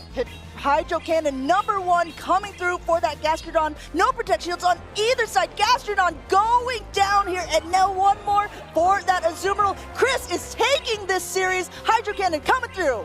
What an intense match that we had here between Chris taking out the French legend on the left side. Blastoise with Ice Beam was pivotal here, putting this match on ice for Chris. Going ahead, Chris, taking it farther into this tournament from the losers round 3, defeating the French legend Xanadu on home turf territory. Congratulations, this Spanish sensation is kicking off. I think Xanadu really tried a little bit too much in the over-predicting, and I just love how Chris adapted as well to the way he played out similar situations, especially in that lead matchup that you saw in game #1, where Chris waited a turn before seeing where his Hydrokin would go into? Would that be the Primeape, which would definitely get washed away in one charge deck after a close combat? You don't want to throw it into an Azumarill. And then in the next game, he actually doesn't wait a turn, but Xanadu, seeing in the previous game that Chris does wait the turn, he then replicates that as well. And Chris, just going beyond that, it's a mind game. It's just smallest margins that you have here. Yeah, exactly. It just shows the versatility of these players. They're not one-trick ponies here. They're people who are able to take a lot of knowledge from game number 1, change it up, switch it for game number 2 and game number 3, because game number 3 actually looked really positive for Xanadu at the beginning. He got the Guzzlord onto that Dusknoir with shields up, and then he also got the Azumarill on the Blastoise. But that middle matchup was just crazy between the two of them there. Chris using both of his Protect Shields on the Blastoise. And this Wigglytuff was just so important. In game number 1, it takes a Rage Fist as low health. In game number 3, it took a Brutal Swing at low health. Like, Chris didn't even need HP on this Pokemon to win that game in the end. And I love this, by the way, where Xanadu had only one win condition. Of course, Chris waited here, tremendous play, but in the very end, Xanadu had only one win condition, which was Chris trying to go for the combo play. And he tried that. Xanadu threw the attack immediately and won the battle the second game through that. But this game, yeah, Chris just playing out of his mind, and Xanadu trying to overpredict a little bit with the switches, and then in the end, Wigglytuff on the Guzzlord, Blastoise still with the energy remaining. It was too much for Xanadu to handle. Do you think, because I know the charms do so much damage to the Guzzlord, that it could have gotten up to a Sludge, because the Sludge would have been super effective against the Wigglytuff, and that could have knocked it out. But was there just still too much of the Blastoise to go through for those 3 low health Pokemon? I just think that Xanadu was overpredicting, because I think he went for the Brutal Swing immediately, because he knew Blastoise had energy, and Chris in the game before that also swapped into to expend energy with the Blastoise, or at least attempted so. So maybe another adaptation that Chris made there was like, okay, my opponent is like predicting me, I'm not gonna do the obvious thing, I'm just gonna wait it out and see what happens, which resulted into taking a debuffed, resisted Brutal Swing on a low health Wigglytuff. Did you see how much that did? That did not do no, enough. He needed another one. I literally didn't see it because it was barely even there. He needed another one. Well, if he did one more Dragon Tail, no, 2 more Dragon Tail, he had the Sludge Bomb. Yeah, well, I will tell you what, those games are absolutely wild in our arena, but that's not the only wild arena that we have in Pokemon Go, because there is an event coming up, the Wild Arena event, and there is going to be a new Gigantamax released. What are your thoughts on it, Martijn? It's going to be the Garbodor, and I personally love doing those Gigantamax battles, because you can get so much starters from them. If you double the rewards to put a star piece on, 75k starters. I can almost build a new PvP Pokemon with that. So yeah, we're going to show you real quick an intro to this Gigantamax Garbodor that will be taking place next weekend.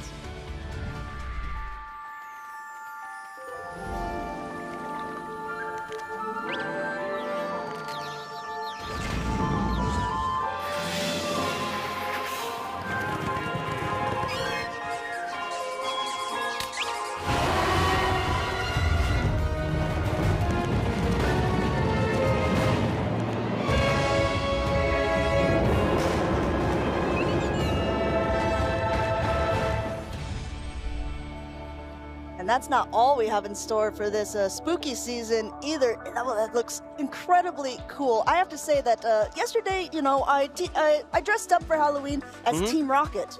And today for Halloween, I dressed up as a Frankfurt Regional Champion. What do you think? Can you believe what I have to put up with? I just want to correct myself, by the way. There was Gigantamax Grimmsnarl, which is dark and fairy type Pokemon, by the way. Also very cool. You're gonna need that Pokemon, trust me. Very cool. And I like exactly what you said. Would the Frankfurt Regional Champion notice? Yeah. Well, the Frankfurt Regional Champion was so polite, they didn't want to say anything about it. All right, we're gonna get our next matchup very shortly here. In fact, we're gonna have it right here. It's gonna be Galaxy Bolton on the left and Noiten Matsal on the right. 2 players we've seen many times before. That Fortress has Mirror Shot as a charge tag, and the other one, Rock Tomb, very obvious, a very good charge tag. I mean, I tell you what, Galaxy Bolton and the movesets that he chooses to use on his Pokemon are almost as wild as that arena, but they seem to be working out for him quite well. I played against him in a grassroots format where Turtonator was very important. You need you generally have like Brutal Swing Dragon Claw, and Dragon Claw helps into the opposing Turtonator. You know what he threw? He threw an Overheat into my Turtonator. That is double resisted. The reason why is because he didn't have charge TMs.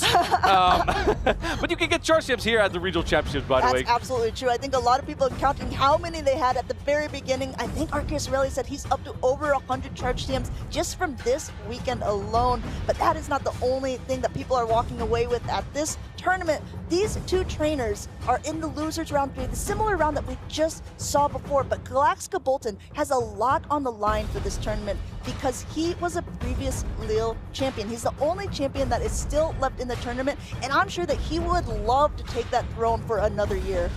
Galaxka Bolton is a very accomplished player, but don't forget about Noita Matsal, who's been trusting on that reliable Furret and Charizard core. He's been using a lot of combination of the fragile and the bulky here. And it's kind of tough, because if you play both Charizard and Scissor, where do you exactly use your Protect Shields? I was talking with him when we were walking back to get his team sheet, and he said, yes, you know, I just picked a lot of Pokemon that I thought were going to do well, but when I really took a wider glance out, I realized how fragile a lot of my team really is with those Shadow Pokemon and with the Pokemon that all need shields, but it looks like he's been doing great job here. And another thing I want to point out is we just saw an Ember Charizard in the previous round. Noiten is one of the players who's running that Dragon Breath on it. A question for you here, Amanda. Okay, an answer for you. If you had a Superior with Leaf Tornado and Frenzy Plant, okay, would you play this into a team with Shadow Charizard? It's so dangerous, right? But if you think about the fact that it is Dragon Breath, it actually puts it in a more decent position, I think. And it's not the fact that it's a Charizard. Looking at the rest of the team, I think that the Leaf Tornado Superior is not a bad pick. It goes okay into the Furret. It does fine into the Diggersby. Pretty good even. I mean, it's not the greatest into Annihilate, but Annihilate also isn't the greatest into it either. It needs to ramp up energy. That is correct, and Credilli is also playable. But it's those Charizard, yeah, and not just a Charizard, the Scissor. That's also true, yes. Double resists grass. The thing is, this is Galaxka Bolton. And if you think he doesn't run Superior, I have news for you. He might actually do it. He might actually do it. We're going to find out in game number 1. They have locked in Galaxka Bolton on the left, Noiten Upsal on the right. I think he makes a lot of risky plays. We'll see how risky these players want to get as we're jumping right into the battles here. We've got the two most popular Pokemon in the meta here up against each other. This one leans slightly in favor of the Corsola, but Credilli being able to get a Rock Tomb off is also helpful, lowering the attack for later parts of the game. You would think it's favorable for Galarian Corsola because you resist the acid, but because this matchup takes so long, that's why Credilli actually shines. Because you get so many Rock Tomb debuffs, I agree with you. I actually would like this matchup for my Galarian Corsola because it just gets so close and everything. But Credilli wins all even shield scenarios. When you use 0, 1 or 2 shields on each Pokemon, Credilli will win it just because of the sheer Rock Tomb debuff. To quote our good friend and caster, Koning Lionheart, don't be silly, lead Credilli here, and that's exactly what Noiten decided to do, taking a tip and page out of that book, throwing yet another Rock Tomb here, and Galaxka Bolton responds in kind with another Nightshade coming through. Let's see if either trainer is going to switch out of this. I think Noiten Mats is not exactly happy to see the Galarian Corsola here since he has that Diggersby in the back, swapping into the Charizard for an aggressive farm down, being answered by the Zweilous. But Zweilous is a Dragon-type Pokemon. It's going to take super effective damage from the Dragon Breath from Shadow Charizard. Going ahead now and also taking an Air Cutter. It knocks it down to about half health because of this Dragon Breath, but Galaxka Bolton is able to get to a Body Slam and Body Slam onto a Shadow Charizard that's about half health. Makes Noiten go ahead and throw up a shield in kind.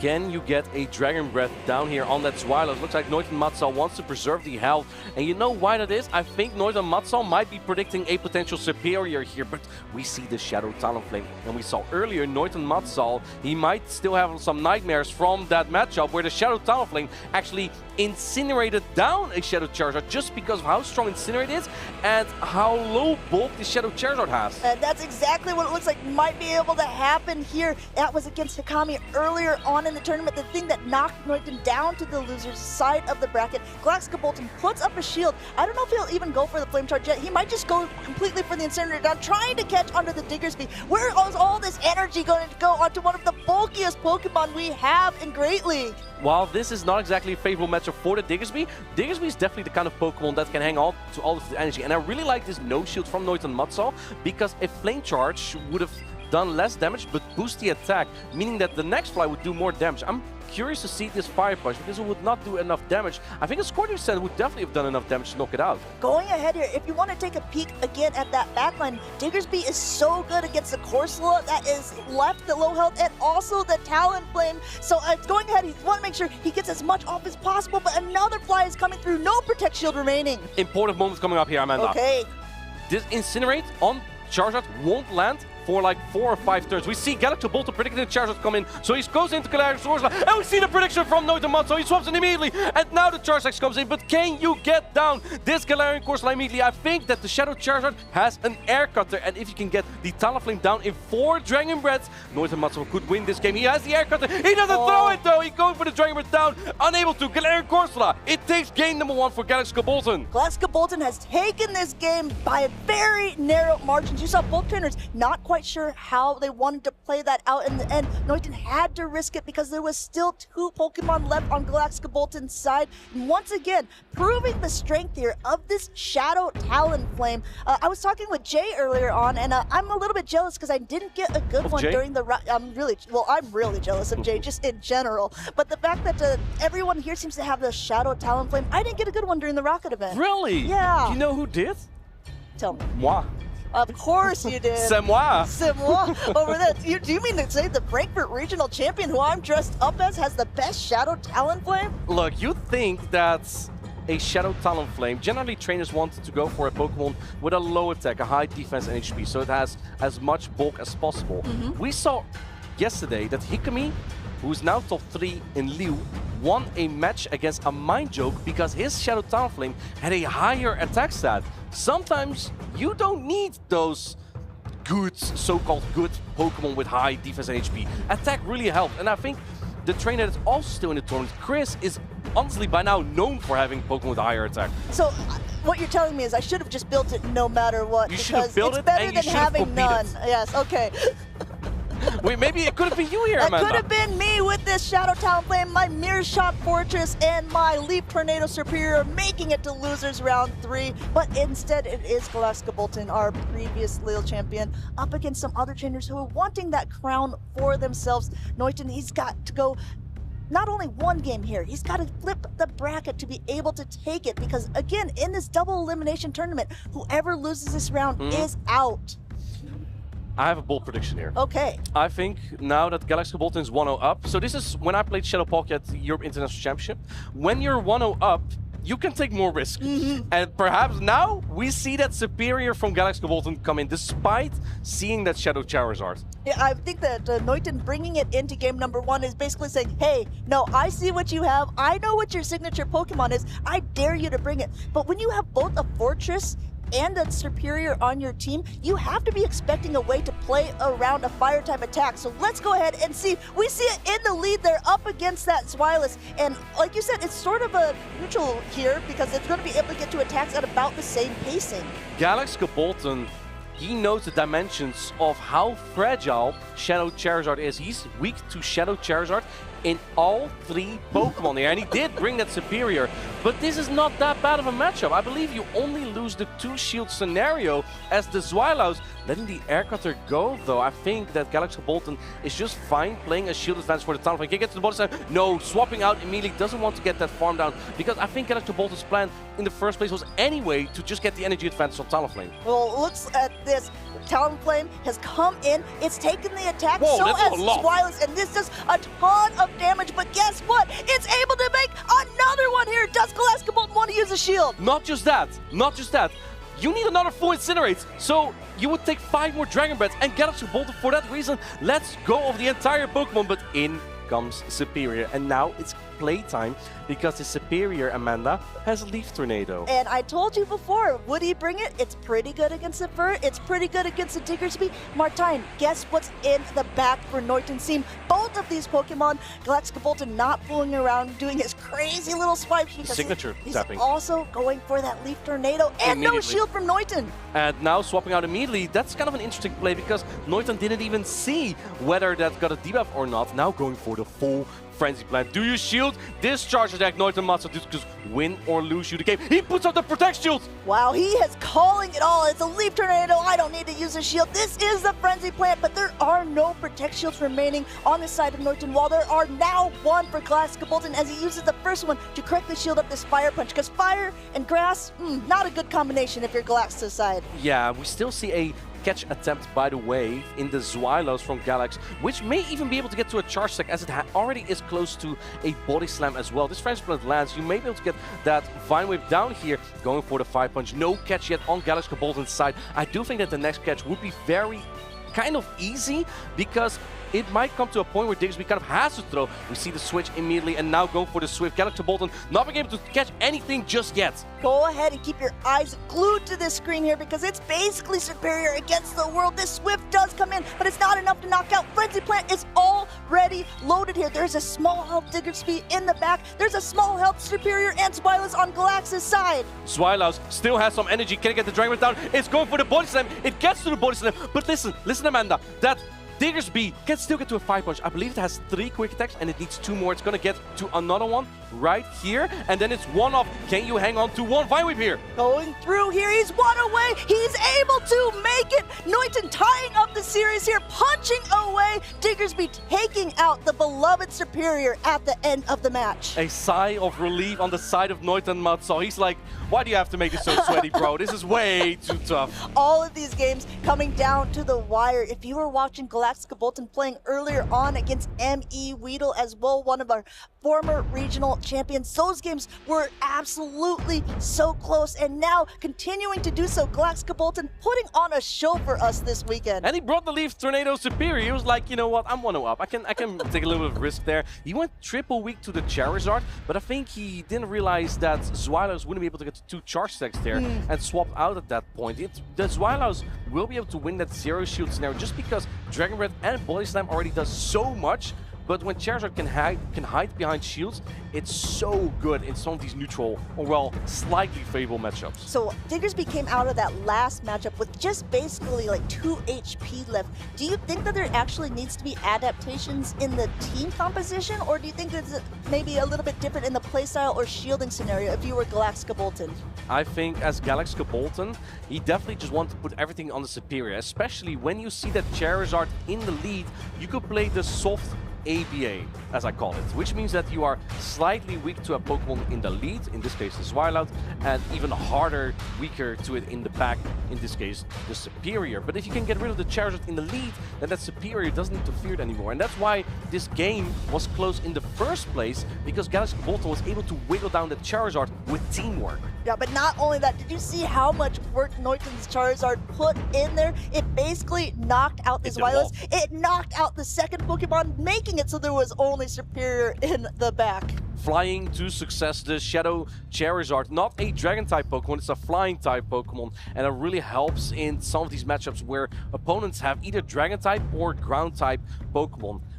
Both trainers are almost ready to lock in for this decisive Game 3. So we've saw both the Ember and Dragon Breath. Let us know in the chat which Shadow Charizard usage would you prefer if you were competing. Do you want to use that fast attack Ember, or are you going to be like Noiten here and try to take game number 3 with the Dragon Breath coming into the matchup? Same as the first round here, like you discussed, that Credilli up against the Corsola, a pretty long drawn out matchup. We saw this in game number 1, and Noiten Matsu was looking a little bit up there, a little bit disappointed.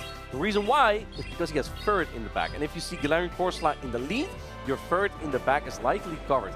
Probably with the Fortress, with the Zweilos, or with the Superior. Going ahead now, just farming up a little bit of extra energy, throwing that first Nightshade. As we've seen before, no need really for Protect Shields, especially for the first couple, but they are both starting to slowly dwindle down in health. Rock Tomb number 2 already loaded, but actually, Noiten lets it go through, and the Nightshade number 2 goes through without being debuffed. I wonder if that's going to change his matchup for that Galarian Corsola. If he can now get his storms down, he swaps out into the third actually immediately, and now baiting out that Zweilous is kind of what you have Charizard for, but Shadow Charizard. Noiten Matzo doesn't know it yet, but still looks kind of good in the back. Going ahead and getting to this Swift, it's not going to be doing so much damage here that Zweilous is still going to be in the green, and it might respond with a Body Slam of its own, another normal type, but just getting up a ton of energy. And my goodness, before it was Noiten letting an extra attack go through. This time it's Galaxis' side letting another Swift go through on his Zweilous, even though he has a ton of energy, basically farming up to 100 there before throwing the heavier hitting Dark Pulse. But this Dark Pulse won't be able to knock out, so you have to go for another Body Slam.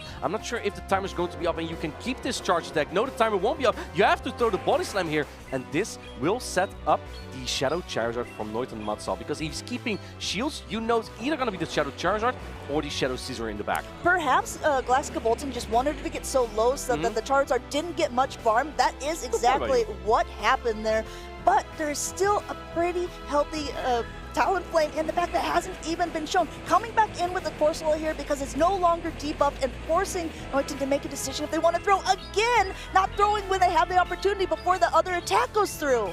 I think the lower this Shadow Charizard gets, the less worried Galactica Bolton gets exactly about this Shadow Charizard, because at some point you may be able to just incinerate it down with the Shadow Talonflame. If you can hang on to your shields, you can protect from the air cutters as well. Okay, keep in mind, he does get an attack boost with the Dragon Breath. You see Galactica Bolton give a little nod. Woo, doggy. Keep in mind that there's a Rock Tomb on the Cradilly, so Galactica Bolton might call this. No, he puts up the protection at the very last seconds. Going ahead and letting that go. And I mean, it's pretty dangerous at this point. Will he be able to make it up to another one? Trying to do a combination play. He does at least get to a Rock Tomb here. He's going to force this last shield, and I believe that he also has a Blast Burn loaded on the Charizard. I think he's one Dragon Breath away. He's not. He's going for the charge attack priority. Going for it. Will this be enough? No Protect shields remaining. It has all its health here, and it's going to be released. Noiten Matzo, he takes game number 3. He takes down the 2024 Lille Regional Championship, and he advances to losers round 4. Shadow Charizard at the brink of defeat manages to pull through with that air cutter. I thought he needs the Fury Blast Burn there to boom away that Shadow Talonflame. No, air cutter does enough. In case you were deciding for yourself whether it's Ember or it's Dragon Breath, I think Noiten just made an incredible case for the usage there. Amazing games there played by him. All of them coming down to the absolute wire, to 1 or 2 HP, to split-second decisions that ended up taking that crown from him. Let me tell you something. If that Shadow Charizard had Ember, Noiten Matzo would have not won with that Shadow Charizard. Obviously, he may have even played entirely different Pokemon. But only Dragon Breath Shadow Charizard was able to pull off what he just did there. On the same note, we were discussing it. So all of the Shadow Charizards are 100% usage or Shadow in our tournament. All of the Talonflames are also 100% usage Shadow. Would it have made a difference if that Talonflame was regular and not Shadow and not had to take that 20% more damage? I don't think the same attacks would have been used there, but if the Talonflame was not Shadow, this Charizard may have had more health. It would have been able to get to a Blast Burn, and Noiten Matzo did not have the time for that now because he had to go for that air cutter pretty much immediately there. This game 2 was absolutely nuts, by the way, where Galactica Bolton went triple weak to the Shadow Charizard, and he brought Superior. And I would say that game was absolute fire for Noiten, and luckily for him that was able to pull it off, but this was an absolutely incredible moment. Wasn't sure if it was enough. Neither one of the trainers were sure it was enough, but in the end, the crown topples off of the head of Galactica Bolton as our last previous Lille champion has been knocked out of the tournament, and Noiten will continue on into losers round 4. That means now he will be facing off against Kokshak, who lost earlier to Keldeo, and the winner of that winners round 4 will qualify for a medal, because that would be the top 4 placement. I really enjoyed what the Kokshak said a little bit earlier on when he was a previous champion, and he said, you know, there was actually a lot of luck on that side. I was a bit of a novice, but years later, I'm getting better, and it could be anyone's game. This still could be his game. Just because you're on that loser side of the bracket doesn't mean you're out of the tournament. He's done it before. He has potential to do it again. And I would love to see that as well on his side, where that improvement takes him. At the time, he did it with a Victini, which I don't think we've seen again. Yeah, I think you see it once, and perhaps that might be a one-trick pony there. He also, like our former regional champion Boom here in Lille, first tournament that Koksiak ever entered was that one in Warsaw, and he was able to take the crown. That's absolutely incredible. Yeah, I can't wait to see how that's gonna go. And of course, we're gonna have way more battles. Also, that winners finals, and we have the side on the losers battles as well. Super exciting. The top tier is really shaping up here in Lille right now. And I must say, you know, Jay would say we usually have the usual suspects. I don't feel like these are the usual suspects, right? We really have new names rising to the top here. Well, speaking of names rising to the top, we did say earlier on that we got 2 out of the 3 of that last Pokemon Let's make game. it 3 out of 3. Let's make it 3 out of 3 here. Let's see what we can do. First time that we've been paired this weekend, and we're going to impress you all with our Pokemon knowledge. It's mostly going to be Martijn. I really hope that is not bluff. We're gonna look. It's gonna be so embarrassing. if we I get know, like I 0 out know. of So 3. I do promise that we got them all last time. All Buried right. beneath the castle are masses of dried up bones from those whose vitality it has drained. So it's got to be like Polysand or... Polysand, yeah. Lock it in. That's it. Oh, We're already beating Marcus. already we're ahead here. Let's see what we got for number 2. Needs to be a little bit more difficult. Come on. This Pokemon appears just before someone passes away, so it's feared as an emissary of death. Ooh, you did ask for it to be a little harder. You know it already. You're already grinning. Lampent, lock it in. It's too easy. You can't give a Chandelure type Pokemon. That's why I had Litwick earlier as well. And not expect Martijn to know this. All right, we're 2 for 2 here. Let's see if we can go for glory. 3 for 3 in our last It's gotta one. happen once. It dwells in the darkness of the caves. It uses its sharp claws to dig up the gems and nourish itself. It's Sableye! It is Let's lock Sableye! it in, lock it in. This is my guy. This is my favorite Pokemon. No! What, are you dressed up as the Lille co-caster? This is my favorite Pokemon, and of course it's going to be Sableye. We did it! We went 3 for 3! 3 out of 3. Oh, as the kids would say, easy clap. The kids do say that. 6-7.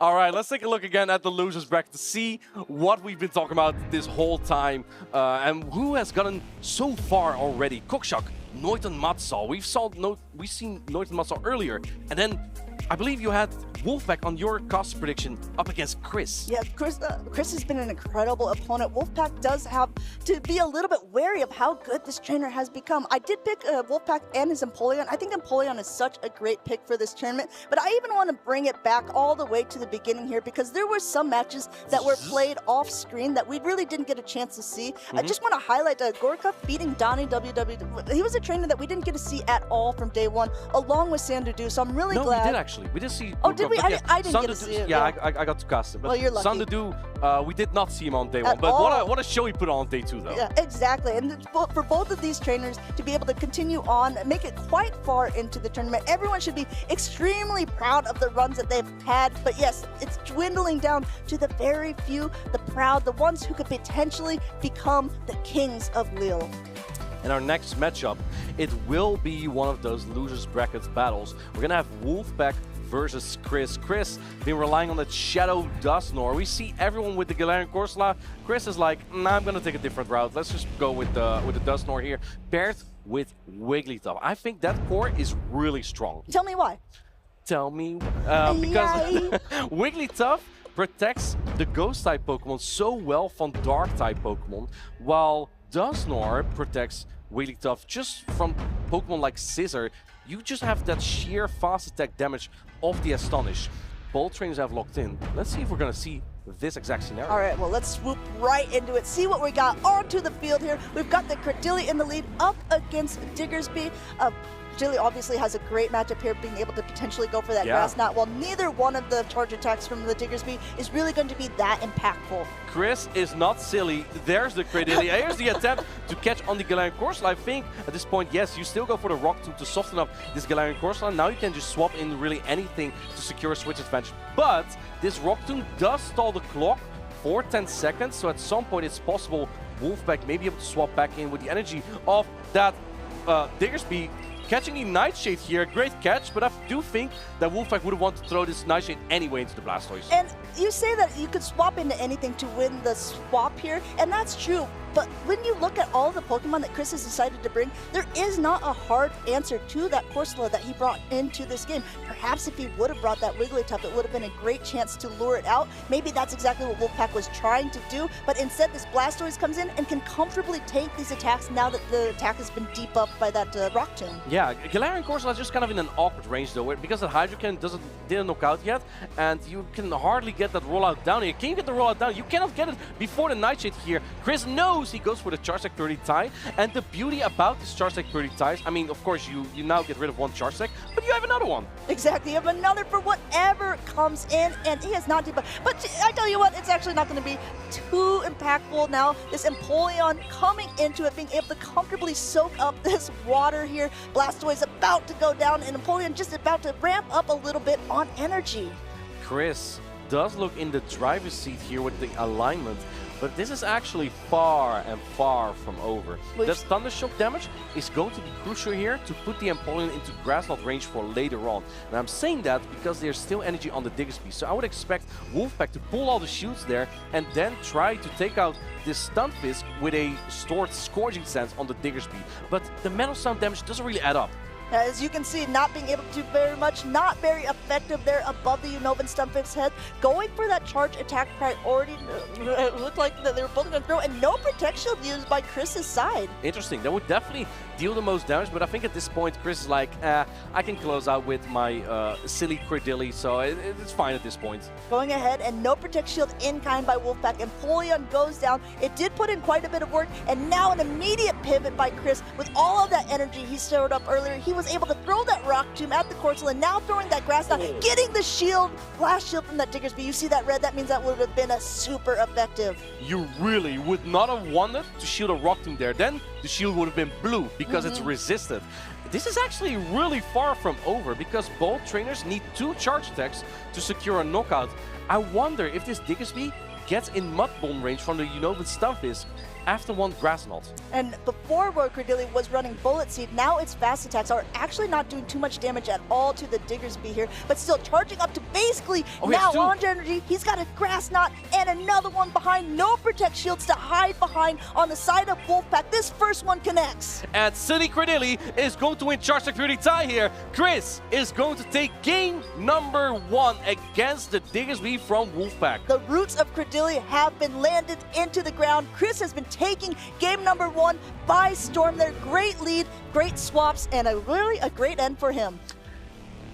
Chris did not bring a single answer to the Galarian Corsola, but he really showed that with teamwork, it doesn't really matter. The risk of leading weak into a Pokemon that can debuff is what we just saw. That Pokemon, such as Flores or Credilli, can just throw a charge attack that will drop your attack or defense and then swap into another Pokemon to secure a switch advantage. And that just was kind of a setup, like Wolfpack almost set up Chris. Saying, okay, I see what you're doing, let me help you out here. Yeah, right. That's kind of what happened when he swapped in that Galarian Corsola so late that Chris could have, like he had so much energy, he could have not thrown just 1, but 2 Rock Tomb there. So if you're in that scenario where you recognize, okay, this is a bad matchup, are you suggesting that perhaps they should jump out right away? I suggest just don't lose the lead. Okay, okay. Don't lose the lead. The easiest way to win a game, apparently, is just not to lose the lead and also not to lose the game. It really, really helps. Follow us for more tips and tricks. What you also can actually do is just not lead weak into that Pokemon that can debuff. Even though your opponent might predict that and it might not win you the lead, it ensures you don't lose the lead and then get debuffed as well. Let's see. That's actually a great point. If it's going to go the same way here, we have the spooky leads here. Ooh. It's going to be the ghost type Pokemon of Galarian Corsola into Shadow Dusknoir. Shadow Dusknoir loses the 0 shield scenario if both Pokemon don't use any shields, but it wins the 1 shield scenario if both Pokemon use 1 shield. Going ahead and actually using that first shield on the side of Wolfpack, so we'll have to see if Chris wants to do that as well. You're absolutely right. This Nightshade would definitely be enough to knock hangs now. on. It hangs on. This Dusknoir has a very high defense and HP. Wolfpack, I think you have to go 2 shields down if you want to preserve all this energy, and he does go 2 shields down here. He has to. He sees, okay, this is not the matchup that I actually wanted here. In comes the Unova Stunfisk. And again, this is not a great matchup for the Unova Stunfisk, but the Corsola has been knocked down quite low in health, but it does have so much energy on its front side. First Nightshade coming through, second one already starting to spook this Unova Stunfisk. You say it from one perspective, I will give you the other one. Wolfpack's both backline Pokemon take super effective damage from this Stunfisk right here. But yes, Galarian Corsola already has worn it down, but you're not going to want to take any of these Mud Bomb anywhere. I think that Unova Stunfisk can take it, but if you look at the lines here, there's Blastoise in the back. You want Unova Stunfisk for the Blastoise, but Chris has 2 Protect Shields. If he wants, he just shields his Unova Stunfisk. If he wants, but it's so hard to predict what is in the back at this point and whether it would be actually super impactful for him to keep it or to keep the shields for his last Pokemon. That's the beauty of this Show 6 Pick 3 format. You're not quite sure what the third Pokemon is going to be, and Chris ends up putting up that shield. He says, okay, you know what? I think it might be something that this is going to do really well against, and there's a potential Fearow to go through, and there's an Empoleon that could be good for him as well. He doesn't know which one it is yet, going for yet another Mud Bomb. Over farming so much here. If Chris has a higher attack on this Unova Stunfisk, and he would win Charge Attack Priority Tie. He doesn't throw the attack just yet. He's not taking any chances, but he shields it up again. I think he sniffed out that there's going to be either the Fearow or the Empoleon in the back. Chris does not see yet what we see. Yeah, on the flip side, too, if you think about it, the Blastoise obviously doesn't want to take the Thunder Shocks or the Discharge from Wolfpack's Unova Stunfisk, so maybe he just wants to try to keep his back Pokemon as healthy as possible. Neither one has any Protect Shields left, but it's able to make it to yet another Mud Bomb. I think at this point, Chris knows he's in a very good spot. You don't see the emotion. That's because he's directing all his energy into this game, because he's here to win. The big Blastoise coming in here just to soak up all the energy that the Empoleon is taking on. Yes, there's no Protect Shields remaining, but that doesn't really matter at this point because look, the first Drill Peck connects and it's not enough to even knock it down to the yellow. This Hydro Cannon is resisted, but it doesn't matter. It's gonna knock out. Chris is his name. Blastoise is his game. He's taking his game by 2-0 and moves on to the next rounds. Losers, round 4, taken by Chris. Again, that Spanish sensation that we keep seeing time and time again. We saw him in Frankfurt. We're seeing him in Lille, and keep an eye on that leaderboard because he's going to be climbing up that as well. Congratulations to Chris. He now has secured at least a top 4 medal. That is incredible. I believe that is his first medal as well. This is a really incredible tournament for what you said before. Not necessarily newcomers. These are trainers who have been around for a while. They've been putting in the work. They've been putting in the practice, and now it's starting to pay off for all of them. The names that are still in this tournament are names that are looking to become not just a top placement, not just a medalist, but really they want to be calling themselves a champion. Out of all the players still in the tournament, the only one who has won a regional championship so far is Kokshak, and he won like 3 seasons ago the 2022 Warsaw Regional Championship. So it's been a while for him as well. And yeah, it's deserved, right? Because they've all been playing out of their mind here. Yeah, so why don't you go ahead and remind everyone who's in it. We just saw Chris, who's guaranteed at least the 4th place medal. We have Kokshak, we have Keldeo, and we also have Hikami, who are being able to. So there is actually quite a few French. Yes, thank you for asking the question and answering yourself. Well, I am the Frankfurt Regional Champion. Keldeo versus Hikami is going to be that winners finals, and of course Kokchak and Noita Matsal is the other losers round 4. So the winner of that match will play against Chris here. We just saw, like that Blastoise play, I love it. That he has Ice Beam on it and he's made it work. Like for example against Sandudu, you have Blastoise and Sandudu has Guzzlord. Normally, Guzzlord is pretty fine there, but against Blastoise with Ice Beam, I don't want to take an Ice Beam. It's a little bit too chilly for that Guzzlord. The one thing we saw earlier too with Bats is he was also running Ice Beam on his Lapras. So these are Pokemon that a lot of times trainers have been opting to run Skull Bash because it does a lot of heavy normal damage and it also boosts your defense. Why do you think that people were offering to use it with Ice Beam instead? It's a great question, Amanda. Why don't we ask Chris himself? We have an interview ready with him. Let's go. I'm sitting here with Chris LB7. And Chris, you have had an incredible tournament run so far. Tell us, you've been running that Ice Beam Blastoise. How did you cook up this team? To be honest, I was looking at the tournament of Milwaukee. I looked the team of Rice location, and I just changed the Dragonair for my Blastoise, which I was enjoying a lot. I think it's a really solid Pokemon right now. So that's the team building. I just copied, team, so. But you got the Blastoise on Empoleon, you've got it on a Zoom Roll, and missing that Skull Bash, especially against the Zoom Roll, it's like, it seems tough, but you have still managed to find a way around it. Yeah, as you know, Leo, who's my best friend, he was telling me that in this tournament, many pro players were gonna use Swilus. They was not expecting it. Also, in every team, almost there are Acradilli, so I wanted the ice coverage for it. So that's the main reason. That makes total sense. You are on a roll right now. In Frankfurt, you finished in the top cut as well, and now you're here, still in the running for the tournament victory. How are you feeling? You must be feeling really good. This was the first season which I wanted to take seriously, because now I'm 18 years old, I can travel alone and that stuff. So I wanted to try to compete and get to the Travel Award for Worlds. And yeah, I'm taking it seriously. Seems like I'm getting good results. So nice. You are absolutely getting results. And here, that trainers, if there's one player to watch out for in the Travel Award race, it's Chris LB. Now back to Amanda and Jay, or Martijn and Jay, or someone and Jay. Someone is me. Anyway, hi Jay. I'm Jay. That was great to see, right? Chris taking some experience from Patamon there, using it for himself, and just putting in that effort to get all those championship points. He said he's taking it seriously. Well, it shows. Absolutely. To get this far in the tournament against so many formidable names, and we're starting to see some of those names that we see so often start to fall off the bracket. Absolutely. And we're in today for a brand new champion. And potentially that could be the players coming up very shortly. Our next match is going to be Noiten Matsal versus Cookshot. Gonna be a very exciting battle to see. Cookshot came from that winner's side of the bracket. So did Noiten Matsal, but he lost a little bit earlier on the tournament. But both trainers are still in it to win it. Absolutely. The winner of this match, Jay, will win a medal at the very least. Oh, fantastic. And that is fantastic. Both these trainers definitely deserve it. I'll tell you that right now.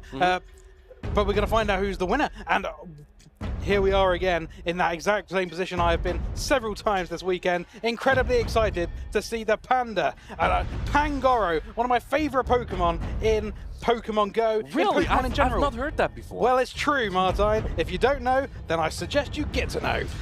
I think that Cookshot might be a little bit hesitant to bring the Pangoro in here. And I don't need to disappoint you with that. Okay. But the thing is, the Shadow Charizard looks really good, I think. Empoleon, Florges, even Galarian Course like Goodra, and especially the Pangoro are very playable for that Shadow Charizard. It's just a Unova Stunfisk and mostly Charge-Attack damage that you really need to be careful of. Absolutely, and we've seen these both these teams several times this weekend. I'd like to point out the fact that Goodra is making an appearance. I don't think we've seen Goodra in any other teams making it this far. It's a testimony to all the different dragon types. We're making it all the way through to the pseudo-dragon types. Yeah, exactly. All the way through to the latter stages of this tournament, alongside Zwilus and Guzzlord made it really far until just recently. Right, Goodra hasn't been used a lot by Cookshot so far, but I do think in this match the coverage could be very useful. You have Aqua Tail for Diggersby, you have Thunder Punch, or Aqua Tail actually, rather, for the Shadow Charizard, and even Dragon Breath is unresisted by 5 out of 6 Pokemon on Noiten Matsal. You only really need to be careful of the Shadow Scissor, but Cookshot has been dealing with the Shadow Scissor all this time. He's been using the Empoleon and Unovan Stunfisk to do so, and that core is weak to Mudslap users, but it's not exactly weak. Well, Unovan Stunfisk is weak to Diggersby, and Empoleon has play there. Yeah, and as you mentioned, the Dragon type fast move Dragon Breath, it wouldn't do as much damage into the steel typing of Scissor. But that's not really this season what it's about. It's about doing all that extra energy because it doesn't do as much damage in general. We're not seeing as much oppressive farm down with the Dragon type move, Dragon Breath, as we were seeing in seasons previous. But now we're seeing it gain so much extra energy that it gets these coverage moves to throw against whatever stands in its way. Do you also have extra energy? I have so much energy right now, Martijn. It's unbelievable, and I'm so excited to express it here in Losers Round 4 to find out who ends up going into the semi-finals. Both trainers are still getting ready.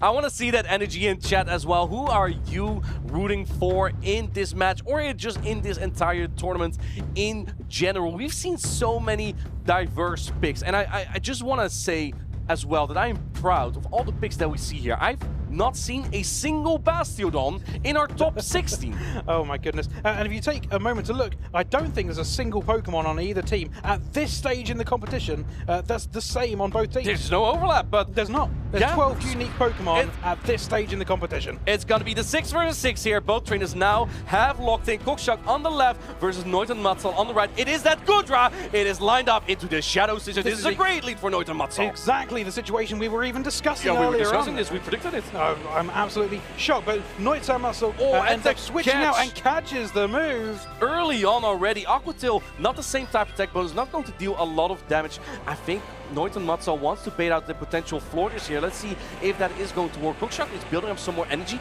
I like that play a lot because you need the energy into the Shadow Scissor for later. But this is exactly what Noiten Matsal wants, because now that he baited out the floaters, Shadow Annihilate in the back is free. It's not Pingoro, but it is a fighter. Absolutely. And the fast type attack move being Fairy type is absolutely something that Pokemon does not want to see. Annihilate does not want to see that whatsoever. So to get it out here is fantastic for Noiten.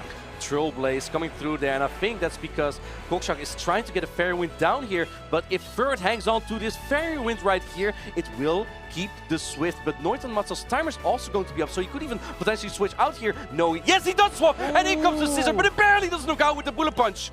Almost knocking out there. It would have been fantastic for Noiten. Had it knocked out, this move wouldn't have hit. And wow. This D, oh my goodness, that did so much more damage than I thought it would. A lot of damage, and this is an excellent opportunity for Kokshak to get a lot of energy on his MVP, the most valuable Pokemon so far of him, that shiny Empoleon. Empoleon has been fundamental throughout all the games we have watched here today and yesterday. But as it comes through, he's taking some heavy hits here from the counter on the Shadow Annihilate. But Empoleon has gathered just enough energy. The Scissor barely was able to get to another Night Slash. And now, this Empoleon barely gets to another Drill Peck here. But I reckon that Noiten Matsal is just going to put up the protections here. And the reason why is because this is the hardest hitting attack. That Gudra does not have something like a Draco Meteor, so it won't be able to deal as much damage as the Empoleon would have there. But there's 2 shields still on Kokshak's side. There's still 2 shields and an opportunity to catch at some point in this game. The clock timer having gone down this season to 45 seconds means that it's going down even faster, and he is there ready for a catch, but both teams are ready for a potential catch. I don't think he's even getting to that, because the counters are just adding up so much. The counters are going down incredibly quickly, but you've got to remember, these Dragon Breaths generate energy so quickly that it's possible to get to another one. Can he get... Oh, he tries to make the catch, but that's hard against a one-turn fast attack. Kokshak has the patience there. He went for the Dragon Breath down, and then Noiten Matsal went down with the Ferd. Now the Annihilate also gets washed away by the Aquatail, and Kokshak takes game number 1. Goodness gracious me, that really could have gone either way, Martijn. These 2 players have probably studied each other's team with a fine-tooth comb last night. Having given all this time to look over everyone else's teams, they probably know exactly how these matchups go and exactly what you want to bring. What was really key in this matchup, Noiten Matsal almost played it to perfection. But what went wrong there is that he swapped the Scissor into that low health Florges. He wanted to keep the Swift on the Ferd still. And in the process, he took the Chilling Water from the Florges on the Scissor, and what did that mean? That meant the Empoleon can get the entire metal sound down. Exactly, and we saw how devastating that Chilling Water was. It dealt so much damage. Exactly, a cold shower, knocking down the attack in the process, just to add insult to injury. And that could have been an entirely different game if that floor just didn't hang on. But also, if you just think it through, if Noit and Matsal went for the switch advantage there, went for the Swift immediately, that Empoleon would have never, ever had that energy into the Annihilate, because that was crucial. Getting that perfect metal sound down and then not one, but 2 drill back that take out almost the entire Annihilate was so valuable. Koksha can almost sigh a breath of relief here, going 1-0 up against Noitan, but both these trainers are awfully resilient. They've got this far, they've already lost 1 game each to go down into the losers, but to make it all the way to losers round 4, 1 set away from making it to that losers semi-final. These trainers have seen it all, but are they going to be able to push ahead and make it through? And just a reminder of the stakes here. That loser semis placements means you have earned yourself a medal. Both trainers are locked in. Can Noit and Matsal get the comeback here? Or can Kokshak secure the 2-0 sweep? We have again the Gudra. It's lined up into the Furret. The Furret, a very, very safe option here, unless, of course, playing against Pandemonium Pangoro. And this is going to be an interesting game. That Florges in the back is actually a tough Pokemon to deal with for the Charizard because it has access to Chilling Water. Yes, you resist Fairy Wind as the fast attack, but Chilling Water will be very tough to deal with for both Pokemon. I would not be surprised if Noit and Matsu at some point swaps into the Annihilate to attempt to bait out that exact Florges. Exactly. It's that Chilling Water that we saw was instrumental in that last victory. Kokshak has seen that and has decided to try and do the same again. I like this play from Kokshak. He already decided beforehand that he was going to shield with his Gudra, so he doesn't throw his Charge Attack just yet, knowing that it wouldn't knock out yet. Now he goes for the Aqua Tail, and I think after this, this might barely not knock out, but the Dragon Breath after definitely will. Noitan deciding to let this one go. Oh, but just about hangs in there and swaps out. Not shooting this Aqua Tail just yet. Noit and Matsal shaking his head a little bit. This is not exactly going to plan, but having the energy advantage here is pretty nice because now you will be able to barely outpace this Florges, but having shield advantage, you know what happens when Charizard has shields. Absolutely, and that is absolutely something that Kokshak will not want to face against. You also have to notice here the clock timers are misaligned because the move was thrown in there. So he gets the Fairy Wind down. Oh, he gets the Fairy Wind down. This might actually be decisive because now you can pull 2 shields from this Shadow Charizard. That is the meticulous play. Wait, oh my goodness. wait. Do you shield this? This is double resistant if Noit and Matsal shields. Oh my goodness! What a gameplay! And that might actually be so necessary. Chilling Water comes through now, but there's still a shield as well on Kokshak's side. So now it comes down if you can get the bait with the Dragon Breath and the Air Cutter on this Empoleon to potentially get a Blast Burn off. I cannot believe what I am seeing here, Martin. He's with a drill pack. I mean, Charizard is so fragile, it doesn't even matter anyway. Oh my goodness. I cannot believe that bait was called and the bait was even done in the first place. That just happened is crazy. He goes for it. He potentially has a Blast Burn and an Air Cutter. Does Kokshak call this? Does he know? Oh, he shielded. This is crucial. Now Noit and Matsal, he needs a catch to win this game, and he goes for it immediately. What an excellent call by Kokshak to go for the Hydro Cannon. This will wash away the Shadow Charizard. Goodness me, I cannot comprehend the plays that I have witnessed in the last few moments here. Martine, what a play. The Panda will live on in towards the semi-finals of this losers bracket. And what a play towards the end. He didn't even need the Panda. He had some other Pokemon to carry the Panda to make sure that Jay will see more of the Pangoro later on. Pangoro fans rise for this one. Kokshak just secured another medal. Now at least a top 4 medal as he moves on to play that losers semis against Chris. Absolutely fantastic. Can you talk me through that play again? Why might he have baited there and why would it have gone unshielded? I think that Kokshak just predicted something that was perhaps weaker to grasp because Trailblaze actually does a little bit more damage than Chilling Water. So let's say like the Diggersby comes in, it goes for a quick attack and it would knock out the Florges, so it doesn't even get that 2 Charge Attacks off. Trailblaze is the right play just for like 2 or 3 more damage, and I think that was the thought Kokshak had. Unfortunately, his opponent was like, well, you know, if he has 2 attacks, I have to no-shield one to have a potential win condition. Oh, fantastic play. Even to recognize that on Noitan's behalf, to recognize that that is the win condition is fantastic. The cogs are whirring away in the brain of both of these trainers. He was playing out of his mind. His first time getting so close to a medal, and this improvement really shows the strength of that practice. Noit and Matza making it here to top 5, perhaps even motivating to compete in more of these tournaments and get it off there. And look at this Trailblaze. Noit and Matza is looking, yeah, you know, if it's a chilling water, it's a chilling water. No, it's a Trailblaze. And Coxar's like, wow, okay, good call, good call. I respect it. Both trainers were a little bit shocked to see the end result there. Wow, and then, yeah, the Empoleon's still a little bit too strong. At that point, Koksak had to call a bait if it was going to be the Bloodborne or the air cut. And Noit and Mats was like, you know what, my opponent is one of those crazy people that can just no-shoot one of those hard-hitting attacks that take you out in one charge attack. And, yeah, sometimes it is those unexpected plays that end up sometimes making... it works. Exactly. Sometimes it works, sometimes it doesn't. But that is just the way it goes sometimes. That's life. It's life, yeah. Well, that was a very exciting match that we had there. And soon we're going to get that losers semi-finals. That's going to be Kokshak versus Chris. Very... Whew, I need to... after the Trailblaze call, I have some water here, but I'll drink it later. It's all coming towards the end of this event, and these players, the skill level is just rising and rising, and it's starting to blow me away a little. Yeah. And, you know, if you want to use some of the Pokemon that are used at these championships as well, they actually spawn during the current Halloween event. Dusknoir, Dusclops, these kind of Pokemon do spawn during this event, and if you are lucky, Jay, you may even encounter a shiny Sinistea. Oh my goodness, I haven't been lucky enough to come across one yet, but I've got plenty of friends who have, and I'm incredibly jealous of them. And you're just gonna trade?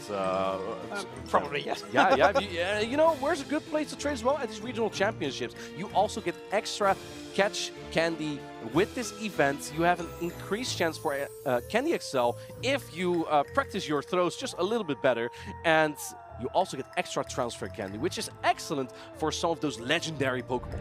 Absolutely. Also featured in Shadow 1-star raids, quite here interesting to note. You can get Shadow Yamask and Shadow Phantom. Shadow Phantom may end up being Shadow Trevenant, and then may end up being used in one of these tournaments. It could be a Pokemon that could put its stamp on one of these championships. It has Shadow Ball, which hits really hard. And of course, there are many other Pokemon. If you missed out on Spiritomb, make sure to get those field research which need you to win 3 raids.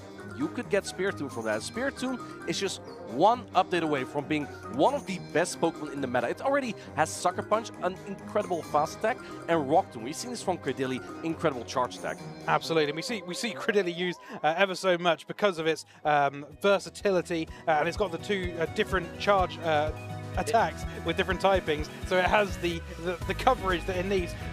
It is a great example because it's got that Ghost and also that Rock type in Rock Tomb. It just buries all his opponents with those Rock Tombs. Here we have Kokshak again going for the back-to-back battle. See if we can use the Pangoro this time, but Chris has a Wigglytuff. I must say though, I've seen Kokshak play earlier against a team with Wigglytuff. He was not afraid to bring Pangoro or Goodra. A Pokemon like Wigglytuff is just such good bench pressure. You could have stopped. It's just good. It's just really good. Wigglytuff is really good. One of the best Pokemon, Jay. The Wigglytuff is good, and that bench pressure may end up, as you were saying before, giving. Oh, the game's just about to begin, and oh my goodness, what time is it? It's Pangoro time. I'm very excited to see this in action here against part Steel type, which is very exciting, but then also part Flying type, which makes it neutral. I think Kokshak heard you that you want to see this Pokemon now going for the air cut. This is super effective, but it's not the strongest flying type charge attack. So Kokshak is okay letting this go. Sand attack as the fast attack from Corviknight won't add up as much. You will be able to get the 2 charge attacks here. The one thing about the Corviknight, it does get to those moves so very quickly, but even in a super effective standard, as we've seen here, it doesn't deal that much damage. And now going for the close combat, but the catch on the Dusknoir, that is diabolical! Oh my goodness, here this is something that you absolutely do not like to see as a Pangoro user. Kokshak deciding to switch in now to a Florigest to try and mitigate some of this damage earlier on. But this might just be what Chris wants to see. Of course, the Charge Attack won't do as much damage from Dusknoir. It is a Pokemon he's been shooting a lot, but Chris knows he hangs on there and get to this Shadow Punch. But now that Florigest is getting low in health, Unova Stunfisk doesn't have to deal with this as much. And that means you can use the Unova Stunfisk for that Empoleon later. But first, this Corviknight still has so much health and more it can do. And we are seeing the Chilling Water landing on this Corviknight, making the attack debuff. Can you get the Thunder Shock down here? Having it as we're swapping down, trying to Thunder Oh, Shock he does! and gets it. What a play by Chris. Muy bien, as the Spanish would say. Now you have energy for the Empoleon, but also for the Pangoro, which hardly has any energy. Opting for the Mud Bomb here, which is going to go shielded by Kokshak. It isn't a very good position for Kokshak to be in, but still an opportunity to perhaps get a catch on that Pangoro. He needs the catch. He really needs the catch. But the problem is, Unova Stunfisk is very bulky, and the Metal Sound as the fast attack from the Empoleon doesn't add up. And as you can see here, Chris doesn't even shield this. He knows that the Unova Stunfisk can still hang on. Absolutely. Hangs in there with a substantial amount of health, not being threatened by any fast attack that Kokshak has left to offer. And now the Pangoro comes back in, but the Corviknight, it has so much health. And even though Empoleon has been standing strong and proud this entire tournament, it just hardly has any fast attack pressure to secure knockouts into the Steel-type Pokemon here. The problem is that there's even a boost on the Corviknight. This bird is just gonna Sand Attack down the Empoleon. This bird is flying away with this particular competition, and Chris is going to be able to throw the move into the last. It is even the full payback. Do you think this knocks out? Ask me in 2 seconds. Oh, here we go. Payback's coming through on the 1 HP Empoleon. This was so close. It could have even been a shield knockout there. That's how unnecessary the charge attack honestly was. But Chris, it didn't matter. He just needs to get rid of that Empoleon. He takes game number 1. The winner of this match moves on to the top 3 into the losers finals and will play against the loser of Hikami versus Hikami versus I'll get to the other person later. I forgot the name for a sec. Keldeo. Keldeo, yes, thank you. You're my lifesaver. We are seeing Chris 1-0 up in the set, but it is not over yet. We've seen Kokshak fight through some of the most tough battles that I have seen in my entire life, Martijn. In your entire life? I haven't watched that many battles. You haven't? Okay. Well, that's the experience that Jay has brought here to the table. One of these trains already has locked in. And since you have so much experience, what are your predictions for this battle? What do you think? I genuinely, you can't write. I've watched some of these games, and nearly every single game, I am absolutely stunned with what happened. I will sit in there, and in my mind, I'll be thinking, oh, surely this is a game in the bag for one of the two people. And then something crazy comes out, some higher brain. The cogs are really turning inside the minds of some of these players, I'll tell you that, Martijn. I have no idea how this will go. Well, we're about to find out. Corviknight into Florigest. This is actually a decent lead for Kokshak, as Florigest is not exactly the fairy-type Pokemon that's weak to Corviknight. And I like this play from Chris. He goes for the Air Cut immediately, because the first thing that Florigest is gonna do is give this Steel Bird a cold shower, and that Chilling Water will actually drop the attack immediately. And with an Air Cut, you actually still have a chance to get that attack boost back. Yeah, absolutely. These two moves are both very spammy, but the differentiating factor is that the Chilling Water is a guaranteed debuff, whereas the Air Cutter is a low chance in potentially getting that buff to try and revamp the attack back to where it once was. And even if not, I think Chris is still fine seeing this Florigest here, because he has a Unova Stunfisk in the back. And Florigest is one of the Pokemon that Unova Stunfisk does not want to see. We do see in the back that Goodra, and Goodra is also quite good into Unova Stunfisk because it resists the Thunder Shocks and outputs super effective damage with Aqua Tail. Absolutely, and I'm excited to see if Kokshak is able to make that happen by winning the lead here. We're finding out it's coming to a close. Two Pokemon who are very slowly chipping away at each other. We're going to find out.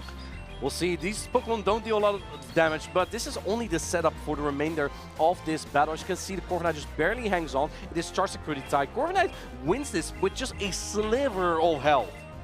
almost going down. But you've got to remember that the fairy-type fast attack is basically bouncing off the top of Corviknight. See Chris and it hard looks like swapping. trying to hard swap, but this is not what you would want to hard swap into here. I think Chris was like, okay, the floor is out of the way. The Unova stuff is now has to be free. Little did he know there was also going to be the Gudra in the back. Playing into the palm of Kokshak here. Gudra is absolutely going to run away with this particular matchup.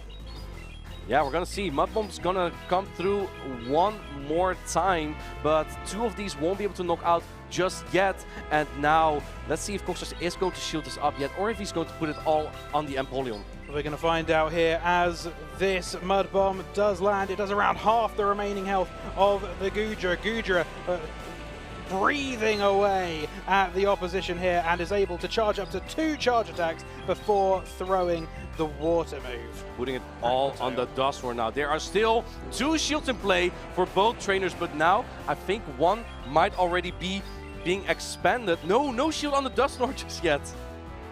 And the Aqua Tail does land, but it doesn't do that much damage to this Dusknoir. And you've got to bear in mind, these Astonishes, they deal so much damage onto Empoleon. Empoleon, the regular variant, is just going to be bulky enough to get to multiple charge attacks here, but there's still those shields in play because Chris didn't shield an Aqua Tail there. Can't get an Astonish down. It looks like Kokshak's going for the Metal Sound down even. My goodness. There's still a little bit on the Corviknight, but I don't think it's going to be enough health for Chris. There's so many moves stacked up here, but what's going to happen? Oh my goodness. This is why you use shields. You know, I have a friend of mine, she's called Mish, and I call her the Shield Keeper. And that's what we kind of saw here on the right from Chris. He was not using his Protect shields at all. He was like, no, weak attack. No, weak attack.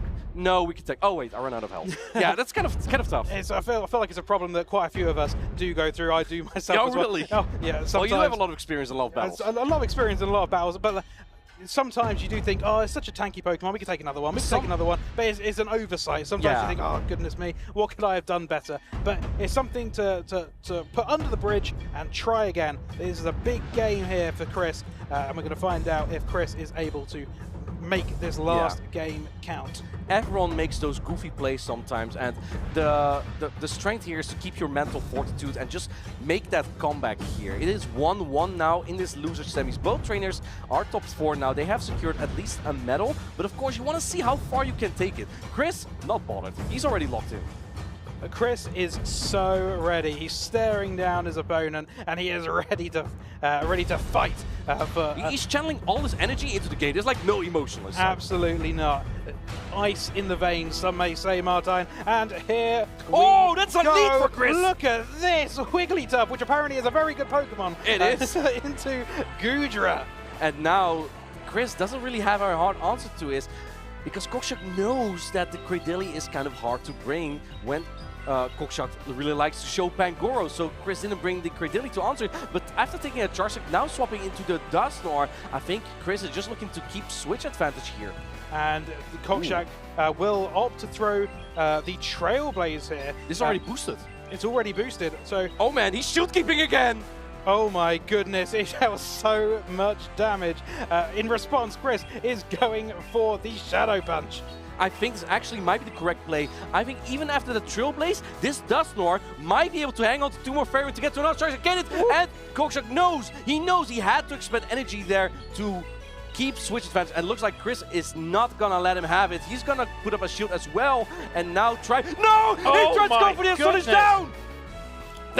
What just happened there? I have no words to describe what I've seen. It looked like Kokshak wasn't even very happy with what was going on, but all of a sudden, it's all gone his way. Switch advantage was so important in this game because we look at the backlines, we see Wigglytuff and Empoleon here, we see the catch attempt. Kokshak doesn't fall for it, and he's smiling, he knows, he's nodding. This one, he got the Wigglytuff on the Empoleon. That's exactly what he brought the Empoleon lead was looking so rough for Kokshak, but he ended up turning it around, and this is looking so good in the dying embers of the game. I think regardless of how that happened, they look at the entire farm down, by the way. Chris would have lost switch advantage anyway if Kokshak used a protection there. Now you have energy to spare. I think Chris knows at this point, I need to hope my opponent throws a drill pack again for some reason, but I don't think that's gonna happen. Kokshak, he's locked in, he's serious, he's gonna go for another charge attack, and Chris knows he's conceding this game. And Kokshak, he's moving to the top 3 in Lille. Oh my goodness, well played by both trainers, but especially well done to Kokshak, who takes away the win here in the losers semi-final, giving him a great opportunity later on to reset the bracket. We're going to find out who he's playing up against later on after this next game, the winners finals. I hate to break it to you, Jay, but the only game Kokshak lost here was with Pangoro. I think maybe Florges is the way. Well, let's not go crazy here. I feel like if you give it this time, look, here's the situation. He's about to play his next game is a best of 5. So surely in those best of 5 games, you've got you've got ample opportunities to perhaps win the game with Pangoro.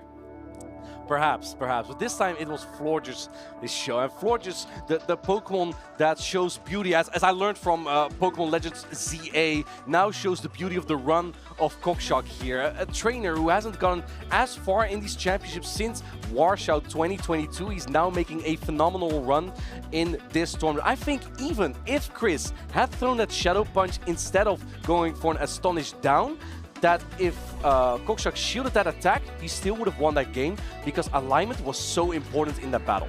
It was so important, and it was so close. But if you had thrown that move, and Chris knew how important it was because he saw the lead and he saw that the fairy typing in Wigglytuff, which is apparently a very good Pokemon. It is, thank you for pointing it out. Needed to be on that Dragon type Goodra because Goodra was so instrumental in that previous win against the remaining Pokemon.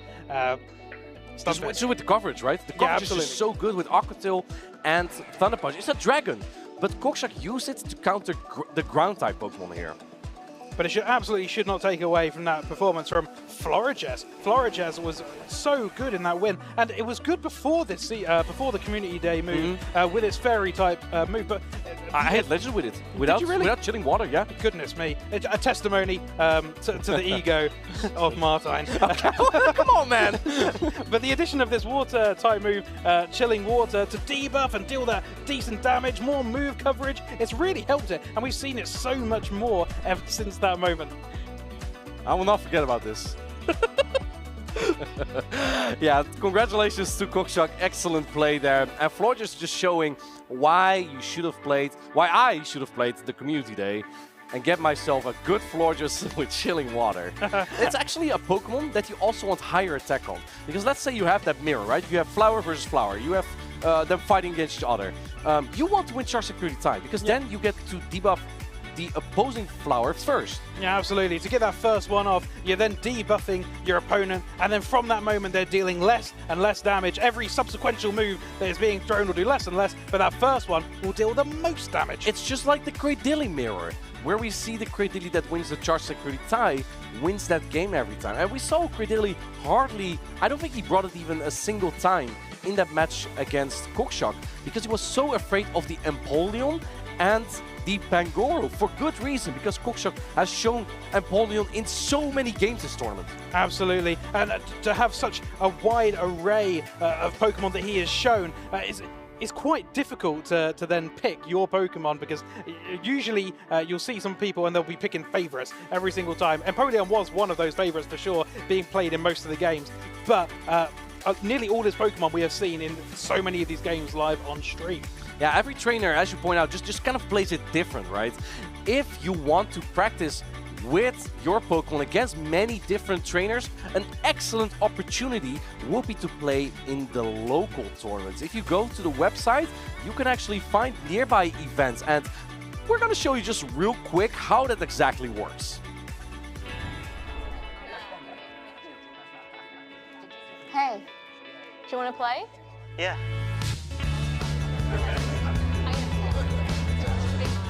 Nice. One shot? Wait, that card, yeah.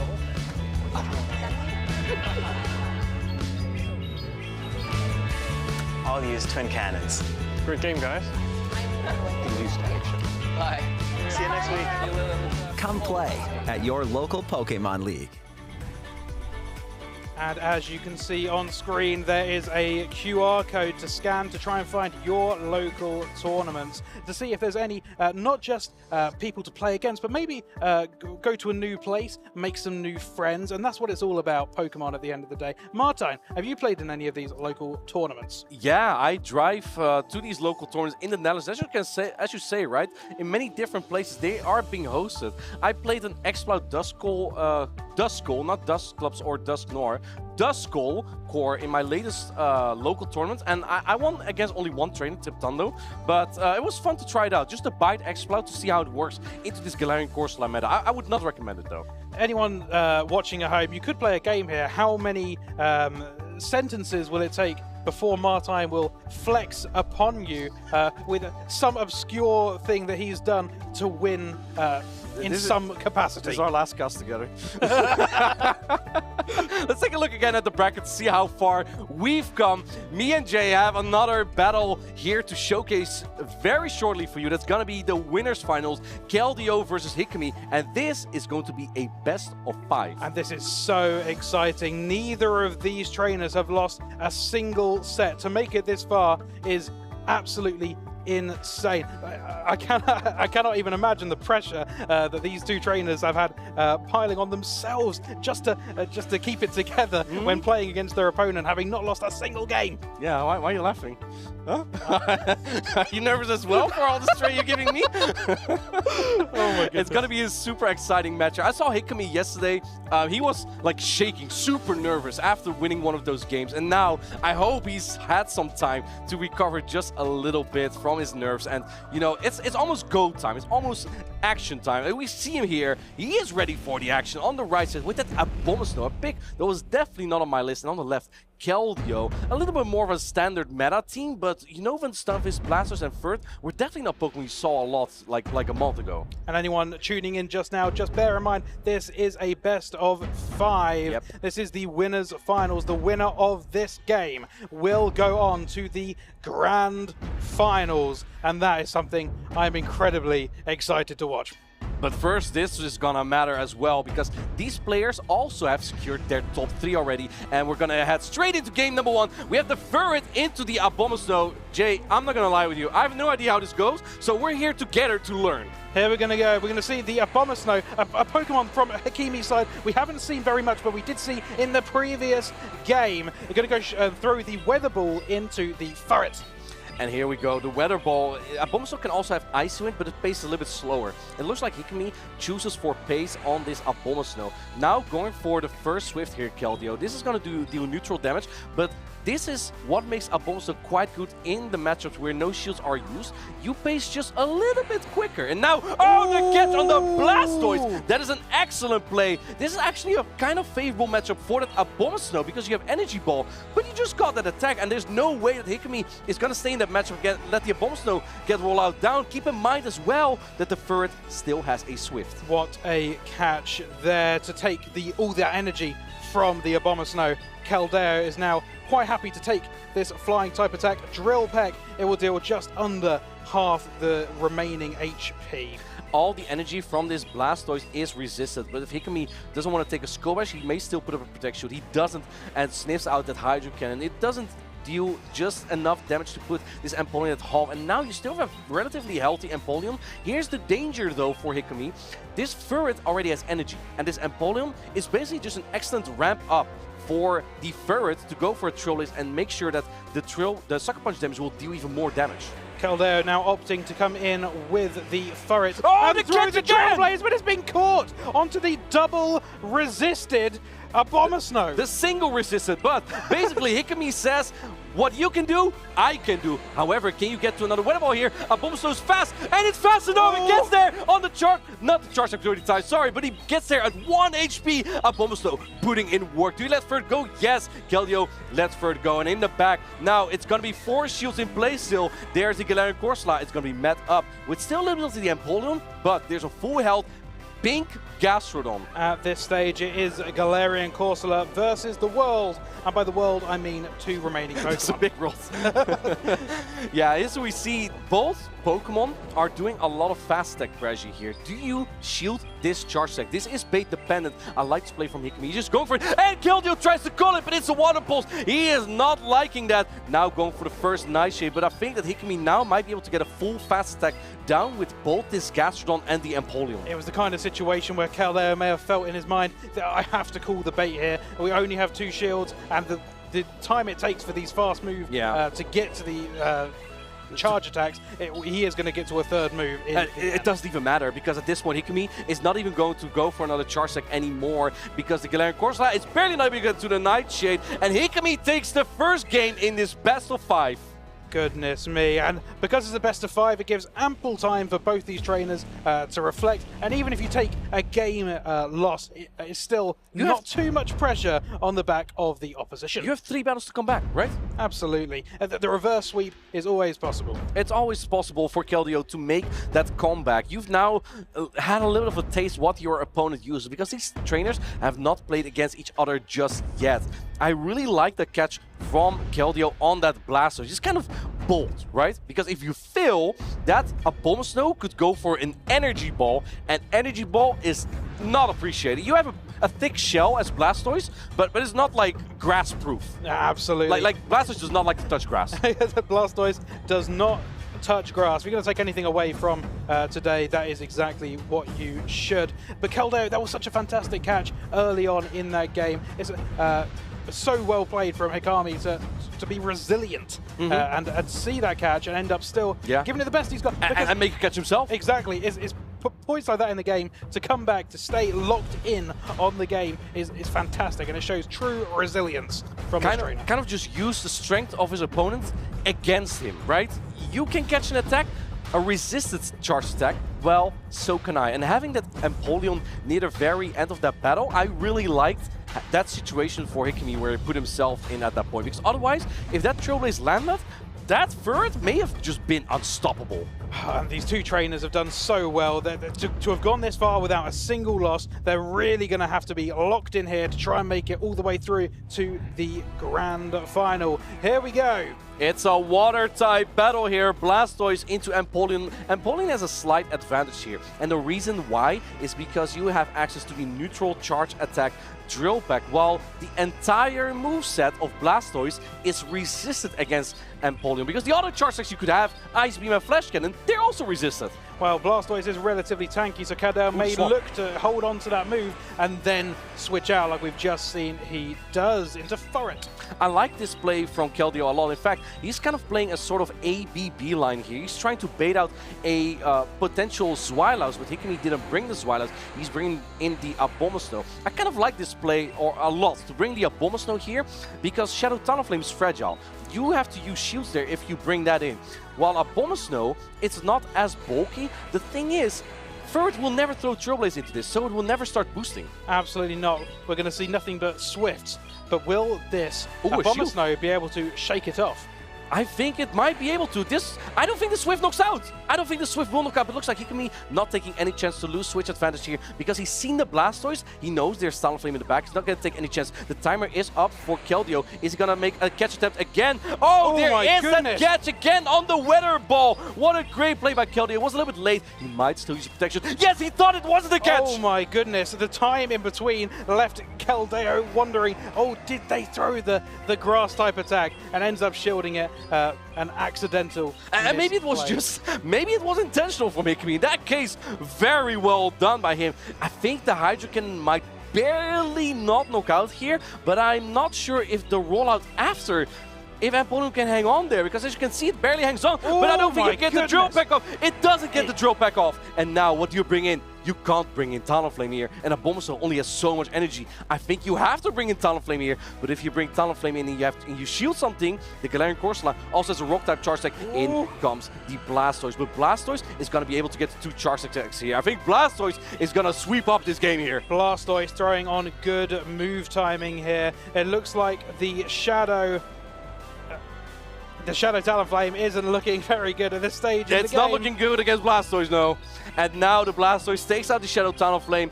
we might not even get to see the Galarian Corsola here, as the Blastoise still resists Power Snow. No, we do see the Bomb Snow with energy, but looks like Hikami doesn't even bother to see the third Pokemon here. And Keldeo ties up the score here to 1-1 with Blastoise. Blastoise trucks on through with the Rock-type move rollout, just storming through the end of that game there. It's such a pivotal Pokemon. It's honestly never the kind of Pokemon that just steals the show and just gets knockout after knockout.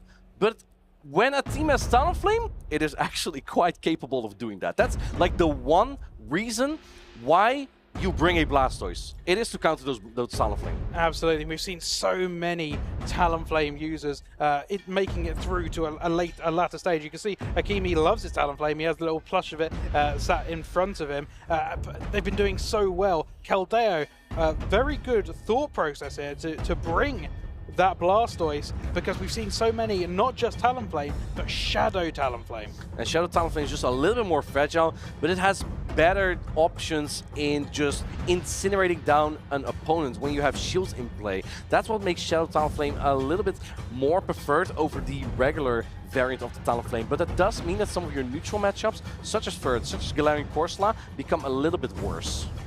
We're seeing the two oppositions really having to think through their teams here. This is, at this stage, almost like a regular game, best of 3, as they both tied at 1 apiece. Well, we're gonna find out now. Both trainers have locked in for game number 3. Keldeo on the left, Hikami on the right. It's gonna be the third from Keldeo into the Empoleon from Hikami. I would give the edge here to the Empoleon, but it's a very close match, and Ferd does have potential to win here because it can ramp up its attack with a Trailblaze. Yeah, both these Pokemon get to their moves very quickly, but this Community Day move, Hydro Cannon, it does so much damage. As we can see here, the Hydro Cannon already puts the Furret so low now. Trailblaze is now coming through. Empoleon can hang on, and you can launch another charge deck here. Hikami this time did bring the Zweilous, but we see in the back, we see Keldeo with the Florges. Switch advantage is going to be super important here. I would not be surprised if Hikami at some point switches out into Gastrodon to potentially bait out the Florges.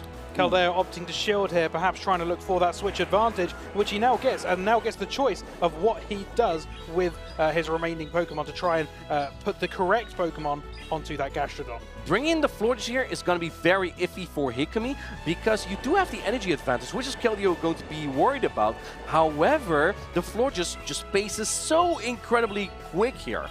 And the Grass-type attack Trailblaze would do so much damage. I think it will knock out in one shot if it goes unshielded. I think from this range, the Trailblaze will definitely knock out. At this point, Hikami is thinking to himself, could I Metal Sound down this Florges at this range? I think my opponent is not healthy enough, so he puts out the protection. Even though if that means that this Florges will still outpace, you need to get this lower for the Zweilous. And the last Mudslap damage didn't register there, so you still get some fair wind damage in. And the Trailblaze lands and does take down the remainder of the Gastrodon. Oh, he goes into the Empoleon to not take any damage. But the thing is, now you do not have the Switch Clock available anymore. So this Zweilous cannot use the Empoleon anymore to catch a charge deck going for the Body Slam right before the Skull Bash. And we're going to see just how bulky Zweilous is. How good can it take the Skull Bash? Very smart from Keldeo to shield the first move, where after throwing the Skull Bash, the defense will be raised. So that move there would have been potentially, if it was the Dark-type move, the most damage that would have been dealt to. Ow! That's a lot of damage from Blastoise there. Blastoise will be able to tank this Dark Pulse, but it's the same type of attack bonus attack. This is going to do a lot. It's going to do a decent amount of damage. We've got to bear in mind it has been buffed in its defense, so he will tank that a little further. We're going to see the Water-type move, Hydro Cannon, able to be reached here by the Blastoise. And I don't think that Empoleon has enough health left. There's still also a little bit of Ferret. Empoleon can take this rollout here, but it won't be able to get rid of the Blastoise. And Blastoise takes game number 3 here to make it 2-1. Well, you did have that correct. Blastoise did take game number 2, and it also took game number 3. And I'll tell you what, that Blastoise is showing to be a very, very good Pokemon against this particular opponent. It's a Blastoise meta. Keldeo. It's a Blastoise meta. We've seen it do do very well in Frankfurt and now also in Lille. Getting to the top 12 usage, to me it was kind of a surprise because Blastoise is hardly ever a Pokemon that can get knockouts into the hard meta. If you think of Pokemon like Cradily and Galarian Corsola, Blastoise does not want to see those. Yet, somehow, it has been on the team of so many trainers, and you can see here that Keldeo brought it all the way to at least top 3 in this tournament. Well, Keldeo looking in a better position here. It is now match point. If Keldeo wins the next game, he will be progressing to the winners finals. But bear in mind, whoever loses this game will not be out. They will go to the losers finals and then have an opportunity to face this particular, whoever wins this game again.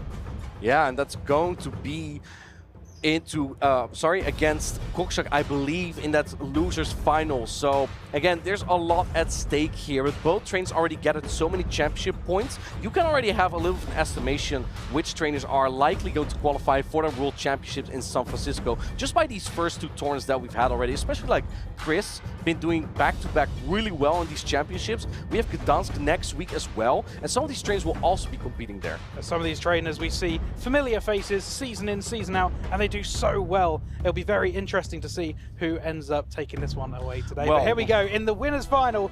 Oh man, that is a great lead for Keldeo here. The first into the Galarian Corsola. And this is going to look very tough. We see the Empoleon come in right away. Hikami knows that's a relatively good safe switch here. Going for the Hydro Cannon right away. This is actually really important damage because this Hydro Cannon will put it further into Power Gem range, which might be important for Hikami later. We'll see how that goes later on in the game.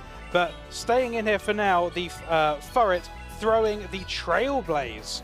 And we see in the backlines again the Florges and the Zwylas. That actually might be crucial for the backline here. We see Hikami go for the Hydro. Actually would have expected the Drill Pack here because let's say that Keldeo would have wanted to catch on the Blastoise, you would have had neutral damage and the Drill Pack would have knocked out as well. But now, absolutely. Now Keldeo gets to see the entire the rest of the line, I think. Hikami may have thought that because Furret had already used Trailblaze, he wants to keep that buff going in towards the next encounter.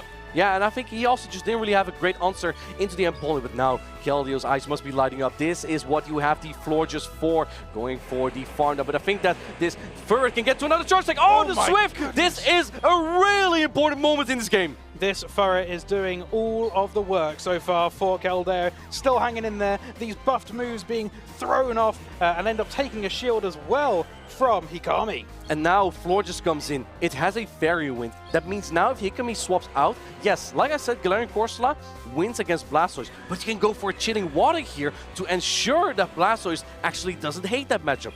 The other thing here to keep in mind, for Hikami especially, is that the clock is now stalled by approximately 13 seconds, I would say. And it might be useful later if you want to swap back into Zwylos. We're going to find out how the clock ends up being important later on in this game. But for now, Hikami ends up throwing the Nightshade into Keldeo's Blastoise. Yeah, but this is debuff though. And now Blastoise is farming up so much energy. Blasty has 2 Hydro Cannon here, and this Corsola is definitely in range of 2 Hydro Cannon. Blastoise getting to those moves so very quickly with rollout, and oh my goodness, dealing over half the damage to this very tanky Pokemon. I think that may have been a great moment to shield though, because this does more damage than anything the Florges can throw. The timer's now up for Hikami. He swaps out to get a little bit of momentum. He gets a catch here, but I don't know how much that is going to help you, because shielding this means that the Florges can now get a farm down likely with the double super effective Fairy Wind. Florges now coming in and whipping away into this Zwylas, who decides to throw the neutral type move. Yes, that's going to deal decent damage to the Florges, but it will be able to hang on. In fact, Dragon Breath's not even gonna threaten just a little bit. Keldeo has the charge attacks for this Galarian Corsola because he didn't shield the Hydro Cannon. Looking straight into the camera, he knows at this point that this is written on the wall. Hikami is putting down the headset and he knows that Keldeo is going to be making it as from the winner's side to the grand finals. The mental strength from Keldeo here. Hikami took game 1, but that didn't do anything to Keldeo. He just kept bringing the Blastoise, and Blastoise was so strong in that matchup. Just to soak damage, but also quickly get to the Hydra again. You think that the matchup versus Empoleon is so bad, Keldeo just used it to, one, soak damage, and just use the momentum to use the energy elsewhere as well. What a game we have witnessed here. And we're looking at that, and you look at these, the water-type Pokemon Blastoise. I've been watching a lot of Keldeo's games. I haven't seen him bring it that much, but it's sitting there on the bench ready for a game like this, for an opposition like this. And it was so exciting to see it have such an instrumental role in the victory here. It's a Blastoise era. It's a Blastoise era. It's all over the place now. And yeah, what do you think of that call, by the way, from Keldeo? As soon as he noticed, wait, my third is getting a little bit too strong here. Perhaps I should bring my Florges, because I think my opponent is going to bring Zweilous. What happened at that point? Well, he brought out Zweilous. Yeah, he brought the Zweilous. No, what a great prediction there from Keldeo. And here we can see the catch made in game 1 from Keldeo right at the beginning. It was so exciting to see. But Hikami, a very, very good trainer, was able to overturn it and managed to win that game 1. Right, as we saw here in that game number 1, fast attack pressure was everything, but at this point he didn't bring that Gastrodon anymore. Keldeo noticed that the Florges was just so strong actually into the Gastrodon, but also the Zweilous. The damage just goes all over the place. The only thing Florges really feared on the side of Hikami is that Empoleon, because you even have Chilling Water for Talonflame. And you can see that cheeky grin upon his face, knowing at that point that he had made it all the way through to the grand finals. Very exciting for Keldeo SH. Yeah, that's his first time as well getting so far. So a big congratulations. He secured silver. Potentially, he's also in the best spot right now to win the entire tournament. Because when we move into the grand finals, he's on the winner's side of the bracket, and his opponent is on the loser side of the bracket. So his opponent would need to defeat Keldeo twice in a best of 5. It's a lot. So many games yet to be played for Keldeo, potentially. Or he could do it in a straight sweep, a straight 3. You never know. But either way, do you think he's going to bring his trusty Blastoise? Blastoise has been absolute wedge in this tournament, and trainers have really just been learning how to deal with these kind of Pokemon and become better with them. We're gonna have the LAIC later in November, and that's gonna be an exciting tournament with many new Pokemon. To hype you up just a little bit for our first international championship this tournament, where the first trophies of the 2026 season can be earned, we have a little video for you, but don't go anywhere just yet. We have the losers and the grand finals coming up soon. Spooky. It's time for a quick recap of the Latin America International Championships 2025. I'm Tomahawk UK, and I was in Sao Paulo when Mato Galde took Brazil by storm against many of the best Pokemon Go players in the world. Famous for its electric atmosphere, LAIC was a showcase of some of the best talent, support, and sportsmanship that Pokemon Go has to offer. Dominating the scene were meta staples, including Clodsire, Azumarill, and Shadow for Alligator. However, LAIC was also ripe for spice, as Primeape, Jumpluff, and even Shadow Alolan Marowak found their way into trophy placements. Championship Sunday kicked off with a face-off between friends, which saw fan favorite Mato Galde take a quick victory over his teammate Richie1409. Richie dropped into the losers finals for a sensational set of 5 against local hero 12 Vitorello. In fascinating fashion, Vitorello and his Galarian Moltres recovered from a 2-game deficit to secure his place in the LAIC Grand Finals. Vitorello went on to stun the crowd as he steamrolled his way through the first 3 games against Mato Galde, resetting the bracket and leaving everything to play for. In one of the most closely fought finals the game has ever seen, Mato Galde and Vitorello took the series to a final game of 5. An immensely climactic charge attack priority event saw Azumarill and Galarian Moltres exchange heavy blows, with Mato Galde coming out victorious. Mato Galde is your 2025 Latin America International Champion! Give it up for the Tercero del Mundo, off the back of his third place finish at the 2024 World Championships, his first place finish at the 2025 Lima special event, Marta Galde sealed his name as a legend of the game, as he became the 2025 Latin America International Champion. Make sure to keep up with all of the incredible action and Pokemon champions this season at pokemon.com/compete.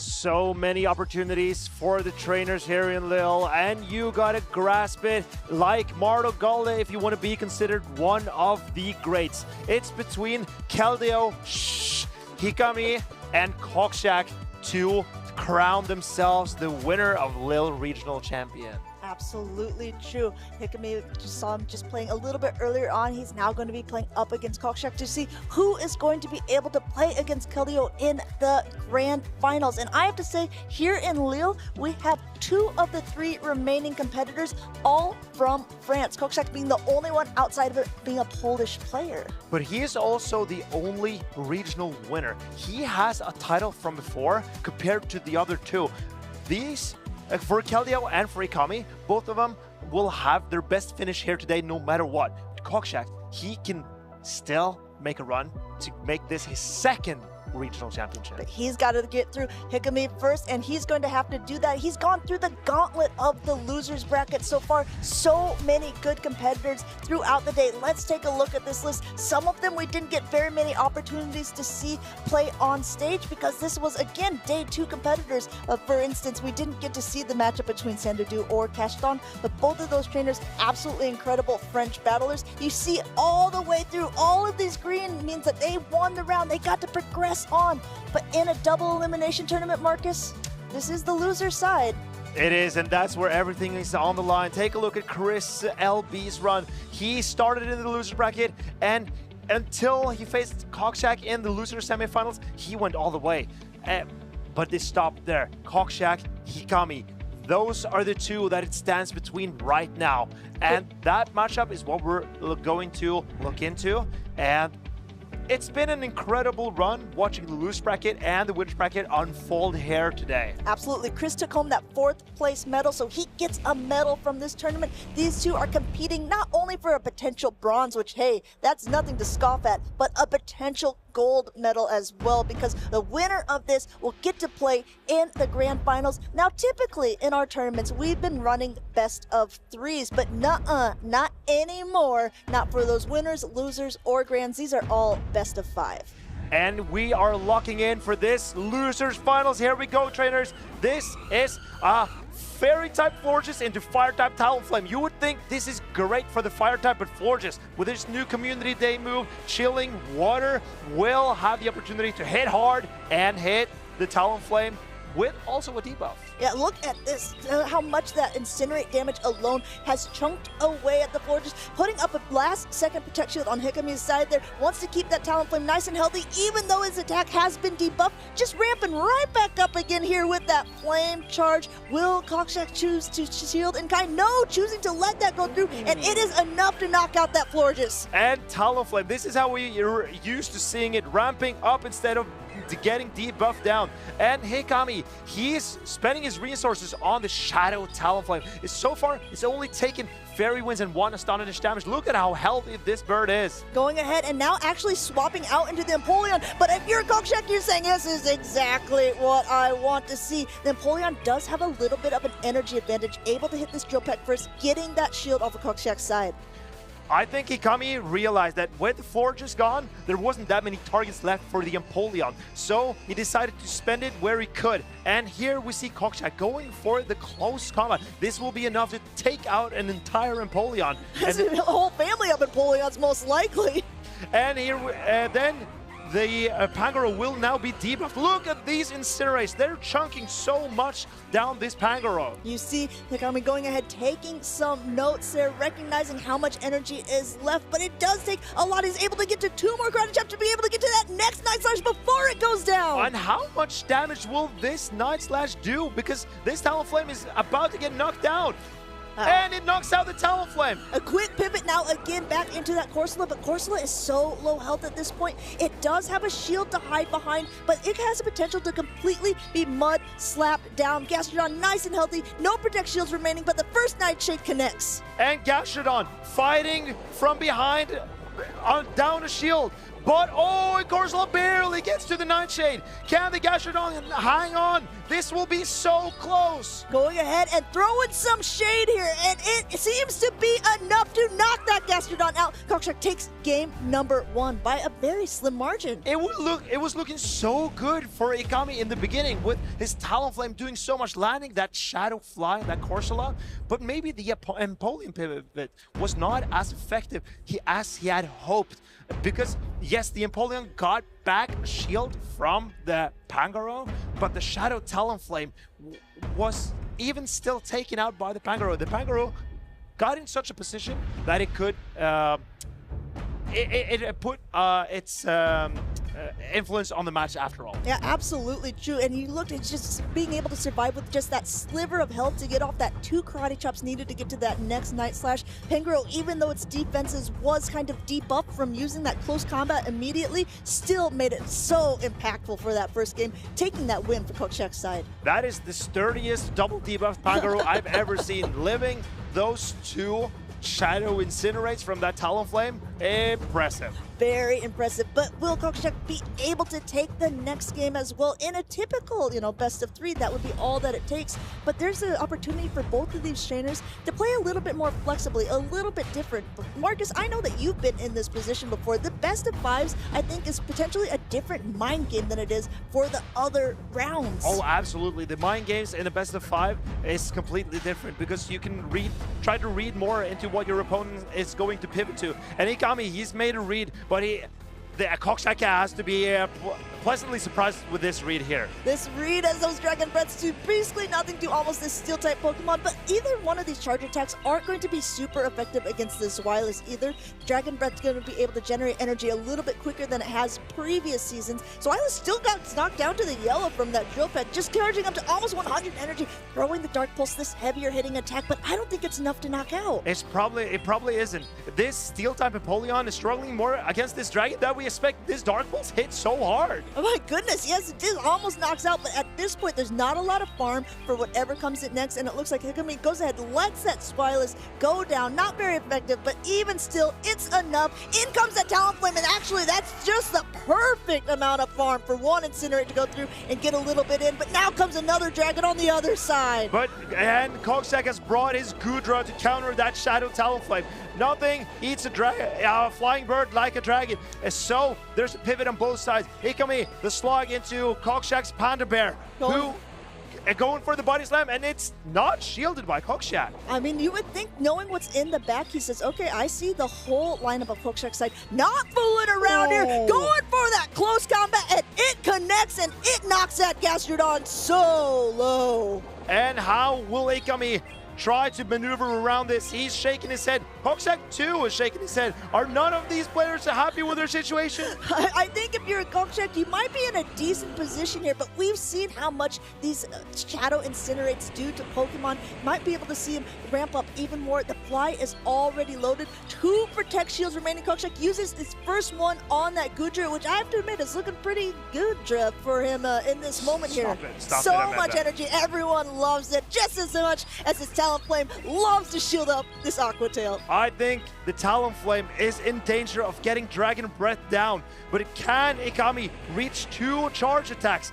That will be the question. And if he can, will one Fly knock out the Goodra? At this point, it's getting desperately closer. Is 1 Protect Shield remaining? He's got to use it at this moment. But will the Talonflame be able to reach another before the Dragon Breath go down? It is going to be an absolute race at this point. He needs 1 more Incinerate. He's able to get it. It's charge attack priority. It's a Shadow Fly. Hey, Gami, he didn't have a single lead. He no shield at close combat, but Shadow Talonflame is soaring through the sky, knocking out this Snail Slug Dragon. And going ahead and taking game number 2. So close at that point. That shadow damage is doing so much. That fly was too much for the Gudra to handle. That was a charge attack priority event. That means Cockshak's Gudra and Hikami's Talonflame got to the charge attacks at the same time. But since Talonflame has the higher attack stat, he won that charge attack priority. And it keeps Hikami's run still going strong in this losers finals best of 5. Man, this is where it is really all on the line for these trainers, because in the double elimination tournament, this means both of these trainers has already lost once. We actually just saw Hikami lose right before here to Kaldeo, who's in the grand finals. Will he be able to claw his way back up into that winner's side of the bracket for what we call a grudge rematch, or will our previous Warsaw champion be a champion once again with Cockshak? Oh, both of these trainers want it so much, but this is the first time Hikami's here. Maybe Cockshak's experience can now put him in a winning position. These trainers, they are adjusting every game. Hikami may be a little bit more, bringing in new Pokemon. Cockshak, he's relying on the same strategy more for every game. Bringing the Panda Bear, it's been so good for him. It seems like a pretty good Pokemon and a really good meta pick, especially if you're looking at the team that Hikami has. It doesn't surprise me to see that Pangoro is normally there, because it hits hard against almost everything, kind of forcing Hikami to play that Gastrodon and to be able to play some things like that Talonflame, which make it a little more neutral. And here comes a charge attack priority event, another one, and Cockshak is seeming to win this one as well, or this one here. And in the mirror matchup, that can decide the entire flow of the battle. Will Cockshak decide to spend a shield here, though? If you have a squishy Pokemon like Pangoro, maybe you want to use your shields for it, and it looks like that's exactly what he's decided to do. They're still just trying to assign each other. It might be a simultaneous knockout. That's exactly what it is. Now we will see that top timer going to 8, 7, it's counting down. Neither one of these trainers want to bring in their Pokemon first. They maybe even let the timer decide, and I think that's, oh no, going for the Gudra at the same time that's going for that Gastrodon. And that is so fortunate for Hikami. The Gastrodon is so safe for him, so going into the Gastrodon was the best option. Cockshak, he came into the Gudra as that is safe for him, but now Hikami gets to avoid his Shadow Talonflame on that Gudra. It looks like it's going to be pretty nice from their Body Slam going through. Cockshak knows neither one of these attacks should be enough to knock out, but Gudra is definitely putting in work. While Dragon Breath used to be so oppressive, it's now an energy gainer. He goes out with a ton of energy. He's going to be able to tank this Body Slam now onto that Pangoro and just continue to ramp up energy himself. But this also means that the Talonflame will have an easier time farming down this Pangoro. And now let's see, Cockshak, he does trust in his Pangoro's IVs, but that meant that Shadow Talonflame, it does so much damage with the Incinerates. And being able to, now he's got to shield this up. There's 2 shields remaining on Cockshak's side. He had to use that first one there because he knew this is the only Pokemon left for him. And Hikami, now he's kind of breathing a sigh of relief, because even though the Gudra is going to be a pretty good matchup against the Talonflame, when it's that low health, there's not much he can do. He's going to be able to incinerate down, and he's going to be able to take game number 2, going to the side of Hikami. And Hikami, he must be so relieved that the Night Slashes went down with the Pangoro, because there was so much energy on that Panda. And Hikami just deleting all of it with his Shadow Talonflame. It seems like a repeating chorus of this tournament, how much damage those Shadow Incinerates do. I mean, Hikami was able to beat Noiten a little bit earlier on using that Shadow Incinerate. He boosted up with the Flame Charge. He definitely knows how to work this Pokemon. And I think since it's relatively new to the game, a lot of players maybe don't understand the damage output that it has compared to a typical Talonflame. You saw Cockshak trying to get up as much energy as possible on that Pangoro, trying to throw on good timing because he didn't want to let an extra Incinerate go through, but because of that, he was able to get completely incinerated down without throwing any damage, without getting any shield whatsoever. And that energy could have flipped the game for Cockshak. Sometimes bad timing is better timing than good timing, to put it that way. Sometimes bad timing is just the only thing that's available for you. And bad timing is better than no time. There you go.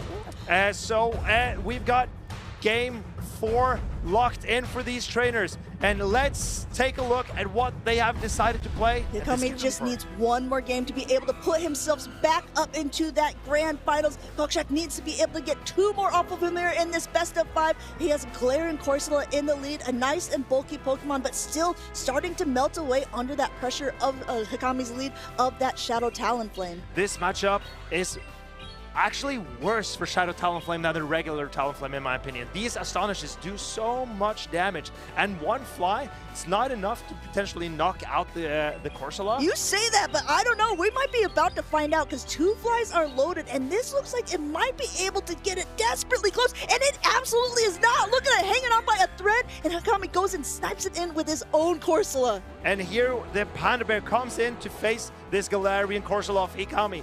He got rid of the Galarian Corsola of Kokshak, but it cost him a shield and a Shadow Fly on that Talonflame. Not only that, he ended up going into it. Now he's locked into this matchup, while Kokshak can comfortably swap out should he even choose to do so. This first Nightshade going through, no Protect Shield used on that Pangoro. He's already seen the Talonflame, and if he has any indication from the previous matchups, I think he probably knows what's also in the back. Still just getting up a ton of energy, throwing right before the next attack is available. This matchup is also looking to get down to the wire. Hikami needs to pull out all the stops to stop Kokshak from returning the favor with another snipe with Gudra here. But now we see Snail against Snail, Slug against Slug, and Gastrodon. Can it take on the bulky Dragon Gudra? Gudra, Kokshak says, I see what you did earlier. I want to get a little bit of that energy for myself coming in with that Gudra, just getting a 1 Dragon Breath to be able to knock out the Corsola, put it a little ahead on energy. But Gastrodon tried and true, getting up as much energy as possible, not using any shields, just basically using this as a sluggy sponge as the next Aqua Tail also connects, and you see them going to be able to throw a Body Slam now of his own. Hikami not wanting to stall the timer and give Kokshak an opportunity to swing momentum back. He's throwing a Body Slam. It's not shielded by Kokshak.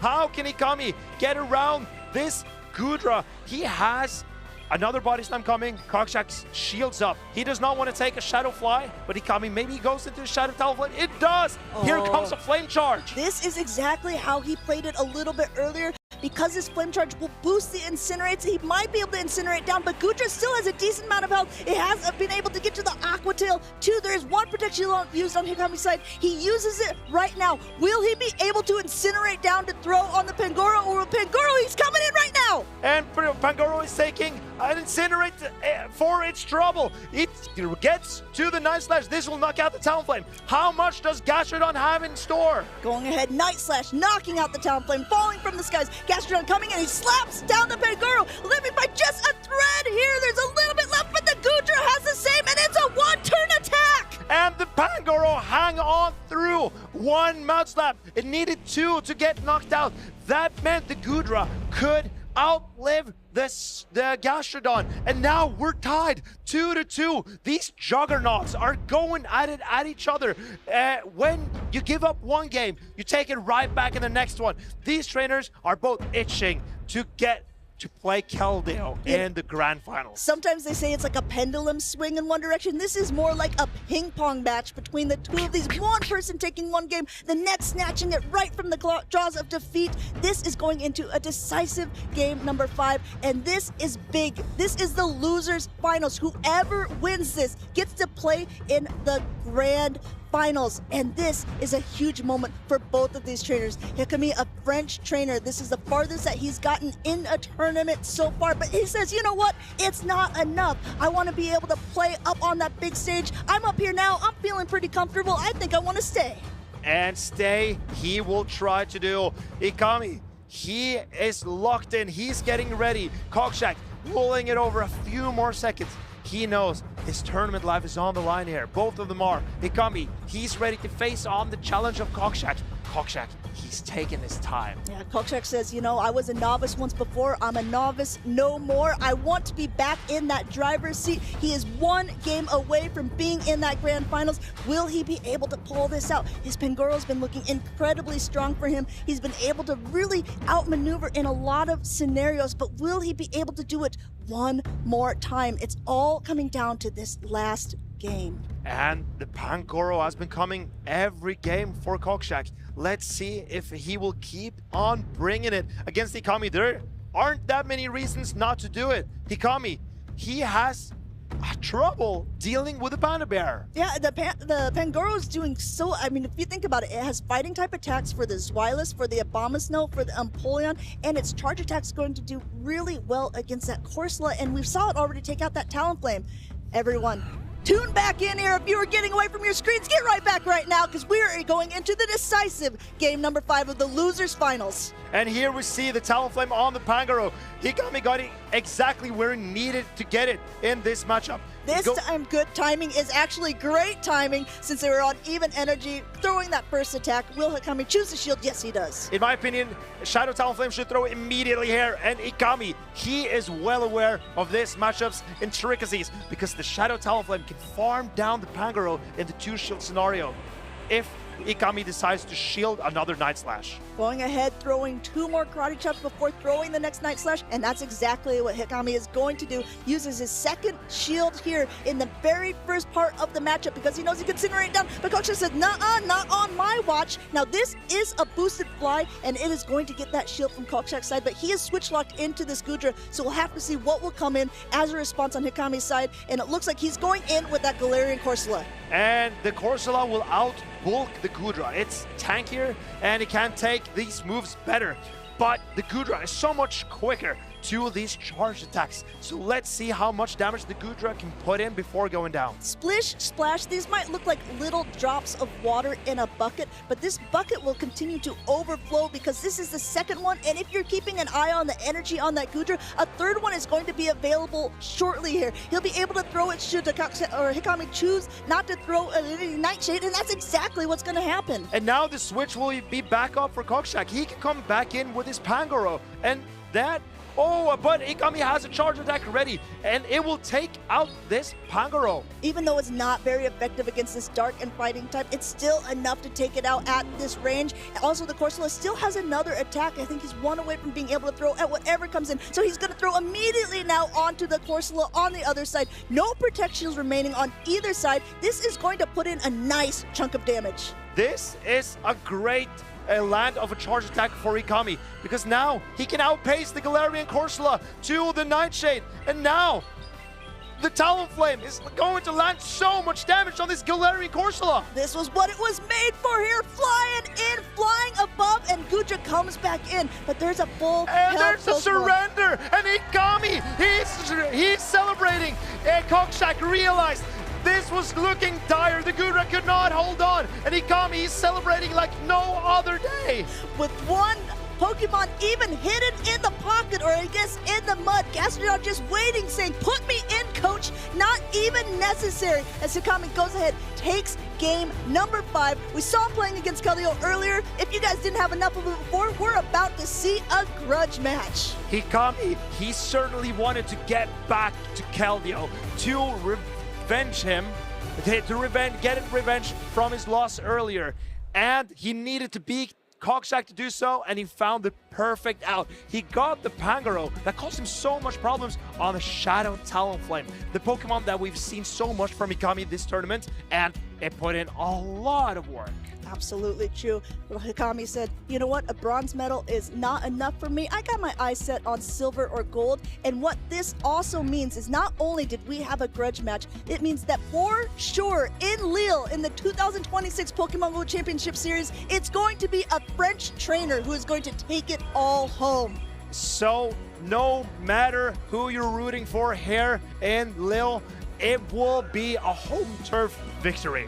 Congratulations once again to Kokshak, playing absolutely incredible here. Our Warsaw champion showing that the championship was not a fluke for him. He's been continuing to top cut over tournaments and tournaments. This has been his greatest run for him in quite a long time, and he should feel very proud of his 3rd place accomplishment. But in the end, you saw it wasn't enough. He recognized there's too much to overcome in this battle. I'm going to have to concede. This is Kokshak's best finish since his Warsaw win. Absolutely amazing. And both Hikami and Keldeo are on par for their best finish ever. So we have 3 very accomplished trainers, and I assure you, all of them are very happy.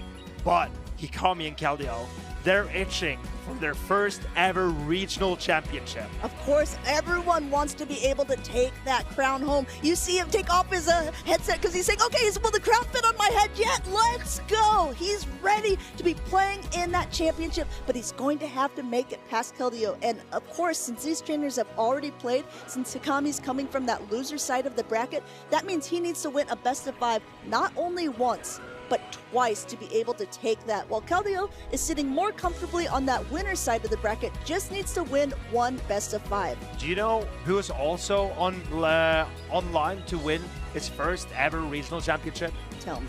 Empoleon. What? It's on both of the teams. It's been performing like crazy here in Lille, and now it has never won a regional championship before in Pokemon Go. But now it's no denying it. Empoleon is secured both first, second, and third here in Lille. That's absolutely incredible. One thing that I want to point out, we did talk about the best placements of the 2 trainers who are in the grand finals. How Kokshak has had a really, really good finish since his finish in Warsaw. We cannot also count out our 4th place finisher, Chris, either, because this was the best run that he's had ever as well. So a lot of our trainers, a little bit newer uppercomers, but they're definitely making their name for himself here in France. So I gotta say, Chris running that Ice Beam Blastoise, it took on so many challenges, and he made a lot of players struggle against the unconventional moveset. But the Empoleon is exactly what that Blastoise doesn't want to see, resisting everything that the Blastoise can throw at it.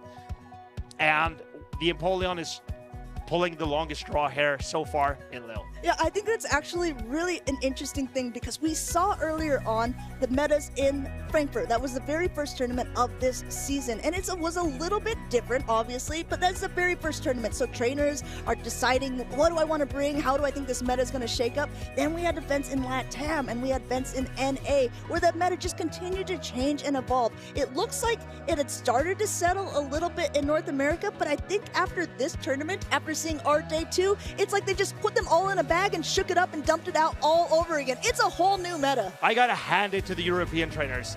Even though you think a meta is solved, you've seen Bashidon win 2 events in NA.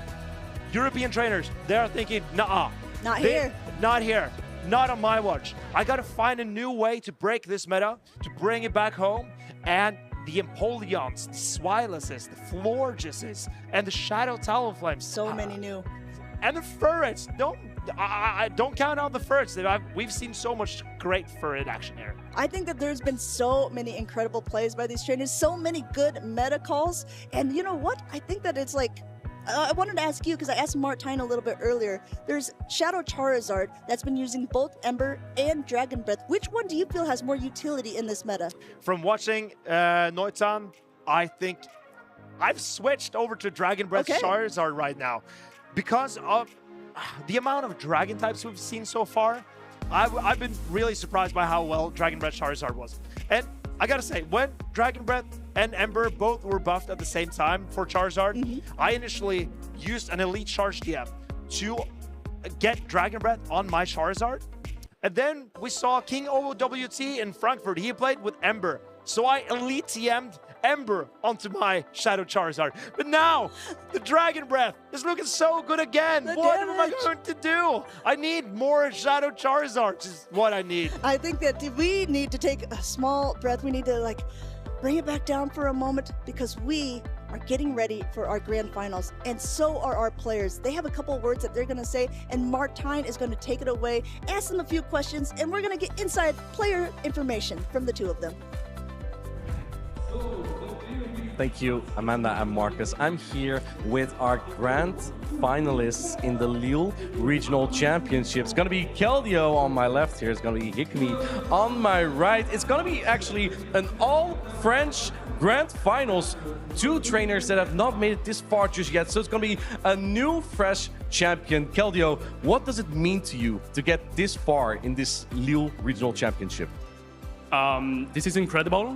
I wouldn't think I would go this far, honestly. So normally I watch this at home. I'm not here on stage, so that's pretty crazy to me. But definitely mean everything for me. I'm playing this game for plus 9 years now, and this is really a goal. So hopefully this time I will make it. And yeah, I'm just overwhelmed by the emotions. Why did you think you would not make it this far? Honestly, my goal was just to make it on stream. I mean, you succeeded. Congratulations. Yeah, I made it, and somehow I'm in the grand finals. So that's crazy to me. And yeah, I got like a huge support by everyone, and that I think helped me to just calm down and analyze my matchups. And yeah. That's just how it can go. One day you're competing and the other day you're in the grand finals. Hikemi, I know that it has been many championships for you, that you got so far on the winners finals, on the losers finals, and now you have made it to the grand finals finally. I know yesterday you were very nervous. How are you feeling right now? Tu as fait tellement pour moi. Comment tu te sens maintenant? Tu dois te sentir stressé de... Je suis assez stressé sur cette finale. Parce que je m'y attendais pas, c'est vraiment beaucoup d'efforts que j'ai investi dans ce jeu et je suis vraiment fier de mon parcours, de tout ce que j'ai effectué et je remercie tous mes coéquipiers pour tous mes coéquipiers, toute la communauté qui m'ont apporté leur soutien durant ces années pour arriver jusque-là. I've done a lot of tournaments. I'm really thankful to the community, all my friends, all my teammates that make me reach this. I'm really proud of the results so far, and I wasn't expecting it, obviously. I believe the two of you already have been friends for a while. Can you tell us a little bit about what it means to play against each other in this grand finals? Hikemi, let's start with you. Tous les deux, vous avez été amis depuis très longtemps. Qu'est-ce que ça représente pour vous de s'affronter tous ensemble? C'est un plaisir de partager cette finale avec lui parce que c'est comme nous deux, c'est notre première finale. Donc c'est un sentiment assez partagé. Évidemment, j'ai envie de prendre beaucoup de plaisir de jouer avec lui. Mais évidemment, la victoire avant tout. Mais si c'est lui qui gagne, je serais quand même assez content puisque c'est quand même un nouveau Français qui obtient une nouvelle médaille. It means a lot to play against someone I know in finals. It's also two new people getting to the grand finals. So someone new will bring home the gold medal, and especially in the French one since Dex, right? Also.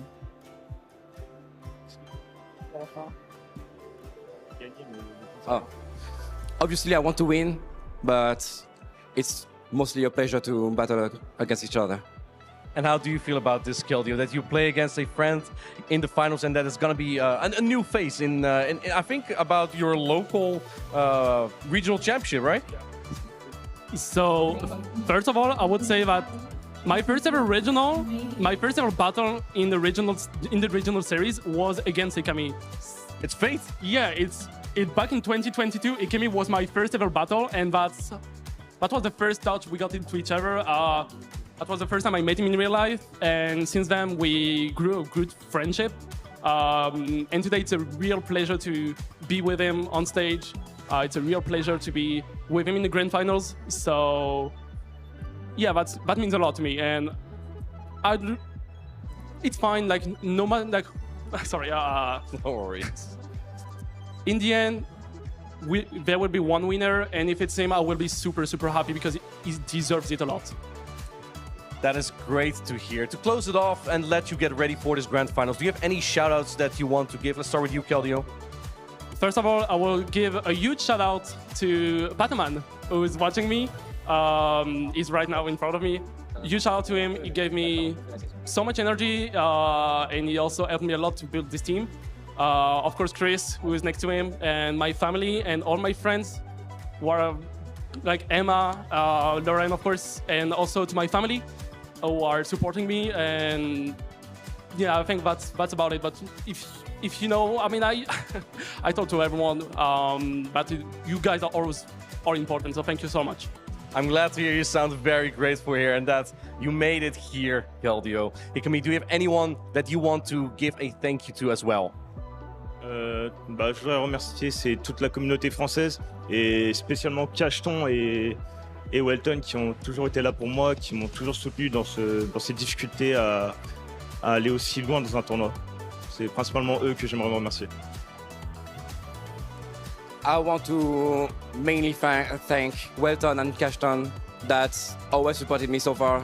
Have always been there with me, but also the French community, but mainly them because they were the one being there for me when I needed the most. That's great to hear. I'm super excited for this all-French Grand Finals. Stay tuned. We are letting them get ready for the final showdown. Let's head back to the casters. Good luck, guys. Thank you. A beautiful language describing a beautiful bond between trainers, but also cherishing the French community. And I gotta say, every time I've been here in Lille, the French community is showing up big time, making big sounds, big noise for their biggest players. And this today is Caldio and Hikami. I think that is really, really well put, and that's absolutely true. Yesterday, we were joking around with the French because we noticed just a swarm of people wearing those white or black shirts with the stripes on them, and just see how much the community comes together for events like this. You make new friends along the way, but you also cherish those friendships that you've made throughout the years. Once again, this French Lille Regional will go to one of the French trainers. This happened earlier on with Dex. I think they briefly mentioned him in the tournament, but since then it's moved on. Glasgow Bolton took it, Boom 20, Colin 6. It is now officially back in the hands of the French. And this is the first time since Dex won that 2022 Lille Regional that a French player will win here in France. The Tonton Batus has won Gdansk and the UIC, so this will be the third event winner from France of ever. Yeah. It's historical. Very, very true. This is a historical event. Let's go ahead and take a look at the bracket of how they have gone so far to be able to be in the position that they've been in. All the players that they've had to beat along the way. There's been so many good trainers, and a lot of these trainers that we see on this winner side of the bracket came in, and it was the farthest they had ever gotten in a tournament before, but that was not good enough for Hikami. That was not good enough for Keldio. We saw them play in the winners finals. We just saw Hikami play earlier on against Kokshak to be back up there for those grand finals. And being in a grand finals is a prize in itself. Both of these trainers will certainly cherish this moment, but there can only be one winner. That's either going to be Keldio or Hikami, and they will be battling it out in one or potentially two best of fives. Keldio is undefeated in the entire tournament, and since this is a double elimination format, that means Hikami, to win the entire event, will need to win two best of five series to be crowned the Lille Regional Champion. He's got to reset the bracket to be able to do that, but we just got to take it one game at a time. We're getting into that first set of the grand finals here. The slate is 0-0, but it will not remain that way for long. If you take a look at the Pokemon that are at the bottom of the screen there, this is their teams of 6. And if you look across it, there is only one Pokemon there that is the same on each of the teams, and that is the #1 Pokemon of this Lille meta, Galarian Corsola. All the rest of them are unique picks, so it'll be very interesting to see how they like to maneuver around. This certainly is the spooky season, Amanda. And if you don't have a ghost type on your team, maybe look for a way to slot it in. Corsola, Shadow Dusk Noir, Shadow Annihilate. They've all been making waves here in Lille. But now it's all about these two, and they're getting ready and locking in for this game #1 in this grand finals. Going ahead and popping into the battles here, we see that Zweilous on the side, and what a risky pick by Keldio, leading that Shadow Scissor when there's a Shadow Talonflame on the other side. Nowhere to be seen in this matchup, and this is actually pretty in favor of the Scissor, though even though neither one of those charge attacks do too much, that Dragon Breath just does absolutely nothing to the Scissor. And you would be thinking a Steel type is dominating a Dragon Breath. You see Scissor is already shielding up against this Zweilous. Zweilous being a Dark and Dragon type resists all of the energy that Scissor can throw. But scissor hits still so incredibly hard. Now coming in with another steel type, let's say, okay, steel meets steel, but at this point, with after a boosted Trailblaze, Hikami is forced to now use a shield himself because this would do a lot of damage to the Empoleon, and Empoleon wants to either get that last shield or get that scissor out of there. Oh my goodness, we go ahead and see an attack rise from that. This could change everything. This is now a triple boosted Shadow Scissor. Even though the bullet punches are double resisted, it still does so much damage. Already at the next Night Slash, you do see the extra fast attack go through from the Empoleon side, so Hikami is shielding this up, and Keldeo maybe has a big decision to make because he is out of shields and he does not want this Hydro Cannon to connect, but that's exactly what's going to happen. He's given up this Shadow Scissor. It's taken away all the shields and also 1.5 Pokemon from Hikami. And now Hikami's coming in with a Blastoise. That was the best decision he made because there's a Corsola in the back and Keldeo has got Furret waiting for it. And he doesn't know in the back. He's going ahead, just trying to take it one Pokemon at a time. This Drill Peck still keeps that Blastoise in the green, just going ahead, charging up a little extra energy here on the side of Keldeo and swapping back into this Wireless, forcing the Blastoise to make a decision, but not made in time. A Body Slam will connect. And can this Body Slam be enough to knock out this Blastoise? I don't think so. No, the Blastoise still hangs on, and it has 2 Hydro Cannons loaded. You saw a split-second decision there from Keldeo deciding, do I want to swap into my Furret first, and deciding, no, I want to get this Swilus out of the way. He's going to swap out now, probably, so he still has 1 Hydro Cannon, bank that energy for later, but we also don't know. If he doesn't, if he chooses just to let it go down, then he sort of could have been switch-locked. And this is a clever decision in my opinion. This Hydro Cannon is worth more onto the Corsola than onto the Empoleon. But this Furret, it double resists the ghost type damage. But here is an Empoleon, and Empoleon has a Hydro Cannon loaded for this Furret. Can the Empoleon put the Furret into Power Gem range? It looks like that is desperately the plan of Hikami's side. They're going ahead, getting it down to almost half health. But if we see a full farm down, which we might get to see, there is so much energy now that is on that Furret side. It's going to come in for that Trailblaze. Trailblaze is going to boost the attack of the Furret, and the fast attack of the Furret is what's doing so much damage to this Corsola. This game is not over. The Trailblaze is not enough, and Power Gem is now threatening a knockout on this Furret. Has Hikami pulled this back? Corsola saying, I see you, I'm not scared of you, Furret. Knocking it out with the Power Gem, not quite. He's able to get it with one more Astonish, but there is still some health left on the Blastoise. Not enough! Not enough, and Galarian Corsola, it takes out a Furret and then a Blastoise. Hikami, he is the puppet master. He's maestering his Pokemon in the right positions all the time to make sure that he has the resources needed to win this game. How he preserved that energy on the Empoleon. So valuable. Very valuable. And that Corsola coming through, coming in clutch at the end, maybe got the memo that it is its time. It is indeed spooky season, and saying, okay, well, let me show you what I can do. And I want to note, Furret is one of the hardest answers to Galarian Corsola there is because of the super effective Sucker Punches and the double resistance to the ghost type attacks. But Furret needs its HP because it cannot take out Galarian Corsola quickly. And Galarian Corsola, if it can land a Power Gem, that does some damage to the Furret, as we just saw. So Furret needs to preserve its HP.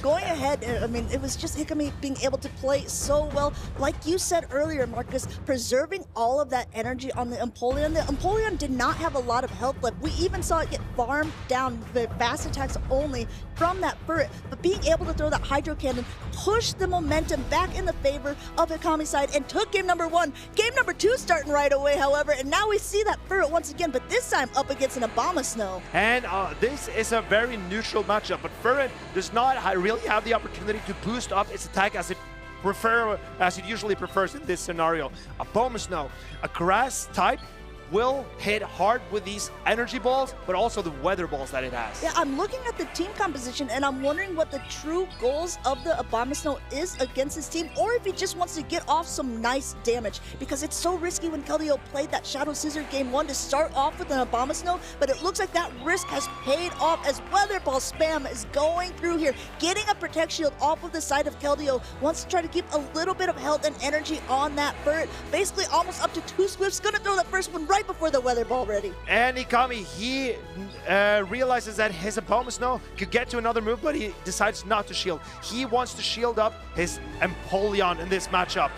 Going now into that Gastrodon, and Keldeo, quick swap out into the Blastoise. Now the rollouts, this fast attacks by the Blastoise aren't going to be doing too much damage, but this Community Day attack Hydro Cannon is going to start chunking away at the Gastrodon, but Gastrodon also chunking away at the Blastoise with these Mud Slaps. And Gastrodon built up some energy and it left the field. I think Ikami, he's now looking to invalidate the energy of this Blastoise.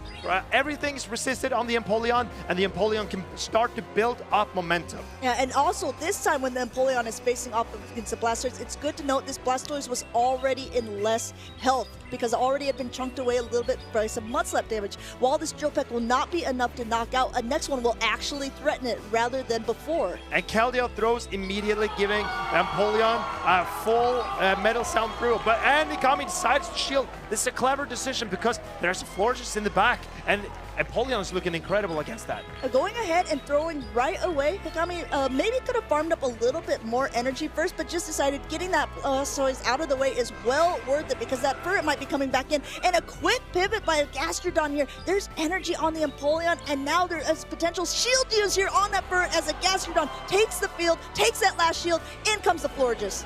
And Florges will need to land a charge attack to threaten this Gastrodon. And Ikami, he knows that he needs to shield this Gastrodon if he wants to preserve it. But no, he lets it go. Can it hang on? It hangs on through the chilling water. Here comes the Water Pulse. Now, this Empoleon is looking very good for Ikami. You saw that Keldeo went for an undercharge there. He didn't want the chilling water to knock out, and I think it's because he's hoping he can fast attack down and be able to throw now at the last Pokemon that Hikami has, which is that Empoleon. That means no matter what, for the rest of the game, it would be debuff, but he's actually going for the Trailblaze. This boosts his own attack, and there's no Protect Shield by Hikami's side. Oh, and now Hikami needs this energy to come through, but he keeps it, and he gets the farm down, and now he has Hydro Cannon for the Furret. Hikami is taking game number 2 as well. Living on 1 HP there, able to hit that charge attack priority, able to take game number 1 and game number 2. Hikami's looking incredibly strong in this grudge match. Ikami, he's not playing it safe. He's willing to take risks, and he's living on a prayer. He is taking the risky gambles, but what he needs to do to win this game. He's finding the ways. Yeah, he is basically almost halfway there because if he takes one more game in this grand finals, we will go for a reset and we will have basically a grand finals for a new best of 5. But Keldeo just needs to relax a little bit. He needs to think about the fact, I already won earlier on. I was on this winner's side of the bracket. He hasn't lost a match yet. He could still reverse sweep, meaning winning the next 3 games to be able to take that title of Lille Regional Champion immediately. But he's got to settle down. He's got to figure out what he can do to get past Ikami, who looks like he's on an absolute rail right now. Ikami realized what his outs were after that defeat in the winners finals, and now he is not looking back. He is looking forward. He is looking to that grand finals reset. The determination in his eyes. He is fearless, and his grit is truly showing. While Keldeo is lulling it over, Ikami has already made up his mind. I always find it very interesting to watch, the trainer's demeanors through it all, because Keldeo has been very confident throughout this tournament. We've seen him, giving the little secret shh to the crowd. He knows what he's doing, but now his back is up against the wall in this grand finals. Will he be able to pull it out here? This is a start. This is a glaring Corsola up against his Wireless, an immediate pop out of that Glorious to be able to go in with the Furret, which is an interesting answer, and I'm not sure if it's quite a quote answer to this Wireless. And this is an incredible setup for Hikami. Keldeo has taken a huge risk of going weak in the front with Corsola and weak in the back with Furret against this Wireless, and Hikami is punishing him for it because, and he gets to the body slam before Keldeo gets to Swift. Keldeo has been too patient in this matchup. Going ahead, has to use a Protect Shield here because look at all of that energy on the Furret. Doesn't want it to go to waste. This one will be able to connect as no shield is used on Hikami's side. He's comfortably able to take one of them, but there's another one already loaded. Does he want to take 2, or does he want to secure the switch? He's letting this go slow down. Ikami is relying on his Empoleon yet again. He is looking for a farm down, and so he wants to get off these Hydro Cannons and start blasting. He's not taking any prisoners today. He is going for a farm down on Furret. This is just a Swift. It's resisted. He knows his counts, he knows that's not very effective, and he knows that he's coming out loaded with energy for whatever comes in. It's going to be that Corsola that we saw in the beginning, but with so much energy already on the side of Empoleon, Keldeo has to decide where he wants to use his shields most effectively.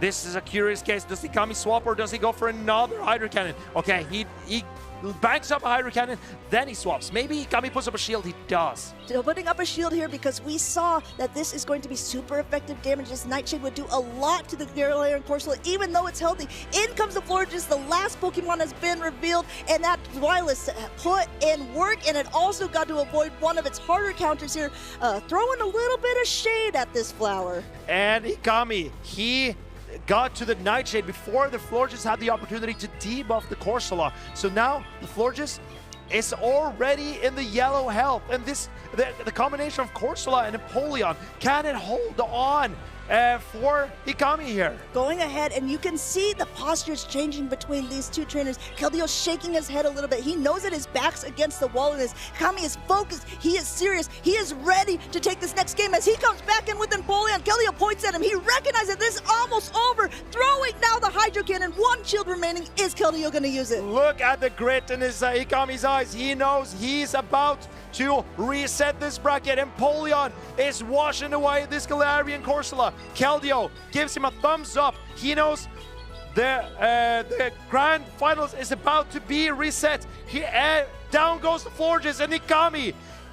Ikami's taking it. He's resetting the bracket. 0-3 victory. Going ahead with a very aggressive play, a very aggressive sweep, and now we are on to a bracket reset for the grand finals. This means whoever wins the next best of 5 will be crowned our Lille Regional Champion. Ikami coming in from that loser side of the bracket, sweeping this last round and being able to say, hey, just like that crown on the Empoleon, I think I want one on my head as well. Ikami, he's been taking risks. He's been living on a prayer, but Amanda, hold my hand. Okay. And I swear, we're just halfway there. We're just halfway there. We still have 5 more games potentially to decide the Lille Regional Champion. All of these games have really come down to like best of 3s earlier on, the best of 5s going to the absolute wire. Ikami says, you know what, I think I want a little bit of break from all of that. Just an incredible sweep, incredible prowess from this trainer. But Keldeo did it before. He was able to defeat Ikami, knocking him down to the loser's side of the bracket. But truly, it is anyone's game at this point because it's like, whoosh, everything has been washed away. This is where it is going to be at. The slate is cleaned, Amanda. And now we're all great. Thank you. I'm fully artist. Slate cleaning on point. These two trainers now know anything that has happened before is now off the table. But Ikami, he is feeling the momentum. And Keldeo, he had just lost a set 0-3. Can he take it back? Or is it Ikami? The fierce determination that we could see in his face, it's paying off now. He does not want to go empty-handed out of this grand finals. You know, he said bronze isn't enough. Maybe he's now saying silver isn't even enough. I want a taste of that gold medal. Both of these trainers, this is the farthest that either of them have made it in a tournament before. They're both so happy to be in this position, both so happy to be playing against a friend, a worthy opponent, but both of them desperately want to win. They want that title for themselves. And we've seen so much of that shadow of Empoleon today. Maybe Keldeo will consider bringing out the Unova and Stunfisk to deal with that Empoleon. But there's so many threats to that Stunfisk on Keldeo's team. It's the Gastrodon, it's the Abomasnow, it's the Zweilous. It's so true. There's so many picks on the side of Keldeo that he needs to be wary of that Empoleon. There's only one that has a pretty decent matchup, being that Unova and Stunfisk, but even that doesn't want to take a Hydro Cannon from an Empoleon, and it gives Hikami a little bit more wiggle room to play around. You saw him bringing some different strategies, and it really paid off for him, but all of those last 3 games. But will he be able to do it again? Will he be able to do it when it matters the most? Because these are the games that are going to crown a champion. This best of 5 matchup is where we decide who will be the next person who is going to be on those photos for Lille. And we see another Ferret lead into the Swilers yet again for Hikami. And how does Keldeo decide to play this? He's staying in with his Ferret.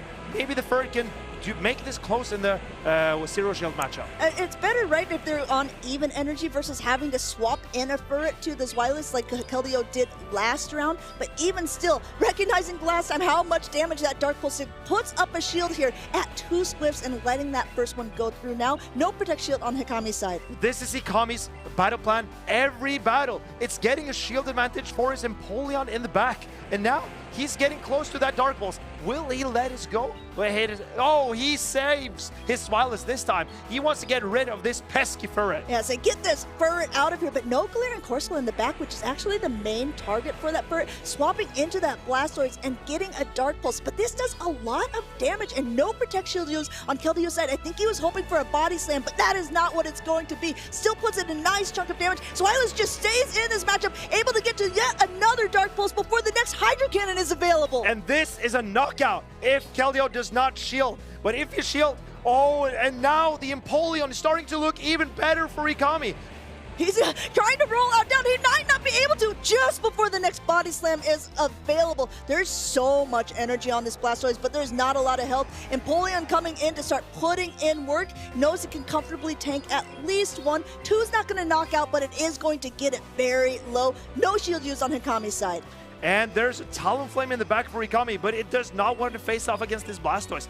Maybe the Empoleon does not shield this either, and so that the Talonflame can shield up whatever charge attack is left. Hikami, he realizes he needs to throw energy to get rid of this Blastoise. He says, okay, enough is enough at this point. Let's get him out of the way. I don't want to tank another. I don't want to have to use any of my shields here because he only has 1 left. No Protect Shields left on the side of Keldeo. At this point, this Ferret is back in against the Empoleon. Has to throw a Body Slam. This should be enough to knock out if Hikami doesn't want to use his last shield, but he uses his shield here. He's shielding up his most valuable Pokemon, the Empoleon. But now the Forgers can start landing the Chilling Waters against the Talonflame, but we saw already Hikami's Talonflame can win this Zero Shield matchup against the Florges. Even though it's been debuffed, this fly is going to hurt this Florges so much coming in from this Shadow Talonflame. And 1 Chilling Water is not enough to knock this bird out of the sky. It doesn't matter that it's a Shadow. It doesn't matter that it's super effective or it takes so much damage. Incinerate coming through here. Fly is about to connect. It has been debuffed a little bit, but like you said, Marcus,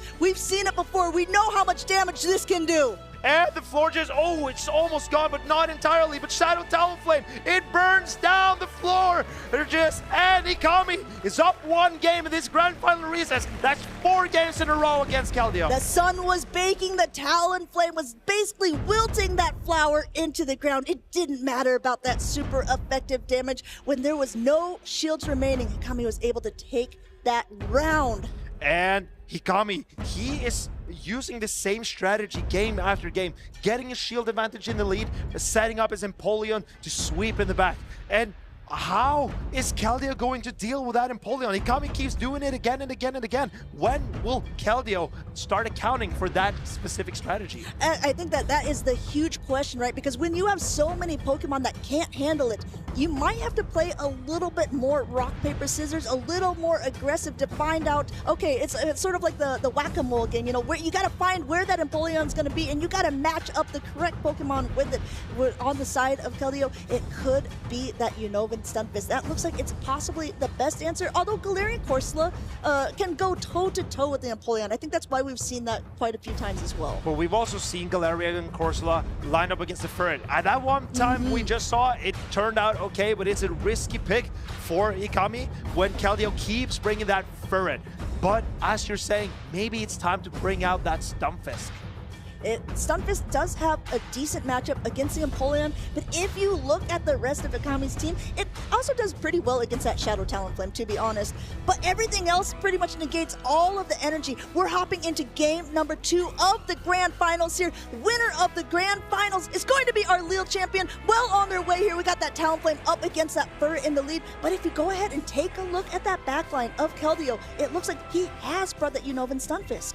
Keldeo has 2 matchups in the back that have a very positive Talonflame matchup. Hikami has taken a risk, saying there's not going to be a Unovan Stunfisk in the lead here because Talonflame and Empoleon would both be weak to it. But now the Shadow Talonflame is so low that I'm sure Hikami, he's using his trusted strategy, get a shield advantage for his Empoleon. And now let's see if the broad Stunfisk can help Keldeo destroy that strategy. Yeah, because if you really look at it, you're absolutely right. Now there's an Abomasnow, the only thing that could kind of comfortably handle it, and it's going to be completely avoided. So the 2-back Pokemon are so weak to that Unova and Stunfisk. This is going to be able to connect. Its energy ball does a ton of damage, but it's not enough to knock out a Blastoise. And now Keldeo. This Abomasnow looks pesky because how will you deal with it? You need to go down 2 shields if you want it gone. But no, Keldeo, he is relying on that Unovan Stunfisk. He believes there is an Empoleon in the back. Well, I think that if any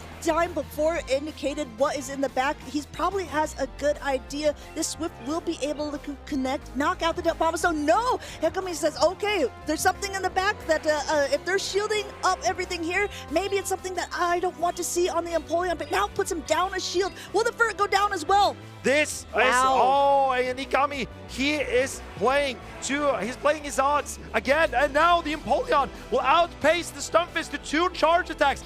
Empoleon still has shield to hide behind. Yes, Keldeo was guarding for a potential Galarian Corsola. Yeah, the unsafest line here, an ABA line against the Unova and Stunfisk. It wasn't in the lead, it wasn't in the back. Hikami saving 1 shield for this exact scenario here because he's about to ramp up energy. He's about to be at the Hydro Cannon, and he goes actually a little bit over here. You can see it. Oh, he recognizes, oh my, is this a mistake? Keldeo perks up a little bit as this Mud Bomb connects. And this Mud Bomb is enough to knock out the Empoleon. And now we've got a very tight game on our hands. The Unova Stunfisk Thundershocks down the Abomasnow, and Hikami's grip missing. He knows that he threw away a golden shot at getting closer to this regional championship. Keldeo taking game number 2 in this Grand Finals here, recognizing this is why you don't give up in a matchup. This is why when your back's against the wall, you keep fighting, because it doesn't mean that you have to play perfect. It means that your opponent just has to make a mistake. And Hikami, he will be a little bit disappointed with how that matchup went. I think he wanted to farm up a little bit more to threaten the Ferret faster, because the Ferret was still not healthy, but still not fainted in the back. And that let Keldeo get to that Mud Bomb, taking out that Empoleon. It's so hard, right? When you're in this position, when you're in such a high pressure scenario, recognizing all of your win conditions and also your opponent's win conditions, it can be just lost track of energy, lost track of the counting by just 1 Thundershock, and that was able to be enough to flip it in the favor of Keldeo. There was more than 50% HP left on that Empoleon, and the Ferret, being so low as it was, would have struggled taking out it, Talonflame, and the Abomasnow. So Hikami, if he just gets off that Hydro Cannon, I think he's in a prime position to win this game.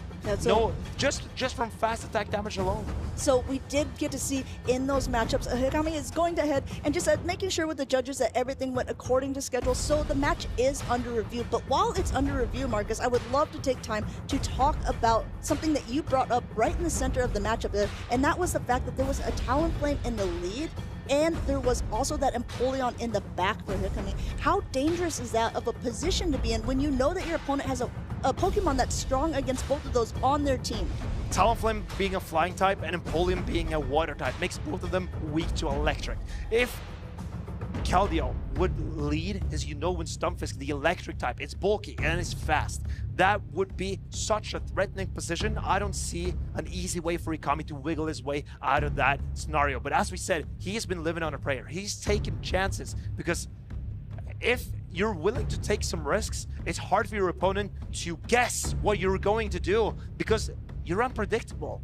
And Hikami, he assumed that the Unova Stunfisk would be in the back if it's coming, because that's where he's been hiding his Empoleon this entire time. So do you think in the fact that it was a little bit ABA with that Shadow Talonflame in the beginning, if the Unova Stunfisk was in the beginning, what would Hikami have done? Do you stay in that matchup because it's not very favorable and just hope to melt it away as much as possible? Or, I mean, how do you maneuver around such a scenario?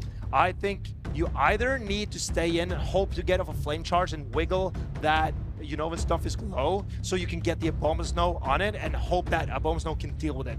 The other option is swapping in the Abomasnow, because a discharge and the Thunder Shocks would do so much damage to the Shadow Talonflame. It's not sure you would even get to the flame charge, and also that the flame charge and the incinerates maybe aren't enough to actually put the Unova Stunfisk in a manageable scenario later. So the other option is swapping in your only counter, the Abomasnow. If your opponent does not have an answer to that Abomasnow, potentially that could be a way to win the game.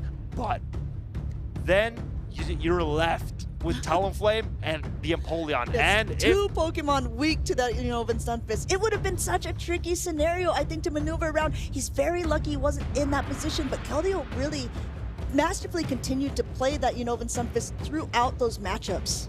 So Hikami, he will be looking for another way to deal with these Pokemon. If he was leading Swallows yet again, he would have been faced up against Furret in the lead. And Unova Stunfisk does not want to see that Swallows either relying on electric type damage. That's not great against the Dragon type. Keldeo put in a lot of work with that. It was a very risky scenario bringing that Unova Stunfisk, but I think he also recognized, okay, that Empoleon has been running wild. It would be crazy of me not to bring it at least once to counter to remind my opponent that this is there for absolute, even potential bench pressure. I think Keldeo, he needs to start bringing some picks that are strong into that Empoleon, because Hikami, he is relying heavily on it to win this set. So bringing the Florges, as Keldeo was doing in the beginning, maybe it's not the best strategy, because Florges is not that great into the steel type Empoleon. Very interesting place between both of these trainers. It looks like there is going to be a rematch for this last matchup. So what now is going to be for just one game for Hikami, and now he'll see who will be able to win game number 2. So it's essentially like that last game did not even happen. So the trainers can choose completely new 3 sets of Pokemon out of their team of 6. So Hikami has gotten his review through, and that means it's still 1-up. Keldeo got his win rematched. That means he still needs 3 games to win this best of 5. Which also means what you said before is completely true. Hikami's won 4 games in a row. It doesn't matter what happened in this last game, because it's essentially like it didn't exist. But that just makes these games even more exciting. And this makes even more information between these 2 trainers that can be exchanged. So they know now, oh, Keldeo could risk it. And Keldeo knows, okay, Hikami can play some pretty dangerous lines. He is willing to take risks. And Keldeo, how does he respond to that unpredictability from Hikami? Now, will he keep bringing the Unova Stunfisk, or is he going back to his more trusted lines of Florges, Blastoise, Furret? In my opinion, Keldeo this whole weekend has been playing incredibly well, incredibly mechanically well as well, you know, but also playing a little bit safe. And now we're in these grand final scenarios when Hikami is just coming at you with left and right, throwing everything he's got into these matchups. Maybe Keldeo needs to start playing a little bit more aggressively himself. Amanda, I realize I've made a mistake. Tell me. I told you Empoleon was winning this this regional championship. Well, I just thought maybe you just thought Hikami was going to win. But Keldeo is not running an Empoleon. I thought he was. He's running that Blastoise. He's running Blastoise, indeed. Like I said, yeah, only the Pokemon of all the team here that is the same is that Galarian Corsola. Otherwise, they're running completely unique picks and also spicy picks on both of their sides there with that Shadow Scissor a little bit, and also on the Hikami side, of course, that Swilus. And the Abomasnow. So there's still so much to play for both of these trainers. This Blastoise, it keeps coming, but it keeps fighting that Empoleon. But we see the Hydro Cannons, they do so much damage, even though they are resisted. the Empoleon does not enjoy taking multiple of those. No, I've won comfortably, 2 not so comfortably. We'll take it, 3 will do it. So I think that Blastoise is definitely a good pick for Keldeo. That's why he's been relying on it quite a bit. But he needs to figure out a way to get through the Hikami's strategy that you've been saying earlier on of stripping the shields away earlier on and then just letting that Empoleon go to town, washing away the Pokemon there with the Hydro Cannon after Hydro Cannon. We're hopping in to game number 2 in the Grand Finals. Get ready to make some noise because these two trainers are ready to pop off. You saw the Empoleon in the back. It's now in the lead and it has found a mark. And Keldeo, he's relying on Hikami's predictability to play the Empoleon in the back. But no, Hikami says, well, look at this. I can play Empoleon in the front too. Look at this. If you are swapping in a Blastoise when it's fast attack and neither of its charge attacks do much to an Empoleon, you are not having an answer to the Empoleon here. Now swapping into this Wireless, this Skull Bash will do a decent chunk of damage because Blastoise is one of the Pokemon that is going to have it here, and now his shield goes up on Hikami's side. And now Hikami is the one who's down shields against Keldeo. Keldeo throws a Hydro Cannon into this Dragon-type Swilus. So Hikami, how will he play this? He knows he is running a Dark Dragon-type, and Keldeo has that Florges. We saw it in the lead. I actually really love this play by Hikami there. The Hydro Cannon will be able to go through. We saw it wasn't very effective, but he's just trying to get as low as possible. Also with Undercharge on the side of Keldeo here, he's going to be able to completely farm down. That Forge is going to come in, but there's 2 Body Slams waiting. No, not even! Going out with all of that energy and coming back in with the Empoleon. And now Hikami, he has realized this Empoleon can put in a lot of work, and the Florges, its charge attacks do nothing against the grass-type of Abomasnow. Hikami is strong front, back, and center against this Florges. Going ahead, going for that Trailblaze on Keldeo's side. It is going to ramp up that attack of the Fur, and Fur needs every advantage it can get in this scenario because it's not enough to knock out the Empoleon, and Empoleon is going to be able to get to another attack. It will knock out the Fur. If the shield isn't used, Keldeo shields it up. I think he's going to farm down, come out with a bit of energy for whatever's in the back. But Swilus has so much energy to throw this Furret, and Swilus will win charge attack priority over this Furret. So Hikami, he will look to throw back-to-back Body Slams. Or does Keldeo let this Furry go? No. Wow, what a play though, because look at this. The Swift is going to go at the same time, and actually Hikami doesn't even care. He swaps out. He doesn't even want to take that onto this Wireless at all. Swift coming through, still blocking up because he knows, okay, I've seen the whole team now. It's Florges in the back. Abomasnow knows it needs to shield up the Swifts from the Ferret to win this game because the Florges can only throw resisted charged attacks. And now he's throwing an Energy Ball. It's a hard-hitting move from an Abomasnow. Going ahead, knocking it down into the yellow here. And Keldeo saying, okay, I know that neither one of these attacks is going to do very much. So in this scenario, I really like the play. He's got to try to slow down the momentum of the Abomasnow. And the best way to do that is to lower the attack. But the Abomasnow, there's no stopping this Yeti.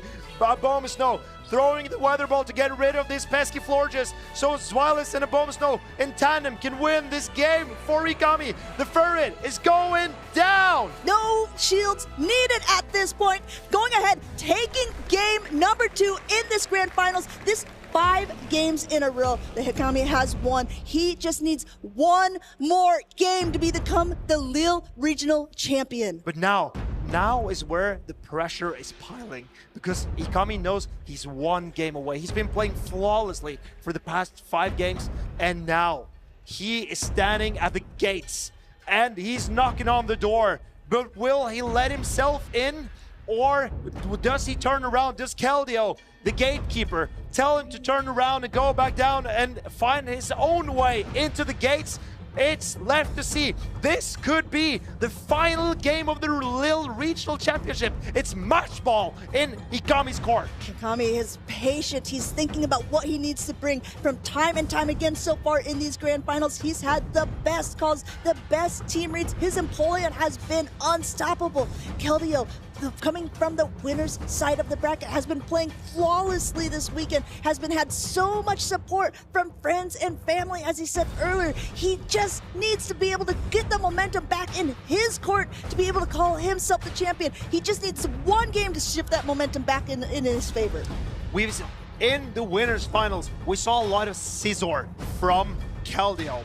where has it gone? It's been boosting up time and time again to threaten Ikami and threaten the shields. Maybe it's coming back for the last resort for Keldeo here. Going ahead and seeing maybe last resort, maybe the resort that he needs to be able to push him back into these grand finals. You know, when Stunfisk in the lead, he recognized earlier there was a Talonflame and Empoleon once before, not in this matchup. Swilus has a much more comfortable time here, and I think if you're Hikami, you're saying, okay, I'm so glad to see it right here.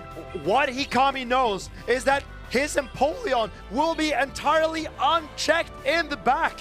He will want shield advantage on his Empoleon. He will look to win this game off the back of this Emperor. Just going ahead and trying to take a little bit of chip damage because it could be meaningful later on, but it would surprise me if Keldeo swaps out at some point because he knows that Empoleon is somewhere in the back, and this is not the place that you want to be using that Unelvin Stunfisk. He's been using Blastoise as a safe swap, and I wonder if he will be doing it again, maybe trying to catch. No, going for another attack here on Hikami's side. Does he want to use both shields, or is he going to let that Stunfisk get low? I think he lets the Stunfisk get low. Now the Blastoise can come in because it can potentially roll out down the Swilus. But no, Keldeo is expending his energy here on the Swilus to get rid of it. There's no Furrin in the back. There's a Scizor. So I think Keldeo is hoping for...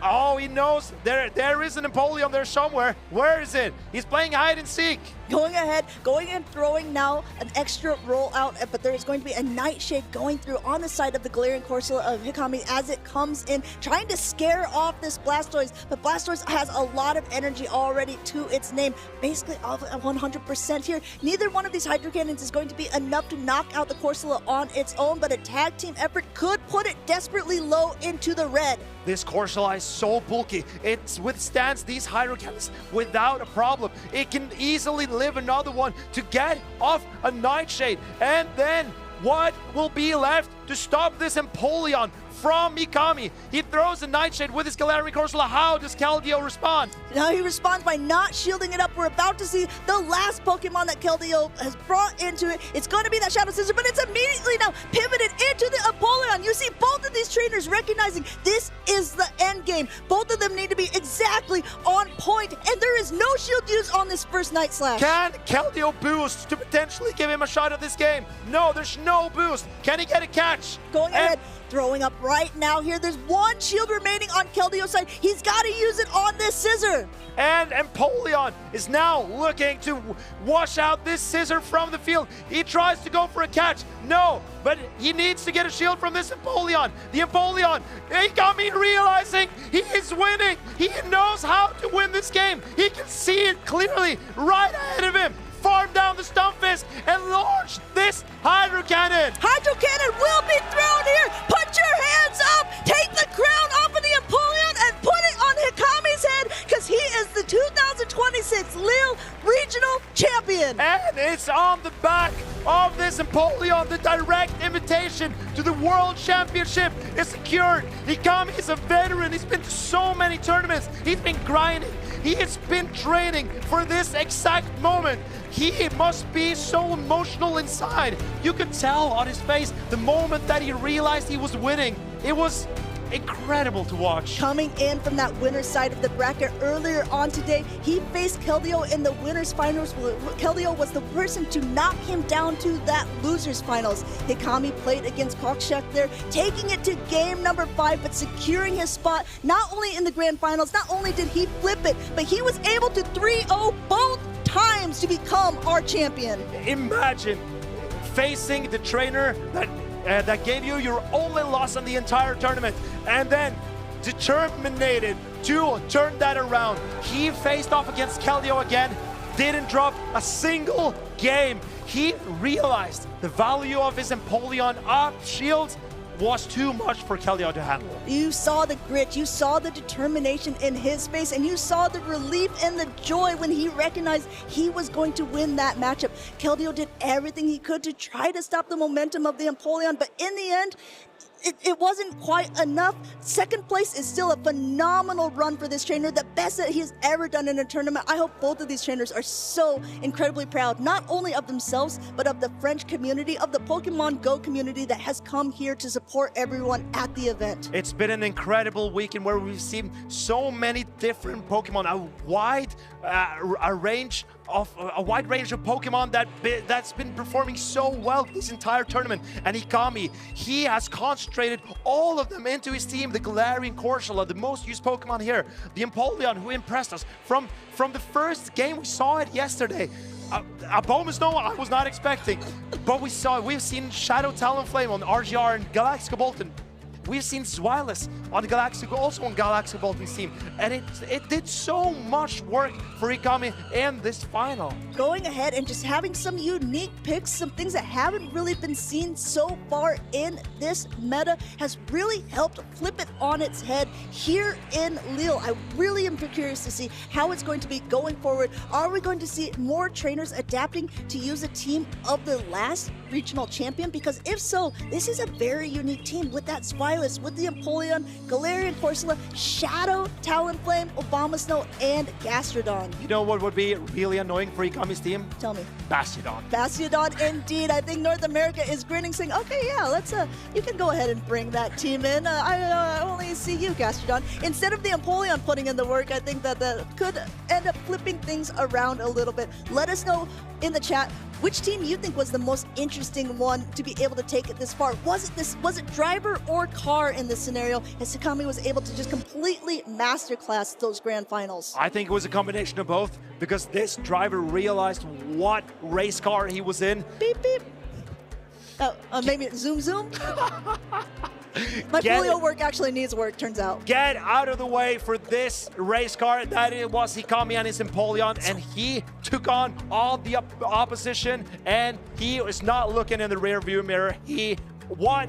But let's do it. We can do it still. Yeah, we'll look at that rear view mirror. Walk us through it. And we see Keldeo starting and getting all the way to the grand finals. Hikami, he faced Noitam 1-2-1. Then he faced a Wolfpack, another French player, 2-0. Then he dropped down from the winners finals against Keldeo. He realized his mistakes, came back after a tight set against Kokshak to reset the grand finals and then sweep it 6-0. You know, I earlier called on, we said, what is a player that you think will do really well and the Pokemon that you think they're going to do well with? I picked Wolfpack with his Empoleon. You can see earlier on he played Hikami, who also had that. Maybe I just should have switched French trainers there, because he played it so masterfully there in those grand finals, stripping away the shields with other Pokemon like that Zweilous, and then just completely washing away Keldeo's Pokemon with the Empoleon in the back. Such a good meta call for this tournament. But it must have felt so good for Ikami as well,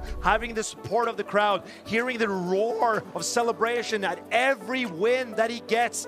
I'm sure that his confidence was just rising throughout the day. With every win, he got better and he rose to the challenge. And he can now place Empoleon's crown on his own head, because he is our champion here in Lille. Not only is he winning with Empoleon, he is winning in France, in his home territory, and that is so cool and amazing to see. Congratulations once again to Hikami, the best he's ever done in a tournament, and the best that most trainers have ever done in any tournament, getting that gold first place medal. It's hard to do a lot better than that. Yeah, indeed, yeah, I can't even imagine. But we have our crowning yet to do. Look at this is the top 8 of our trainers here. Sandudu, Galactica Bolton, split 7th place. They are in the money. There is prize money for all of these. Money. Oh yes, there is for all of these trainers. Then we see Wolfpack with that Firo Empoleon core. Incredible display by him as well, with Noitan as well, getting that 5th place with that Shadow Charizard.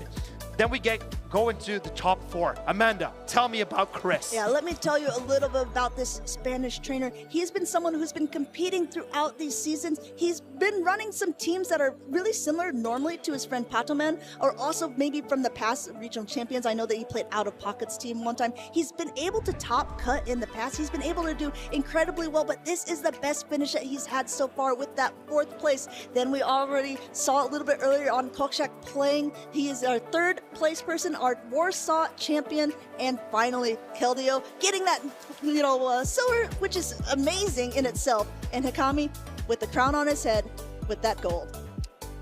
Incredible display from all of these trainers.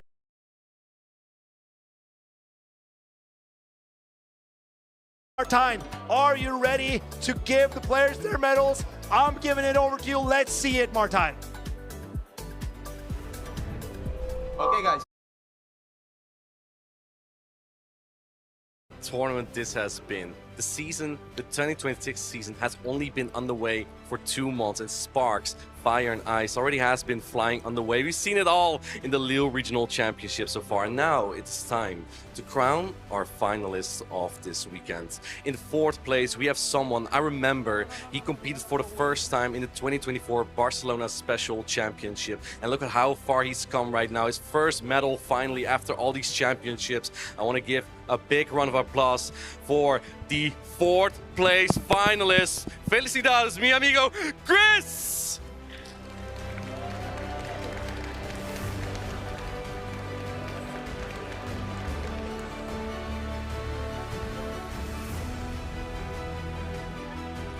A big congratulations to you, Chris. What does this medal mean to you that you achieved here with this incredible performance this weekend? It means a lot, but I think I could have been a little bit better.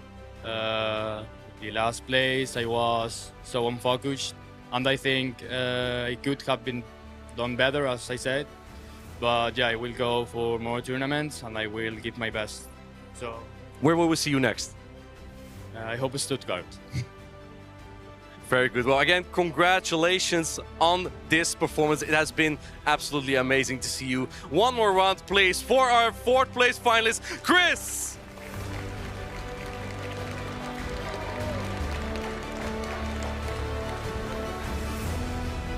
Now, for our 3rd place finalist, this trainer already has won a championship before. He is the 2022 Warsaw Regional Champion. He did that at the time with a Victini, and now he's finally gained some momentum back. He's earned himself that 3rd place medal. Let's give it up for our 3rd place finalist, Kokshak!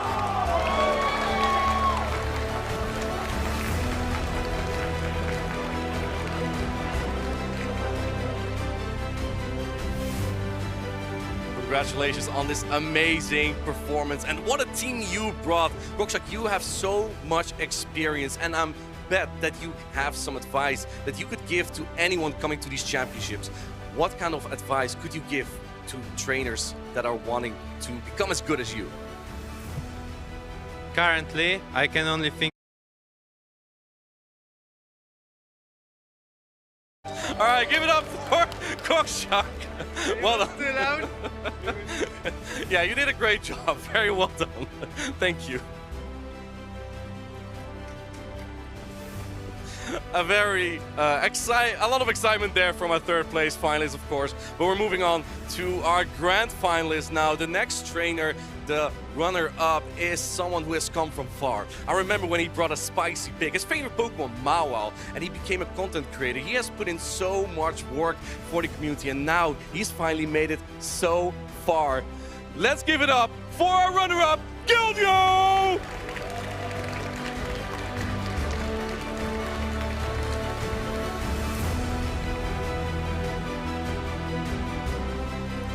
Congratulations, and that's a nice Whimsicott plush you got there. Why did you not bring Whimsicott this time, Keldeo? Because Whimsicott is currently bad against Credily. But yeah, that's that's the main reason, but there is so many flyers, there's Credily, and it's currently not good, but don't worry, I will bring Whimsicott back once again. Once again, yeah. I'm sure the fans are very excited to see that. Of course, the grand final was a little bit rough, but this silver medal, that's amazing. What does this mean to you for this championship series? Honestly, I'm very proud of myself. Like I said, I just wanted to be on stream once, and I couldn't believe I could make this far. So yeah, that's really, really cool, and I'm very happy that everything happened correctly. Like I said, I got in the top 4. We have Chris, we have Ikami, they're super good friends, and I'm very, very happy for them, and I'm very happy for myself as well. So yeah, thank you, Martijn. Yeah. Are we going to see any other regional championships this season? I will go to normally London in UIC, and for now that's it. But we'll see later. Awesome. Well, I wish you the best of luck if you compete in any other championship. I'm sure many people are excited to see you there as well. Again, congratulations. Give it up one more time for our runner-up, Geldio!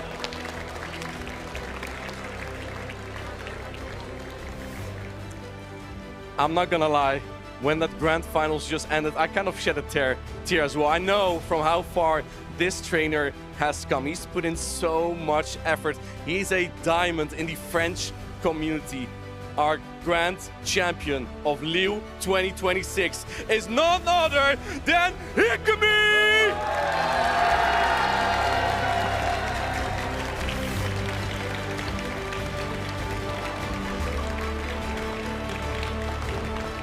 Congratulations, man. Hikami, I know yesterday you were feeling nervous. Are you still feeling nervous now? Oui, je me sens encore nerveux. Yeah, I still feel nervous, yeah. What does this victory here in your home country mean to you? Qu'est-ce que c'est une victoire contre ta pays natale?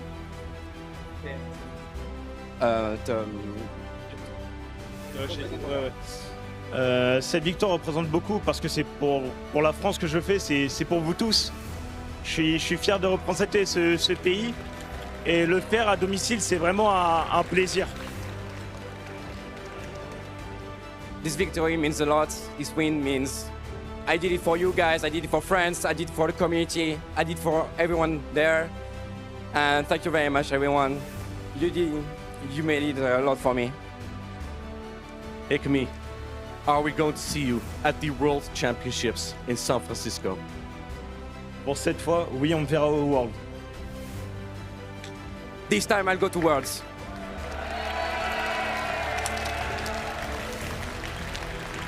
I know we're already applauding, but I want to hear you one more time for our Lille 2026 regional champion, Hikami!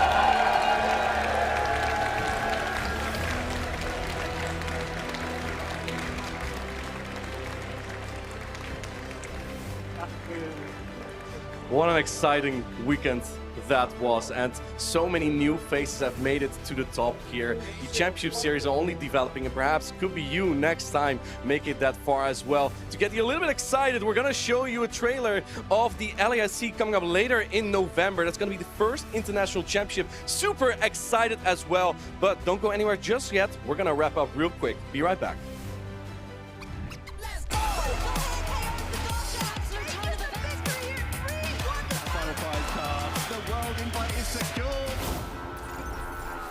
Another day, another moment you can't waste, cause it's time for you to win the race, so level up. Come on, take it all the way you're in pole position right out of the gate. Have they heard of you? Then they know. You got your sights set on that road. If it's time to battle them, then let's go. Cause you'll never stop.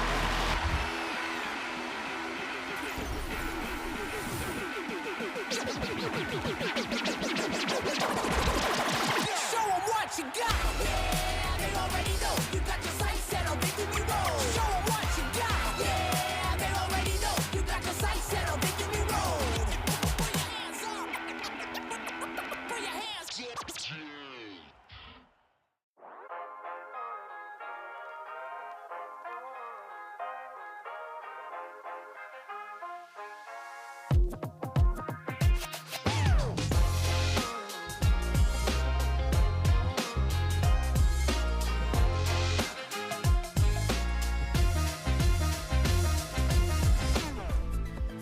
What a weekend it has been here in Lille. We saw the tale of this tale with the French community coming together for our new regional champion. It's been an honor and a pleasure. And how about you guys? Have you been enjoying yourself this weekend? When Hikami was like winning, and I almost cried. It was so touching to see. It was so emotional watching the end, seeing them embrace during that final game. I really did enjoy just the sheer emotion throughout the crowd and the trainers themselves. Yeah, time after time, you see how people get better and better through all the tournaments. He put in a lot of practice. Not only was it already his best finish, it was in the top 4. To be able to become a champion in your home territory is absolutely incredible. And what an incredible weekend. So let's take a look at the trainers that made it to the top of the podium. This is our top 3 finishers here in Lille. We start with Ikami. Ikami was the winner here today. A fantastic display from Ikami. And we saw those spicy Pokemon that we weren't really particularly expecting to see here in Lille, including the Empoleon and the Zweilous. And not only that, we saw Keldeo making it so far with also some spicy picks with that Shadow Scissor playing so masterfully throughout this tournament. And of course, we have Pokeshak at the end there with our Warsaw champion, 3rd place here in Lille. Not so bad for the trainer. A round of applause to all our event winners here in Lille. And let's take a look. Here we have our 2 winners of the European Regional so far this season. Hikami is our newest champion. He's never won it before. And my eyesight is failing me a little bit, but because I can't read the name. Yeah, no idea what it is. Never seen them. That's what I've been hearing all weekend. Lille is definitely an upgrade from whatever that first one is. But there are more regionals to come. It's not only going to be these 2 trainers who remain our champions for the rest of the season, because there's so much to go. I know, even though Lille is just over, it's just a little drop in the pond of all of the different regional competitions and special championships and also international championships that are ahead. Gdansk is coming up very soon, but our first international championship of LAIC will be taking place in November. And then as you can see, all the road, all this time, all this trainer's hard work is leading to San Francisco for the World Championships. And there you also get an interactive city experience with a Pokemon XP. I can't wait for it. But it's important to not just you need to see the forest for the trees. There are so much going on at Twitch in the meantime as well, because we've got a lot coming up. You see the Pokemon Master Quest on Tuesday, 2 to 5 p.m. Then we're gonna have the Pokemon 2025 Latin America International Championship VGC rerun, where Marco Silva eventually made it to the grand finals. I'm not gonna spoil how that went for the new viewers, but he was running a very interesting Sun team. And then we go into Pokemon Thrills and Chills before the Gotta Catch 'em All game show. And next weekend, we're going to Gdansk. And there's not a lot that you want to miss. And here is just a few clips from what you will have in store in Gdansk. Gdansk is going to be the next regional championship. If you've been loving the action this weekend, make sure that you tune in next weekend as well, as we are going to have a regional championship in Europe once more. You can Gdansk if you want to, and I definitely do, but that is not the only one, because there's also going to be a North America event in Las Vegas. So this is the first time of Pokemon Go history that there has been a regional competition there. Very exciting, I think, for a lot of those North American trainers, and maybe they can be taking note of the different meta that we have over here. Maybe we might not see as many Bastiodons, who knows? I'm pretty sure we're going to see a lot of Bastiodons. Probably, yeah. Bastiodon's good there. It's North America after all. And there's also, as always, at these regional championships, a lot of extracurricular activities you can do outside of just the main event that we've shown here on stream. There are side events, probably some other things you can do as well, both in Gdansk and in Las Vegas, I'm pretty sure. And it's important, trainers. Don't miss any of it. And catch all the action on Pokemon.com/broadcast. It's right over here. It's not a link. You cannot click it. You gotta go into your browser and type it in and check it out. But there you will see all the information that you need to not miss a second. And I recommend to follow all the channels. I was one of the first to follow the new Play Pokemon YouTube channels. It's right there. You could be the next one. Don't miss your shot, because there is so much great content you don't want to miss. Definitely agree, and we just had a great time here, right? So, next time also use #PlayPokemon so we can feature some of those posts. I'd love to see some posts from your social media. But guys, I gotta say, it's been a pleasure. It's been a blast. And now, Jay, thank you so much for being here. It's your first event. How do you feel? Are you happy? I tell you what, I was a little nervous yesterday, but now all that nervousness is gone, and I'm incredibly happy, and I'm very thankful for you guys letting me join you here this weekend. Tell me, guys, it's been a blast. But are there any blasts that stands out to you from this weekend? I'm just very excited. And again, I cannot say it enough. Hikami, after I've seen him get to so many winners finals, so many of those losers finals, day 2 has always been difficult to him. He makes it to day 2 now, he wins it all. That's a great record. He does not look back. Amanda, tell me, what is your highlight? There have been so many highlights of this tournament. Last time I talked about players, this time I will talk about Pokemon. I really love the fact that Empoleon made it so far, and not only made it so far, first championship and played beautifully throughout all of the series of the Grand Finals. And Jay, the highlight was just showing up for you, wasn't it? Absolutely. But apart from that, I just love seeing the wide variety of the meta that we saw make it so far in the game, and such differing Pokemon. As the meta evolves, we're seeing so many different Pokemon. But the personal highlight for me is seeing Pangoro make it to the top 3. What would you call that? Personally, I would call that Pandemonium in the Lille Regional Championships 2026. And that has been our highlights, trainers. Go watch it back, rewind on YouTube, watch the VOD on Twitch, see Hikami's win yet again. But for now, I gotta thank you for following, and I'll see you in a week's time in Gdansk.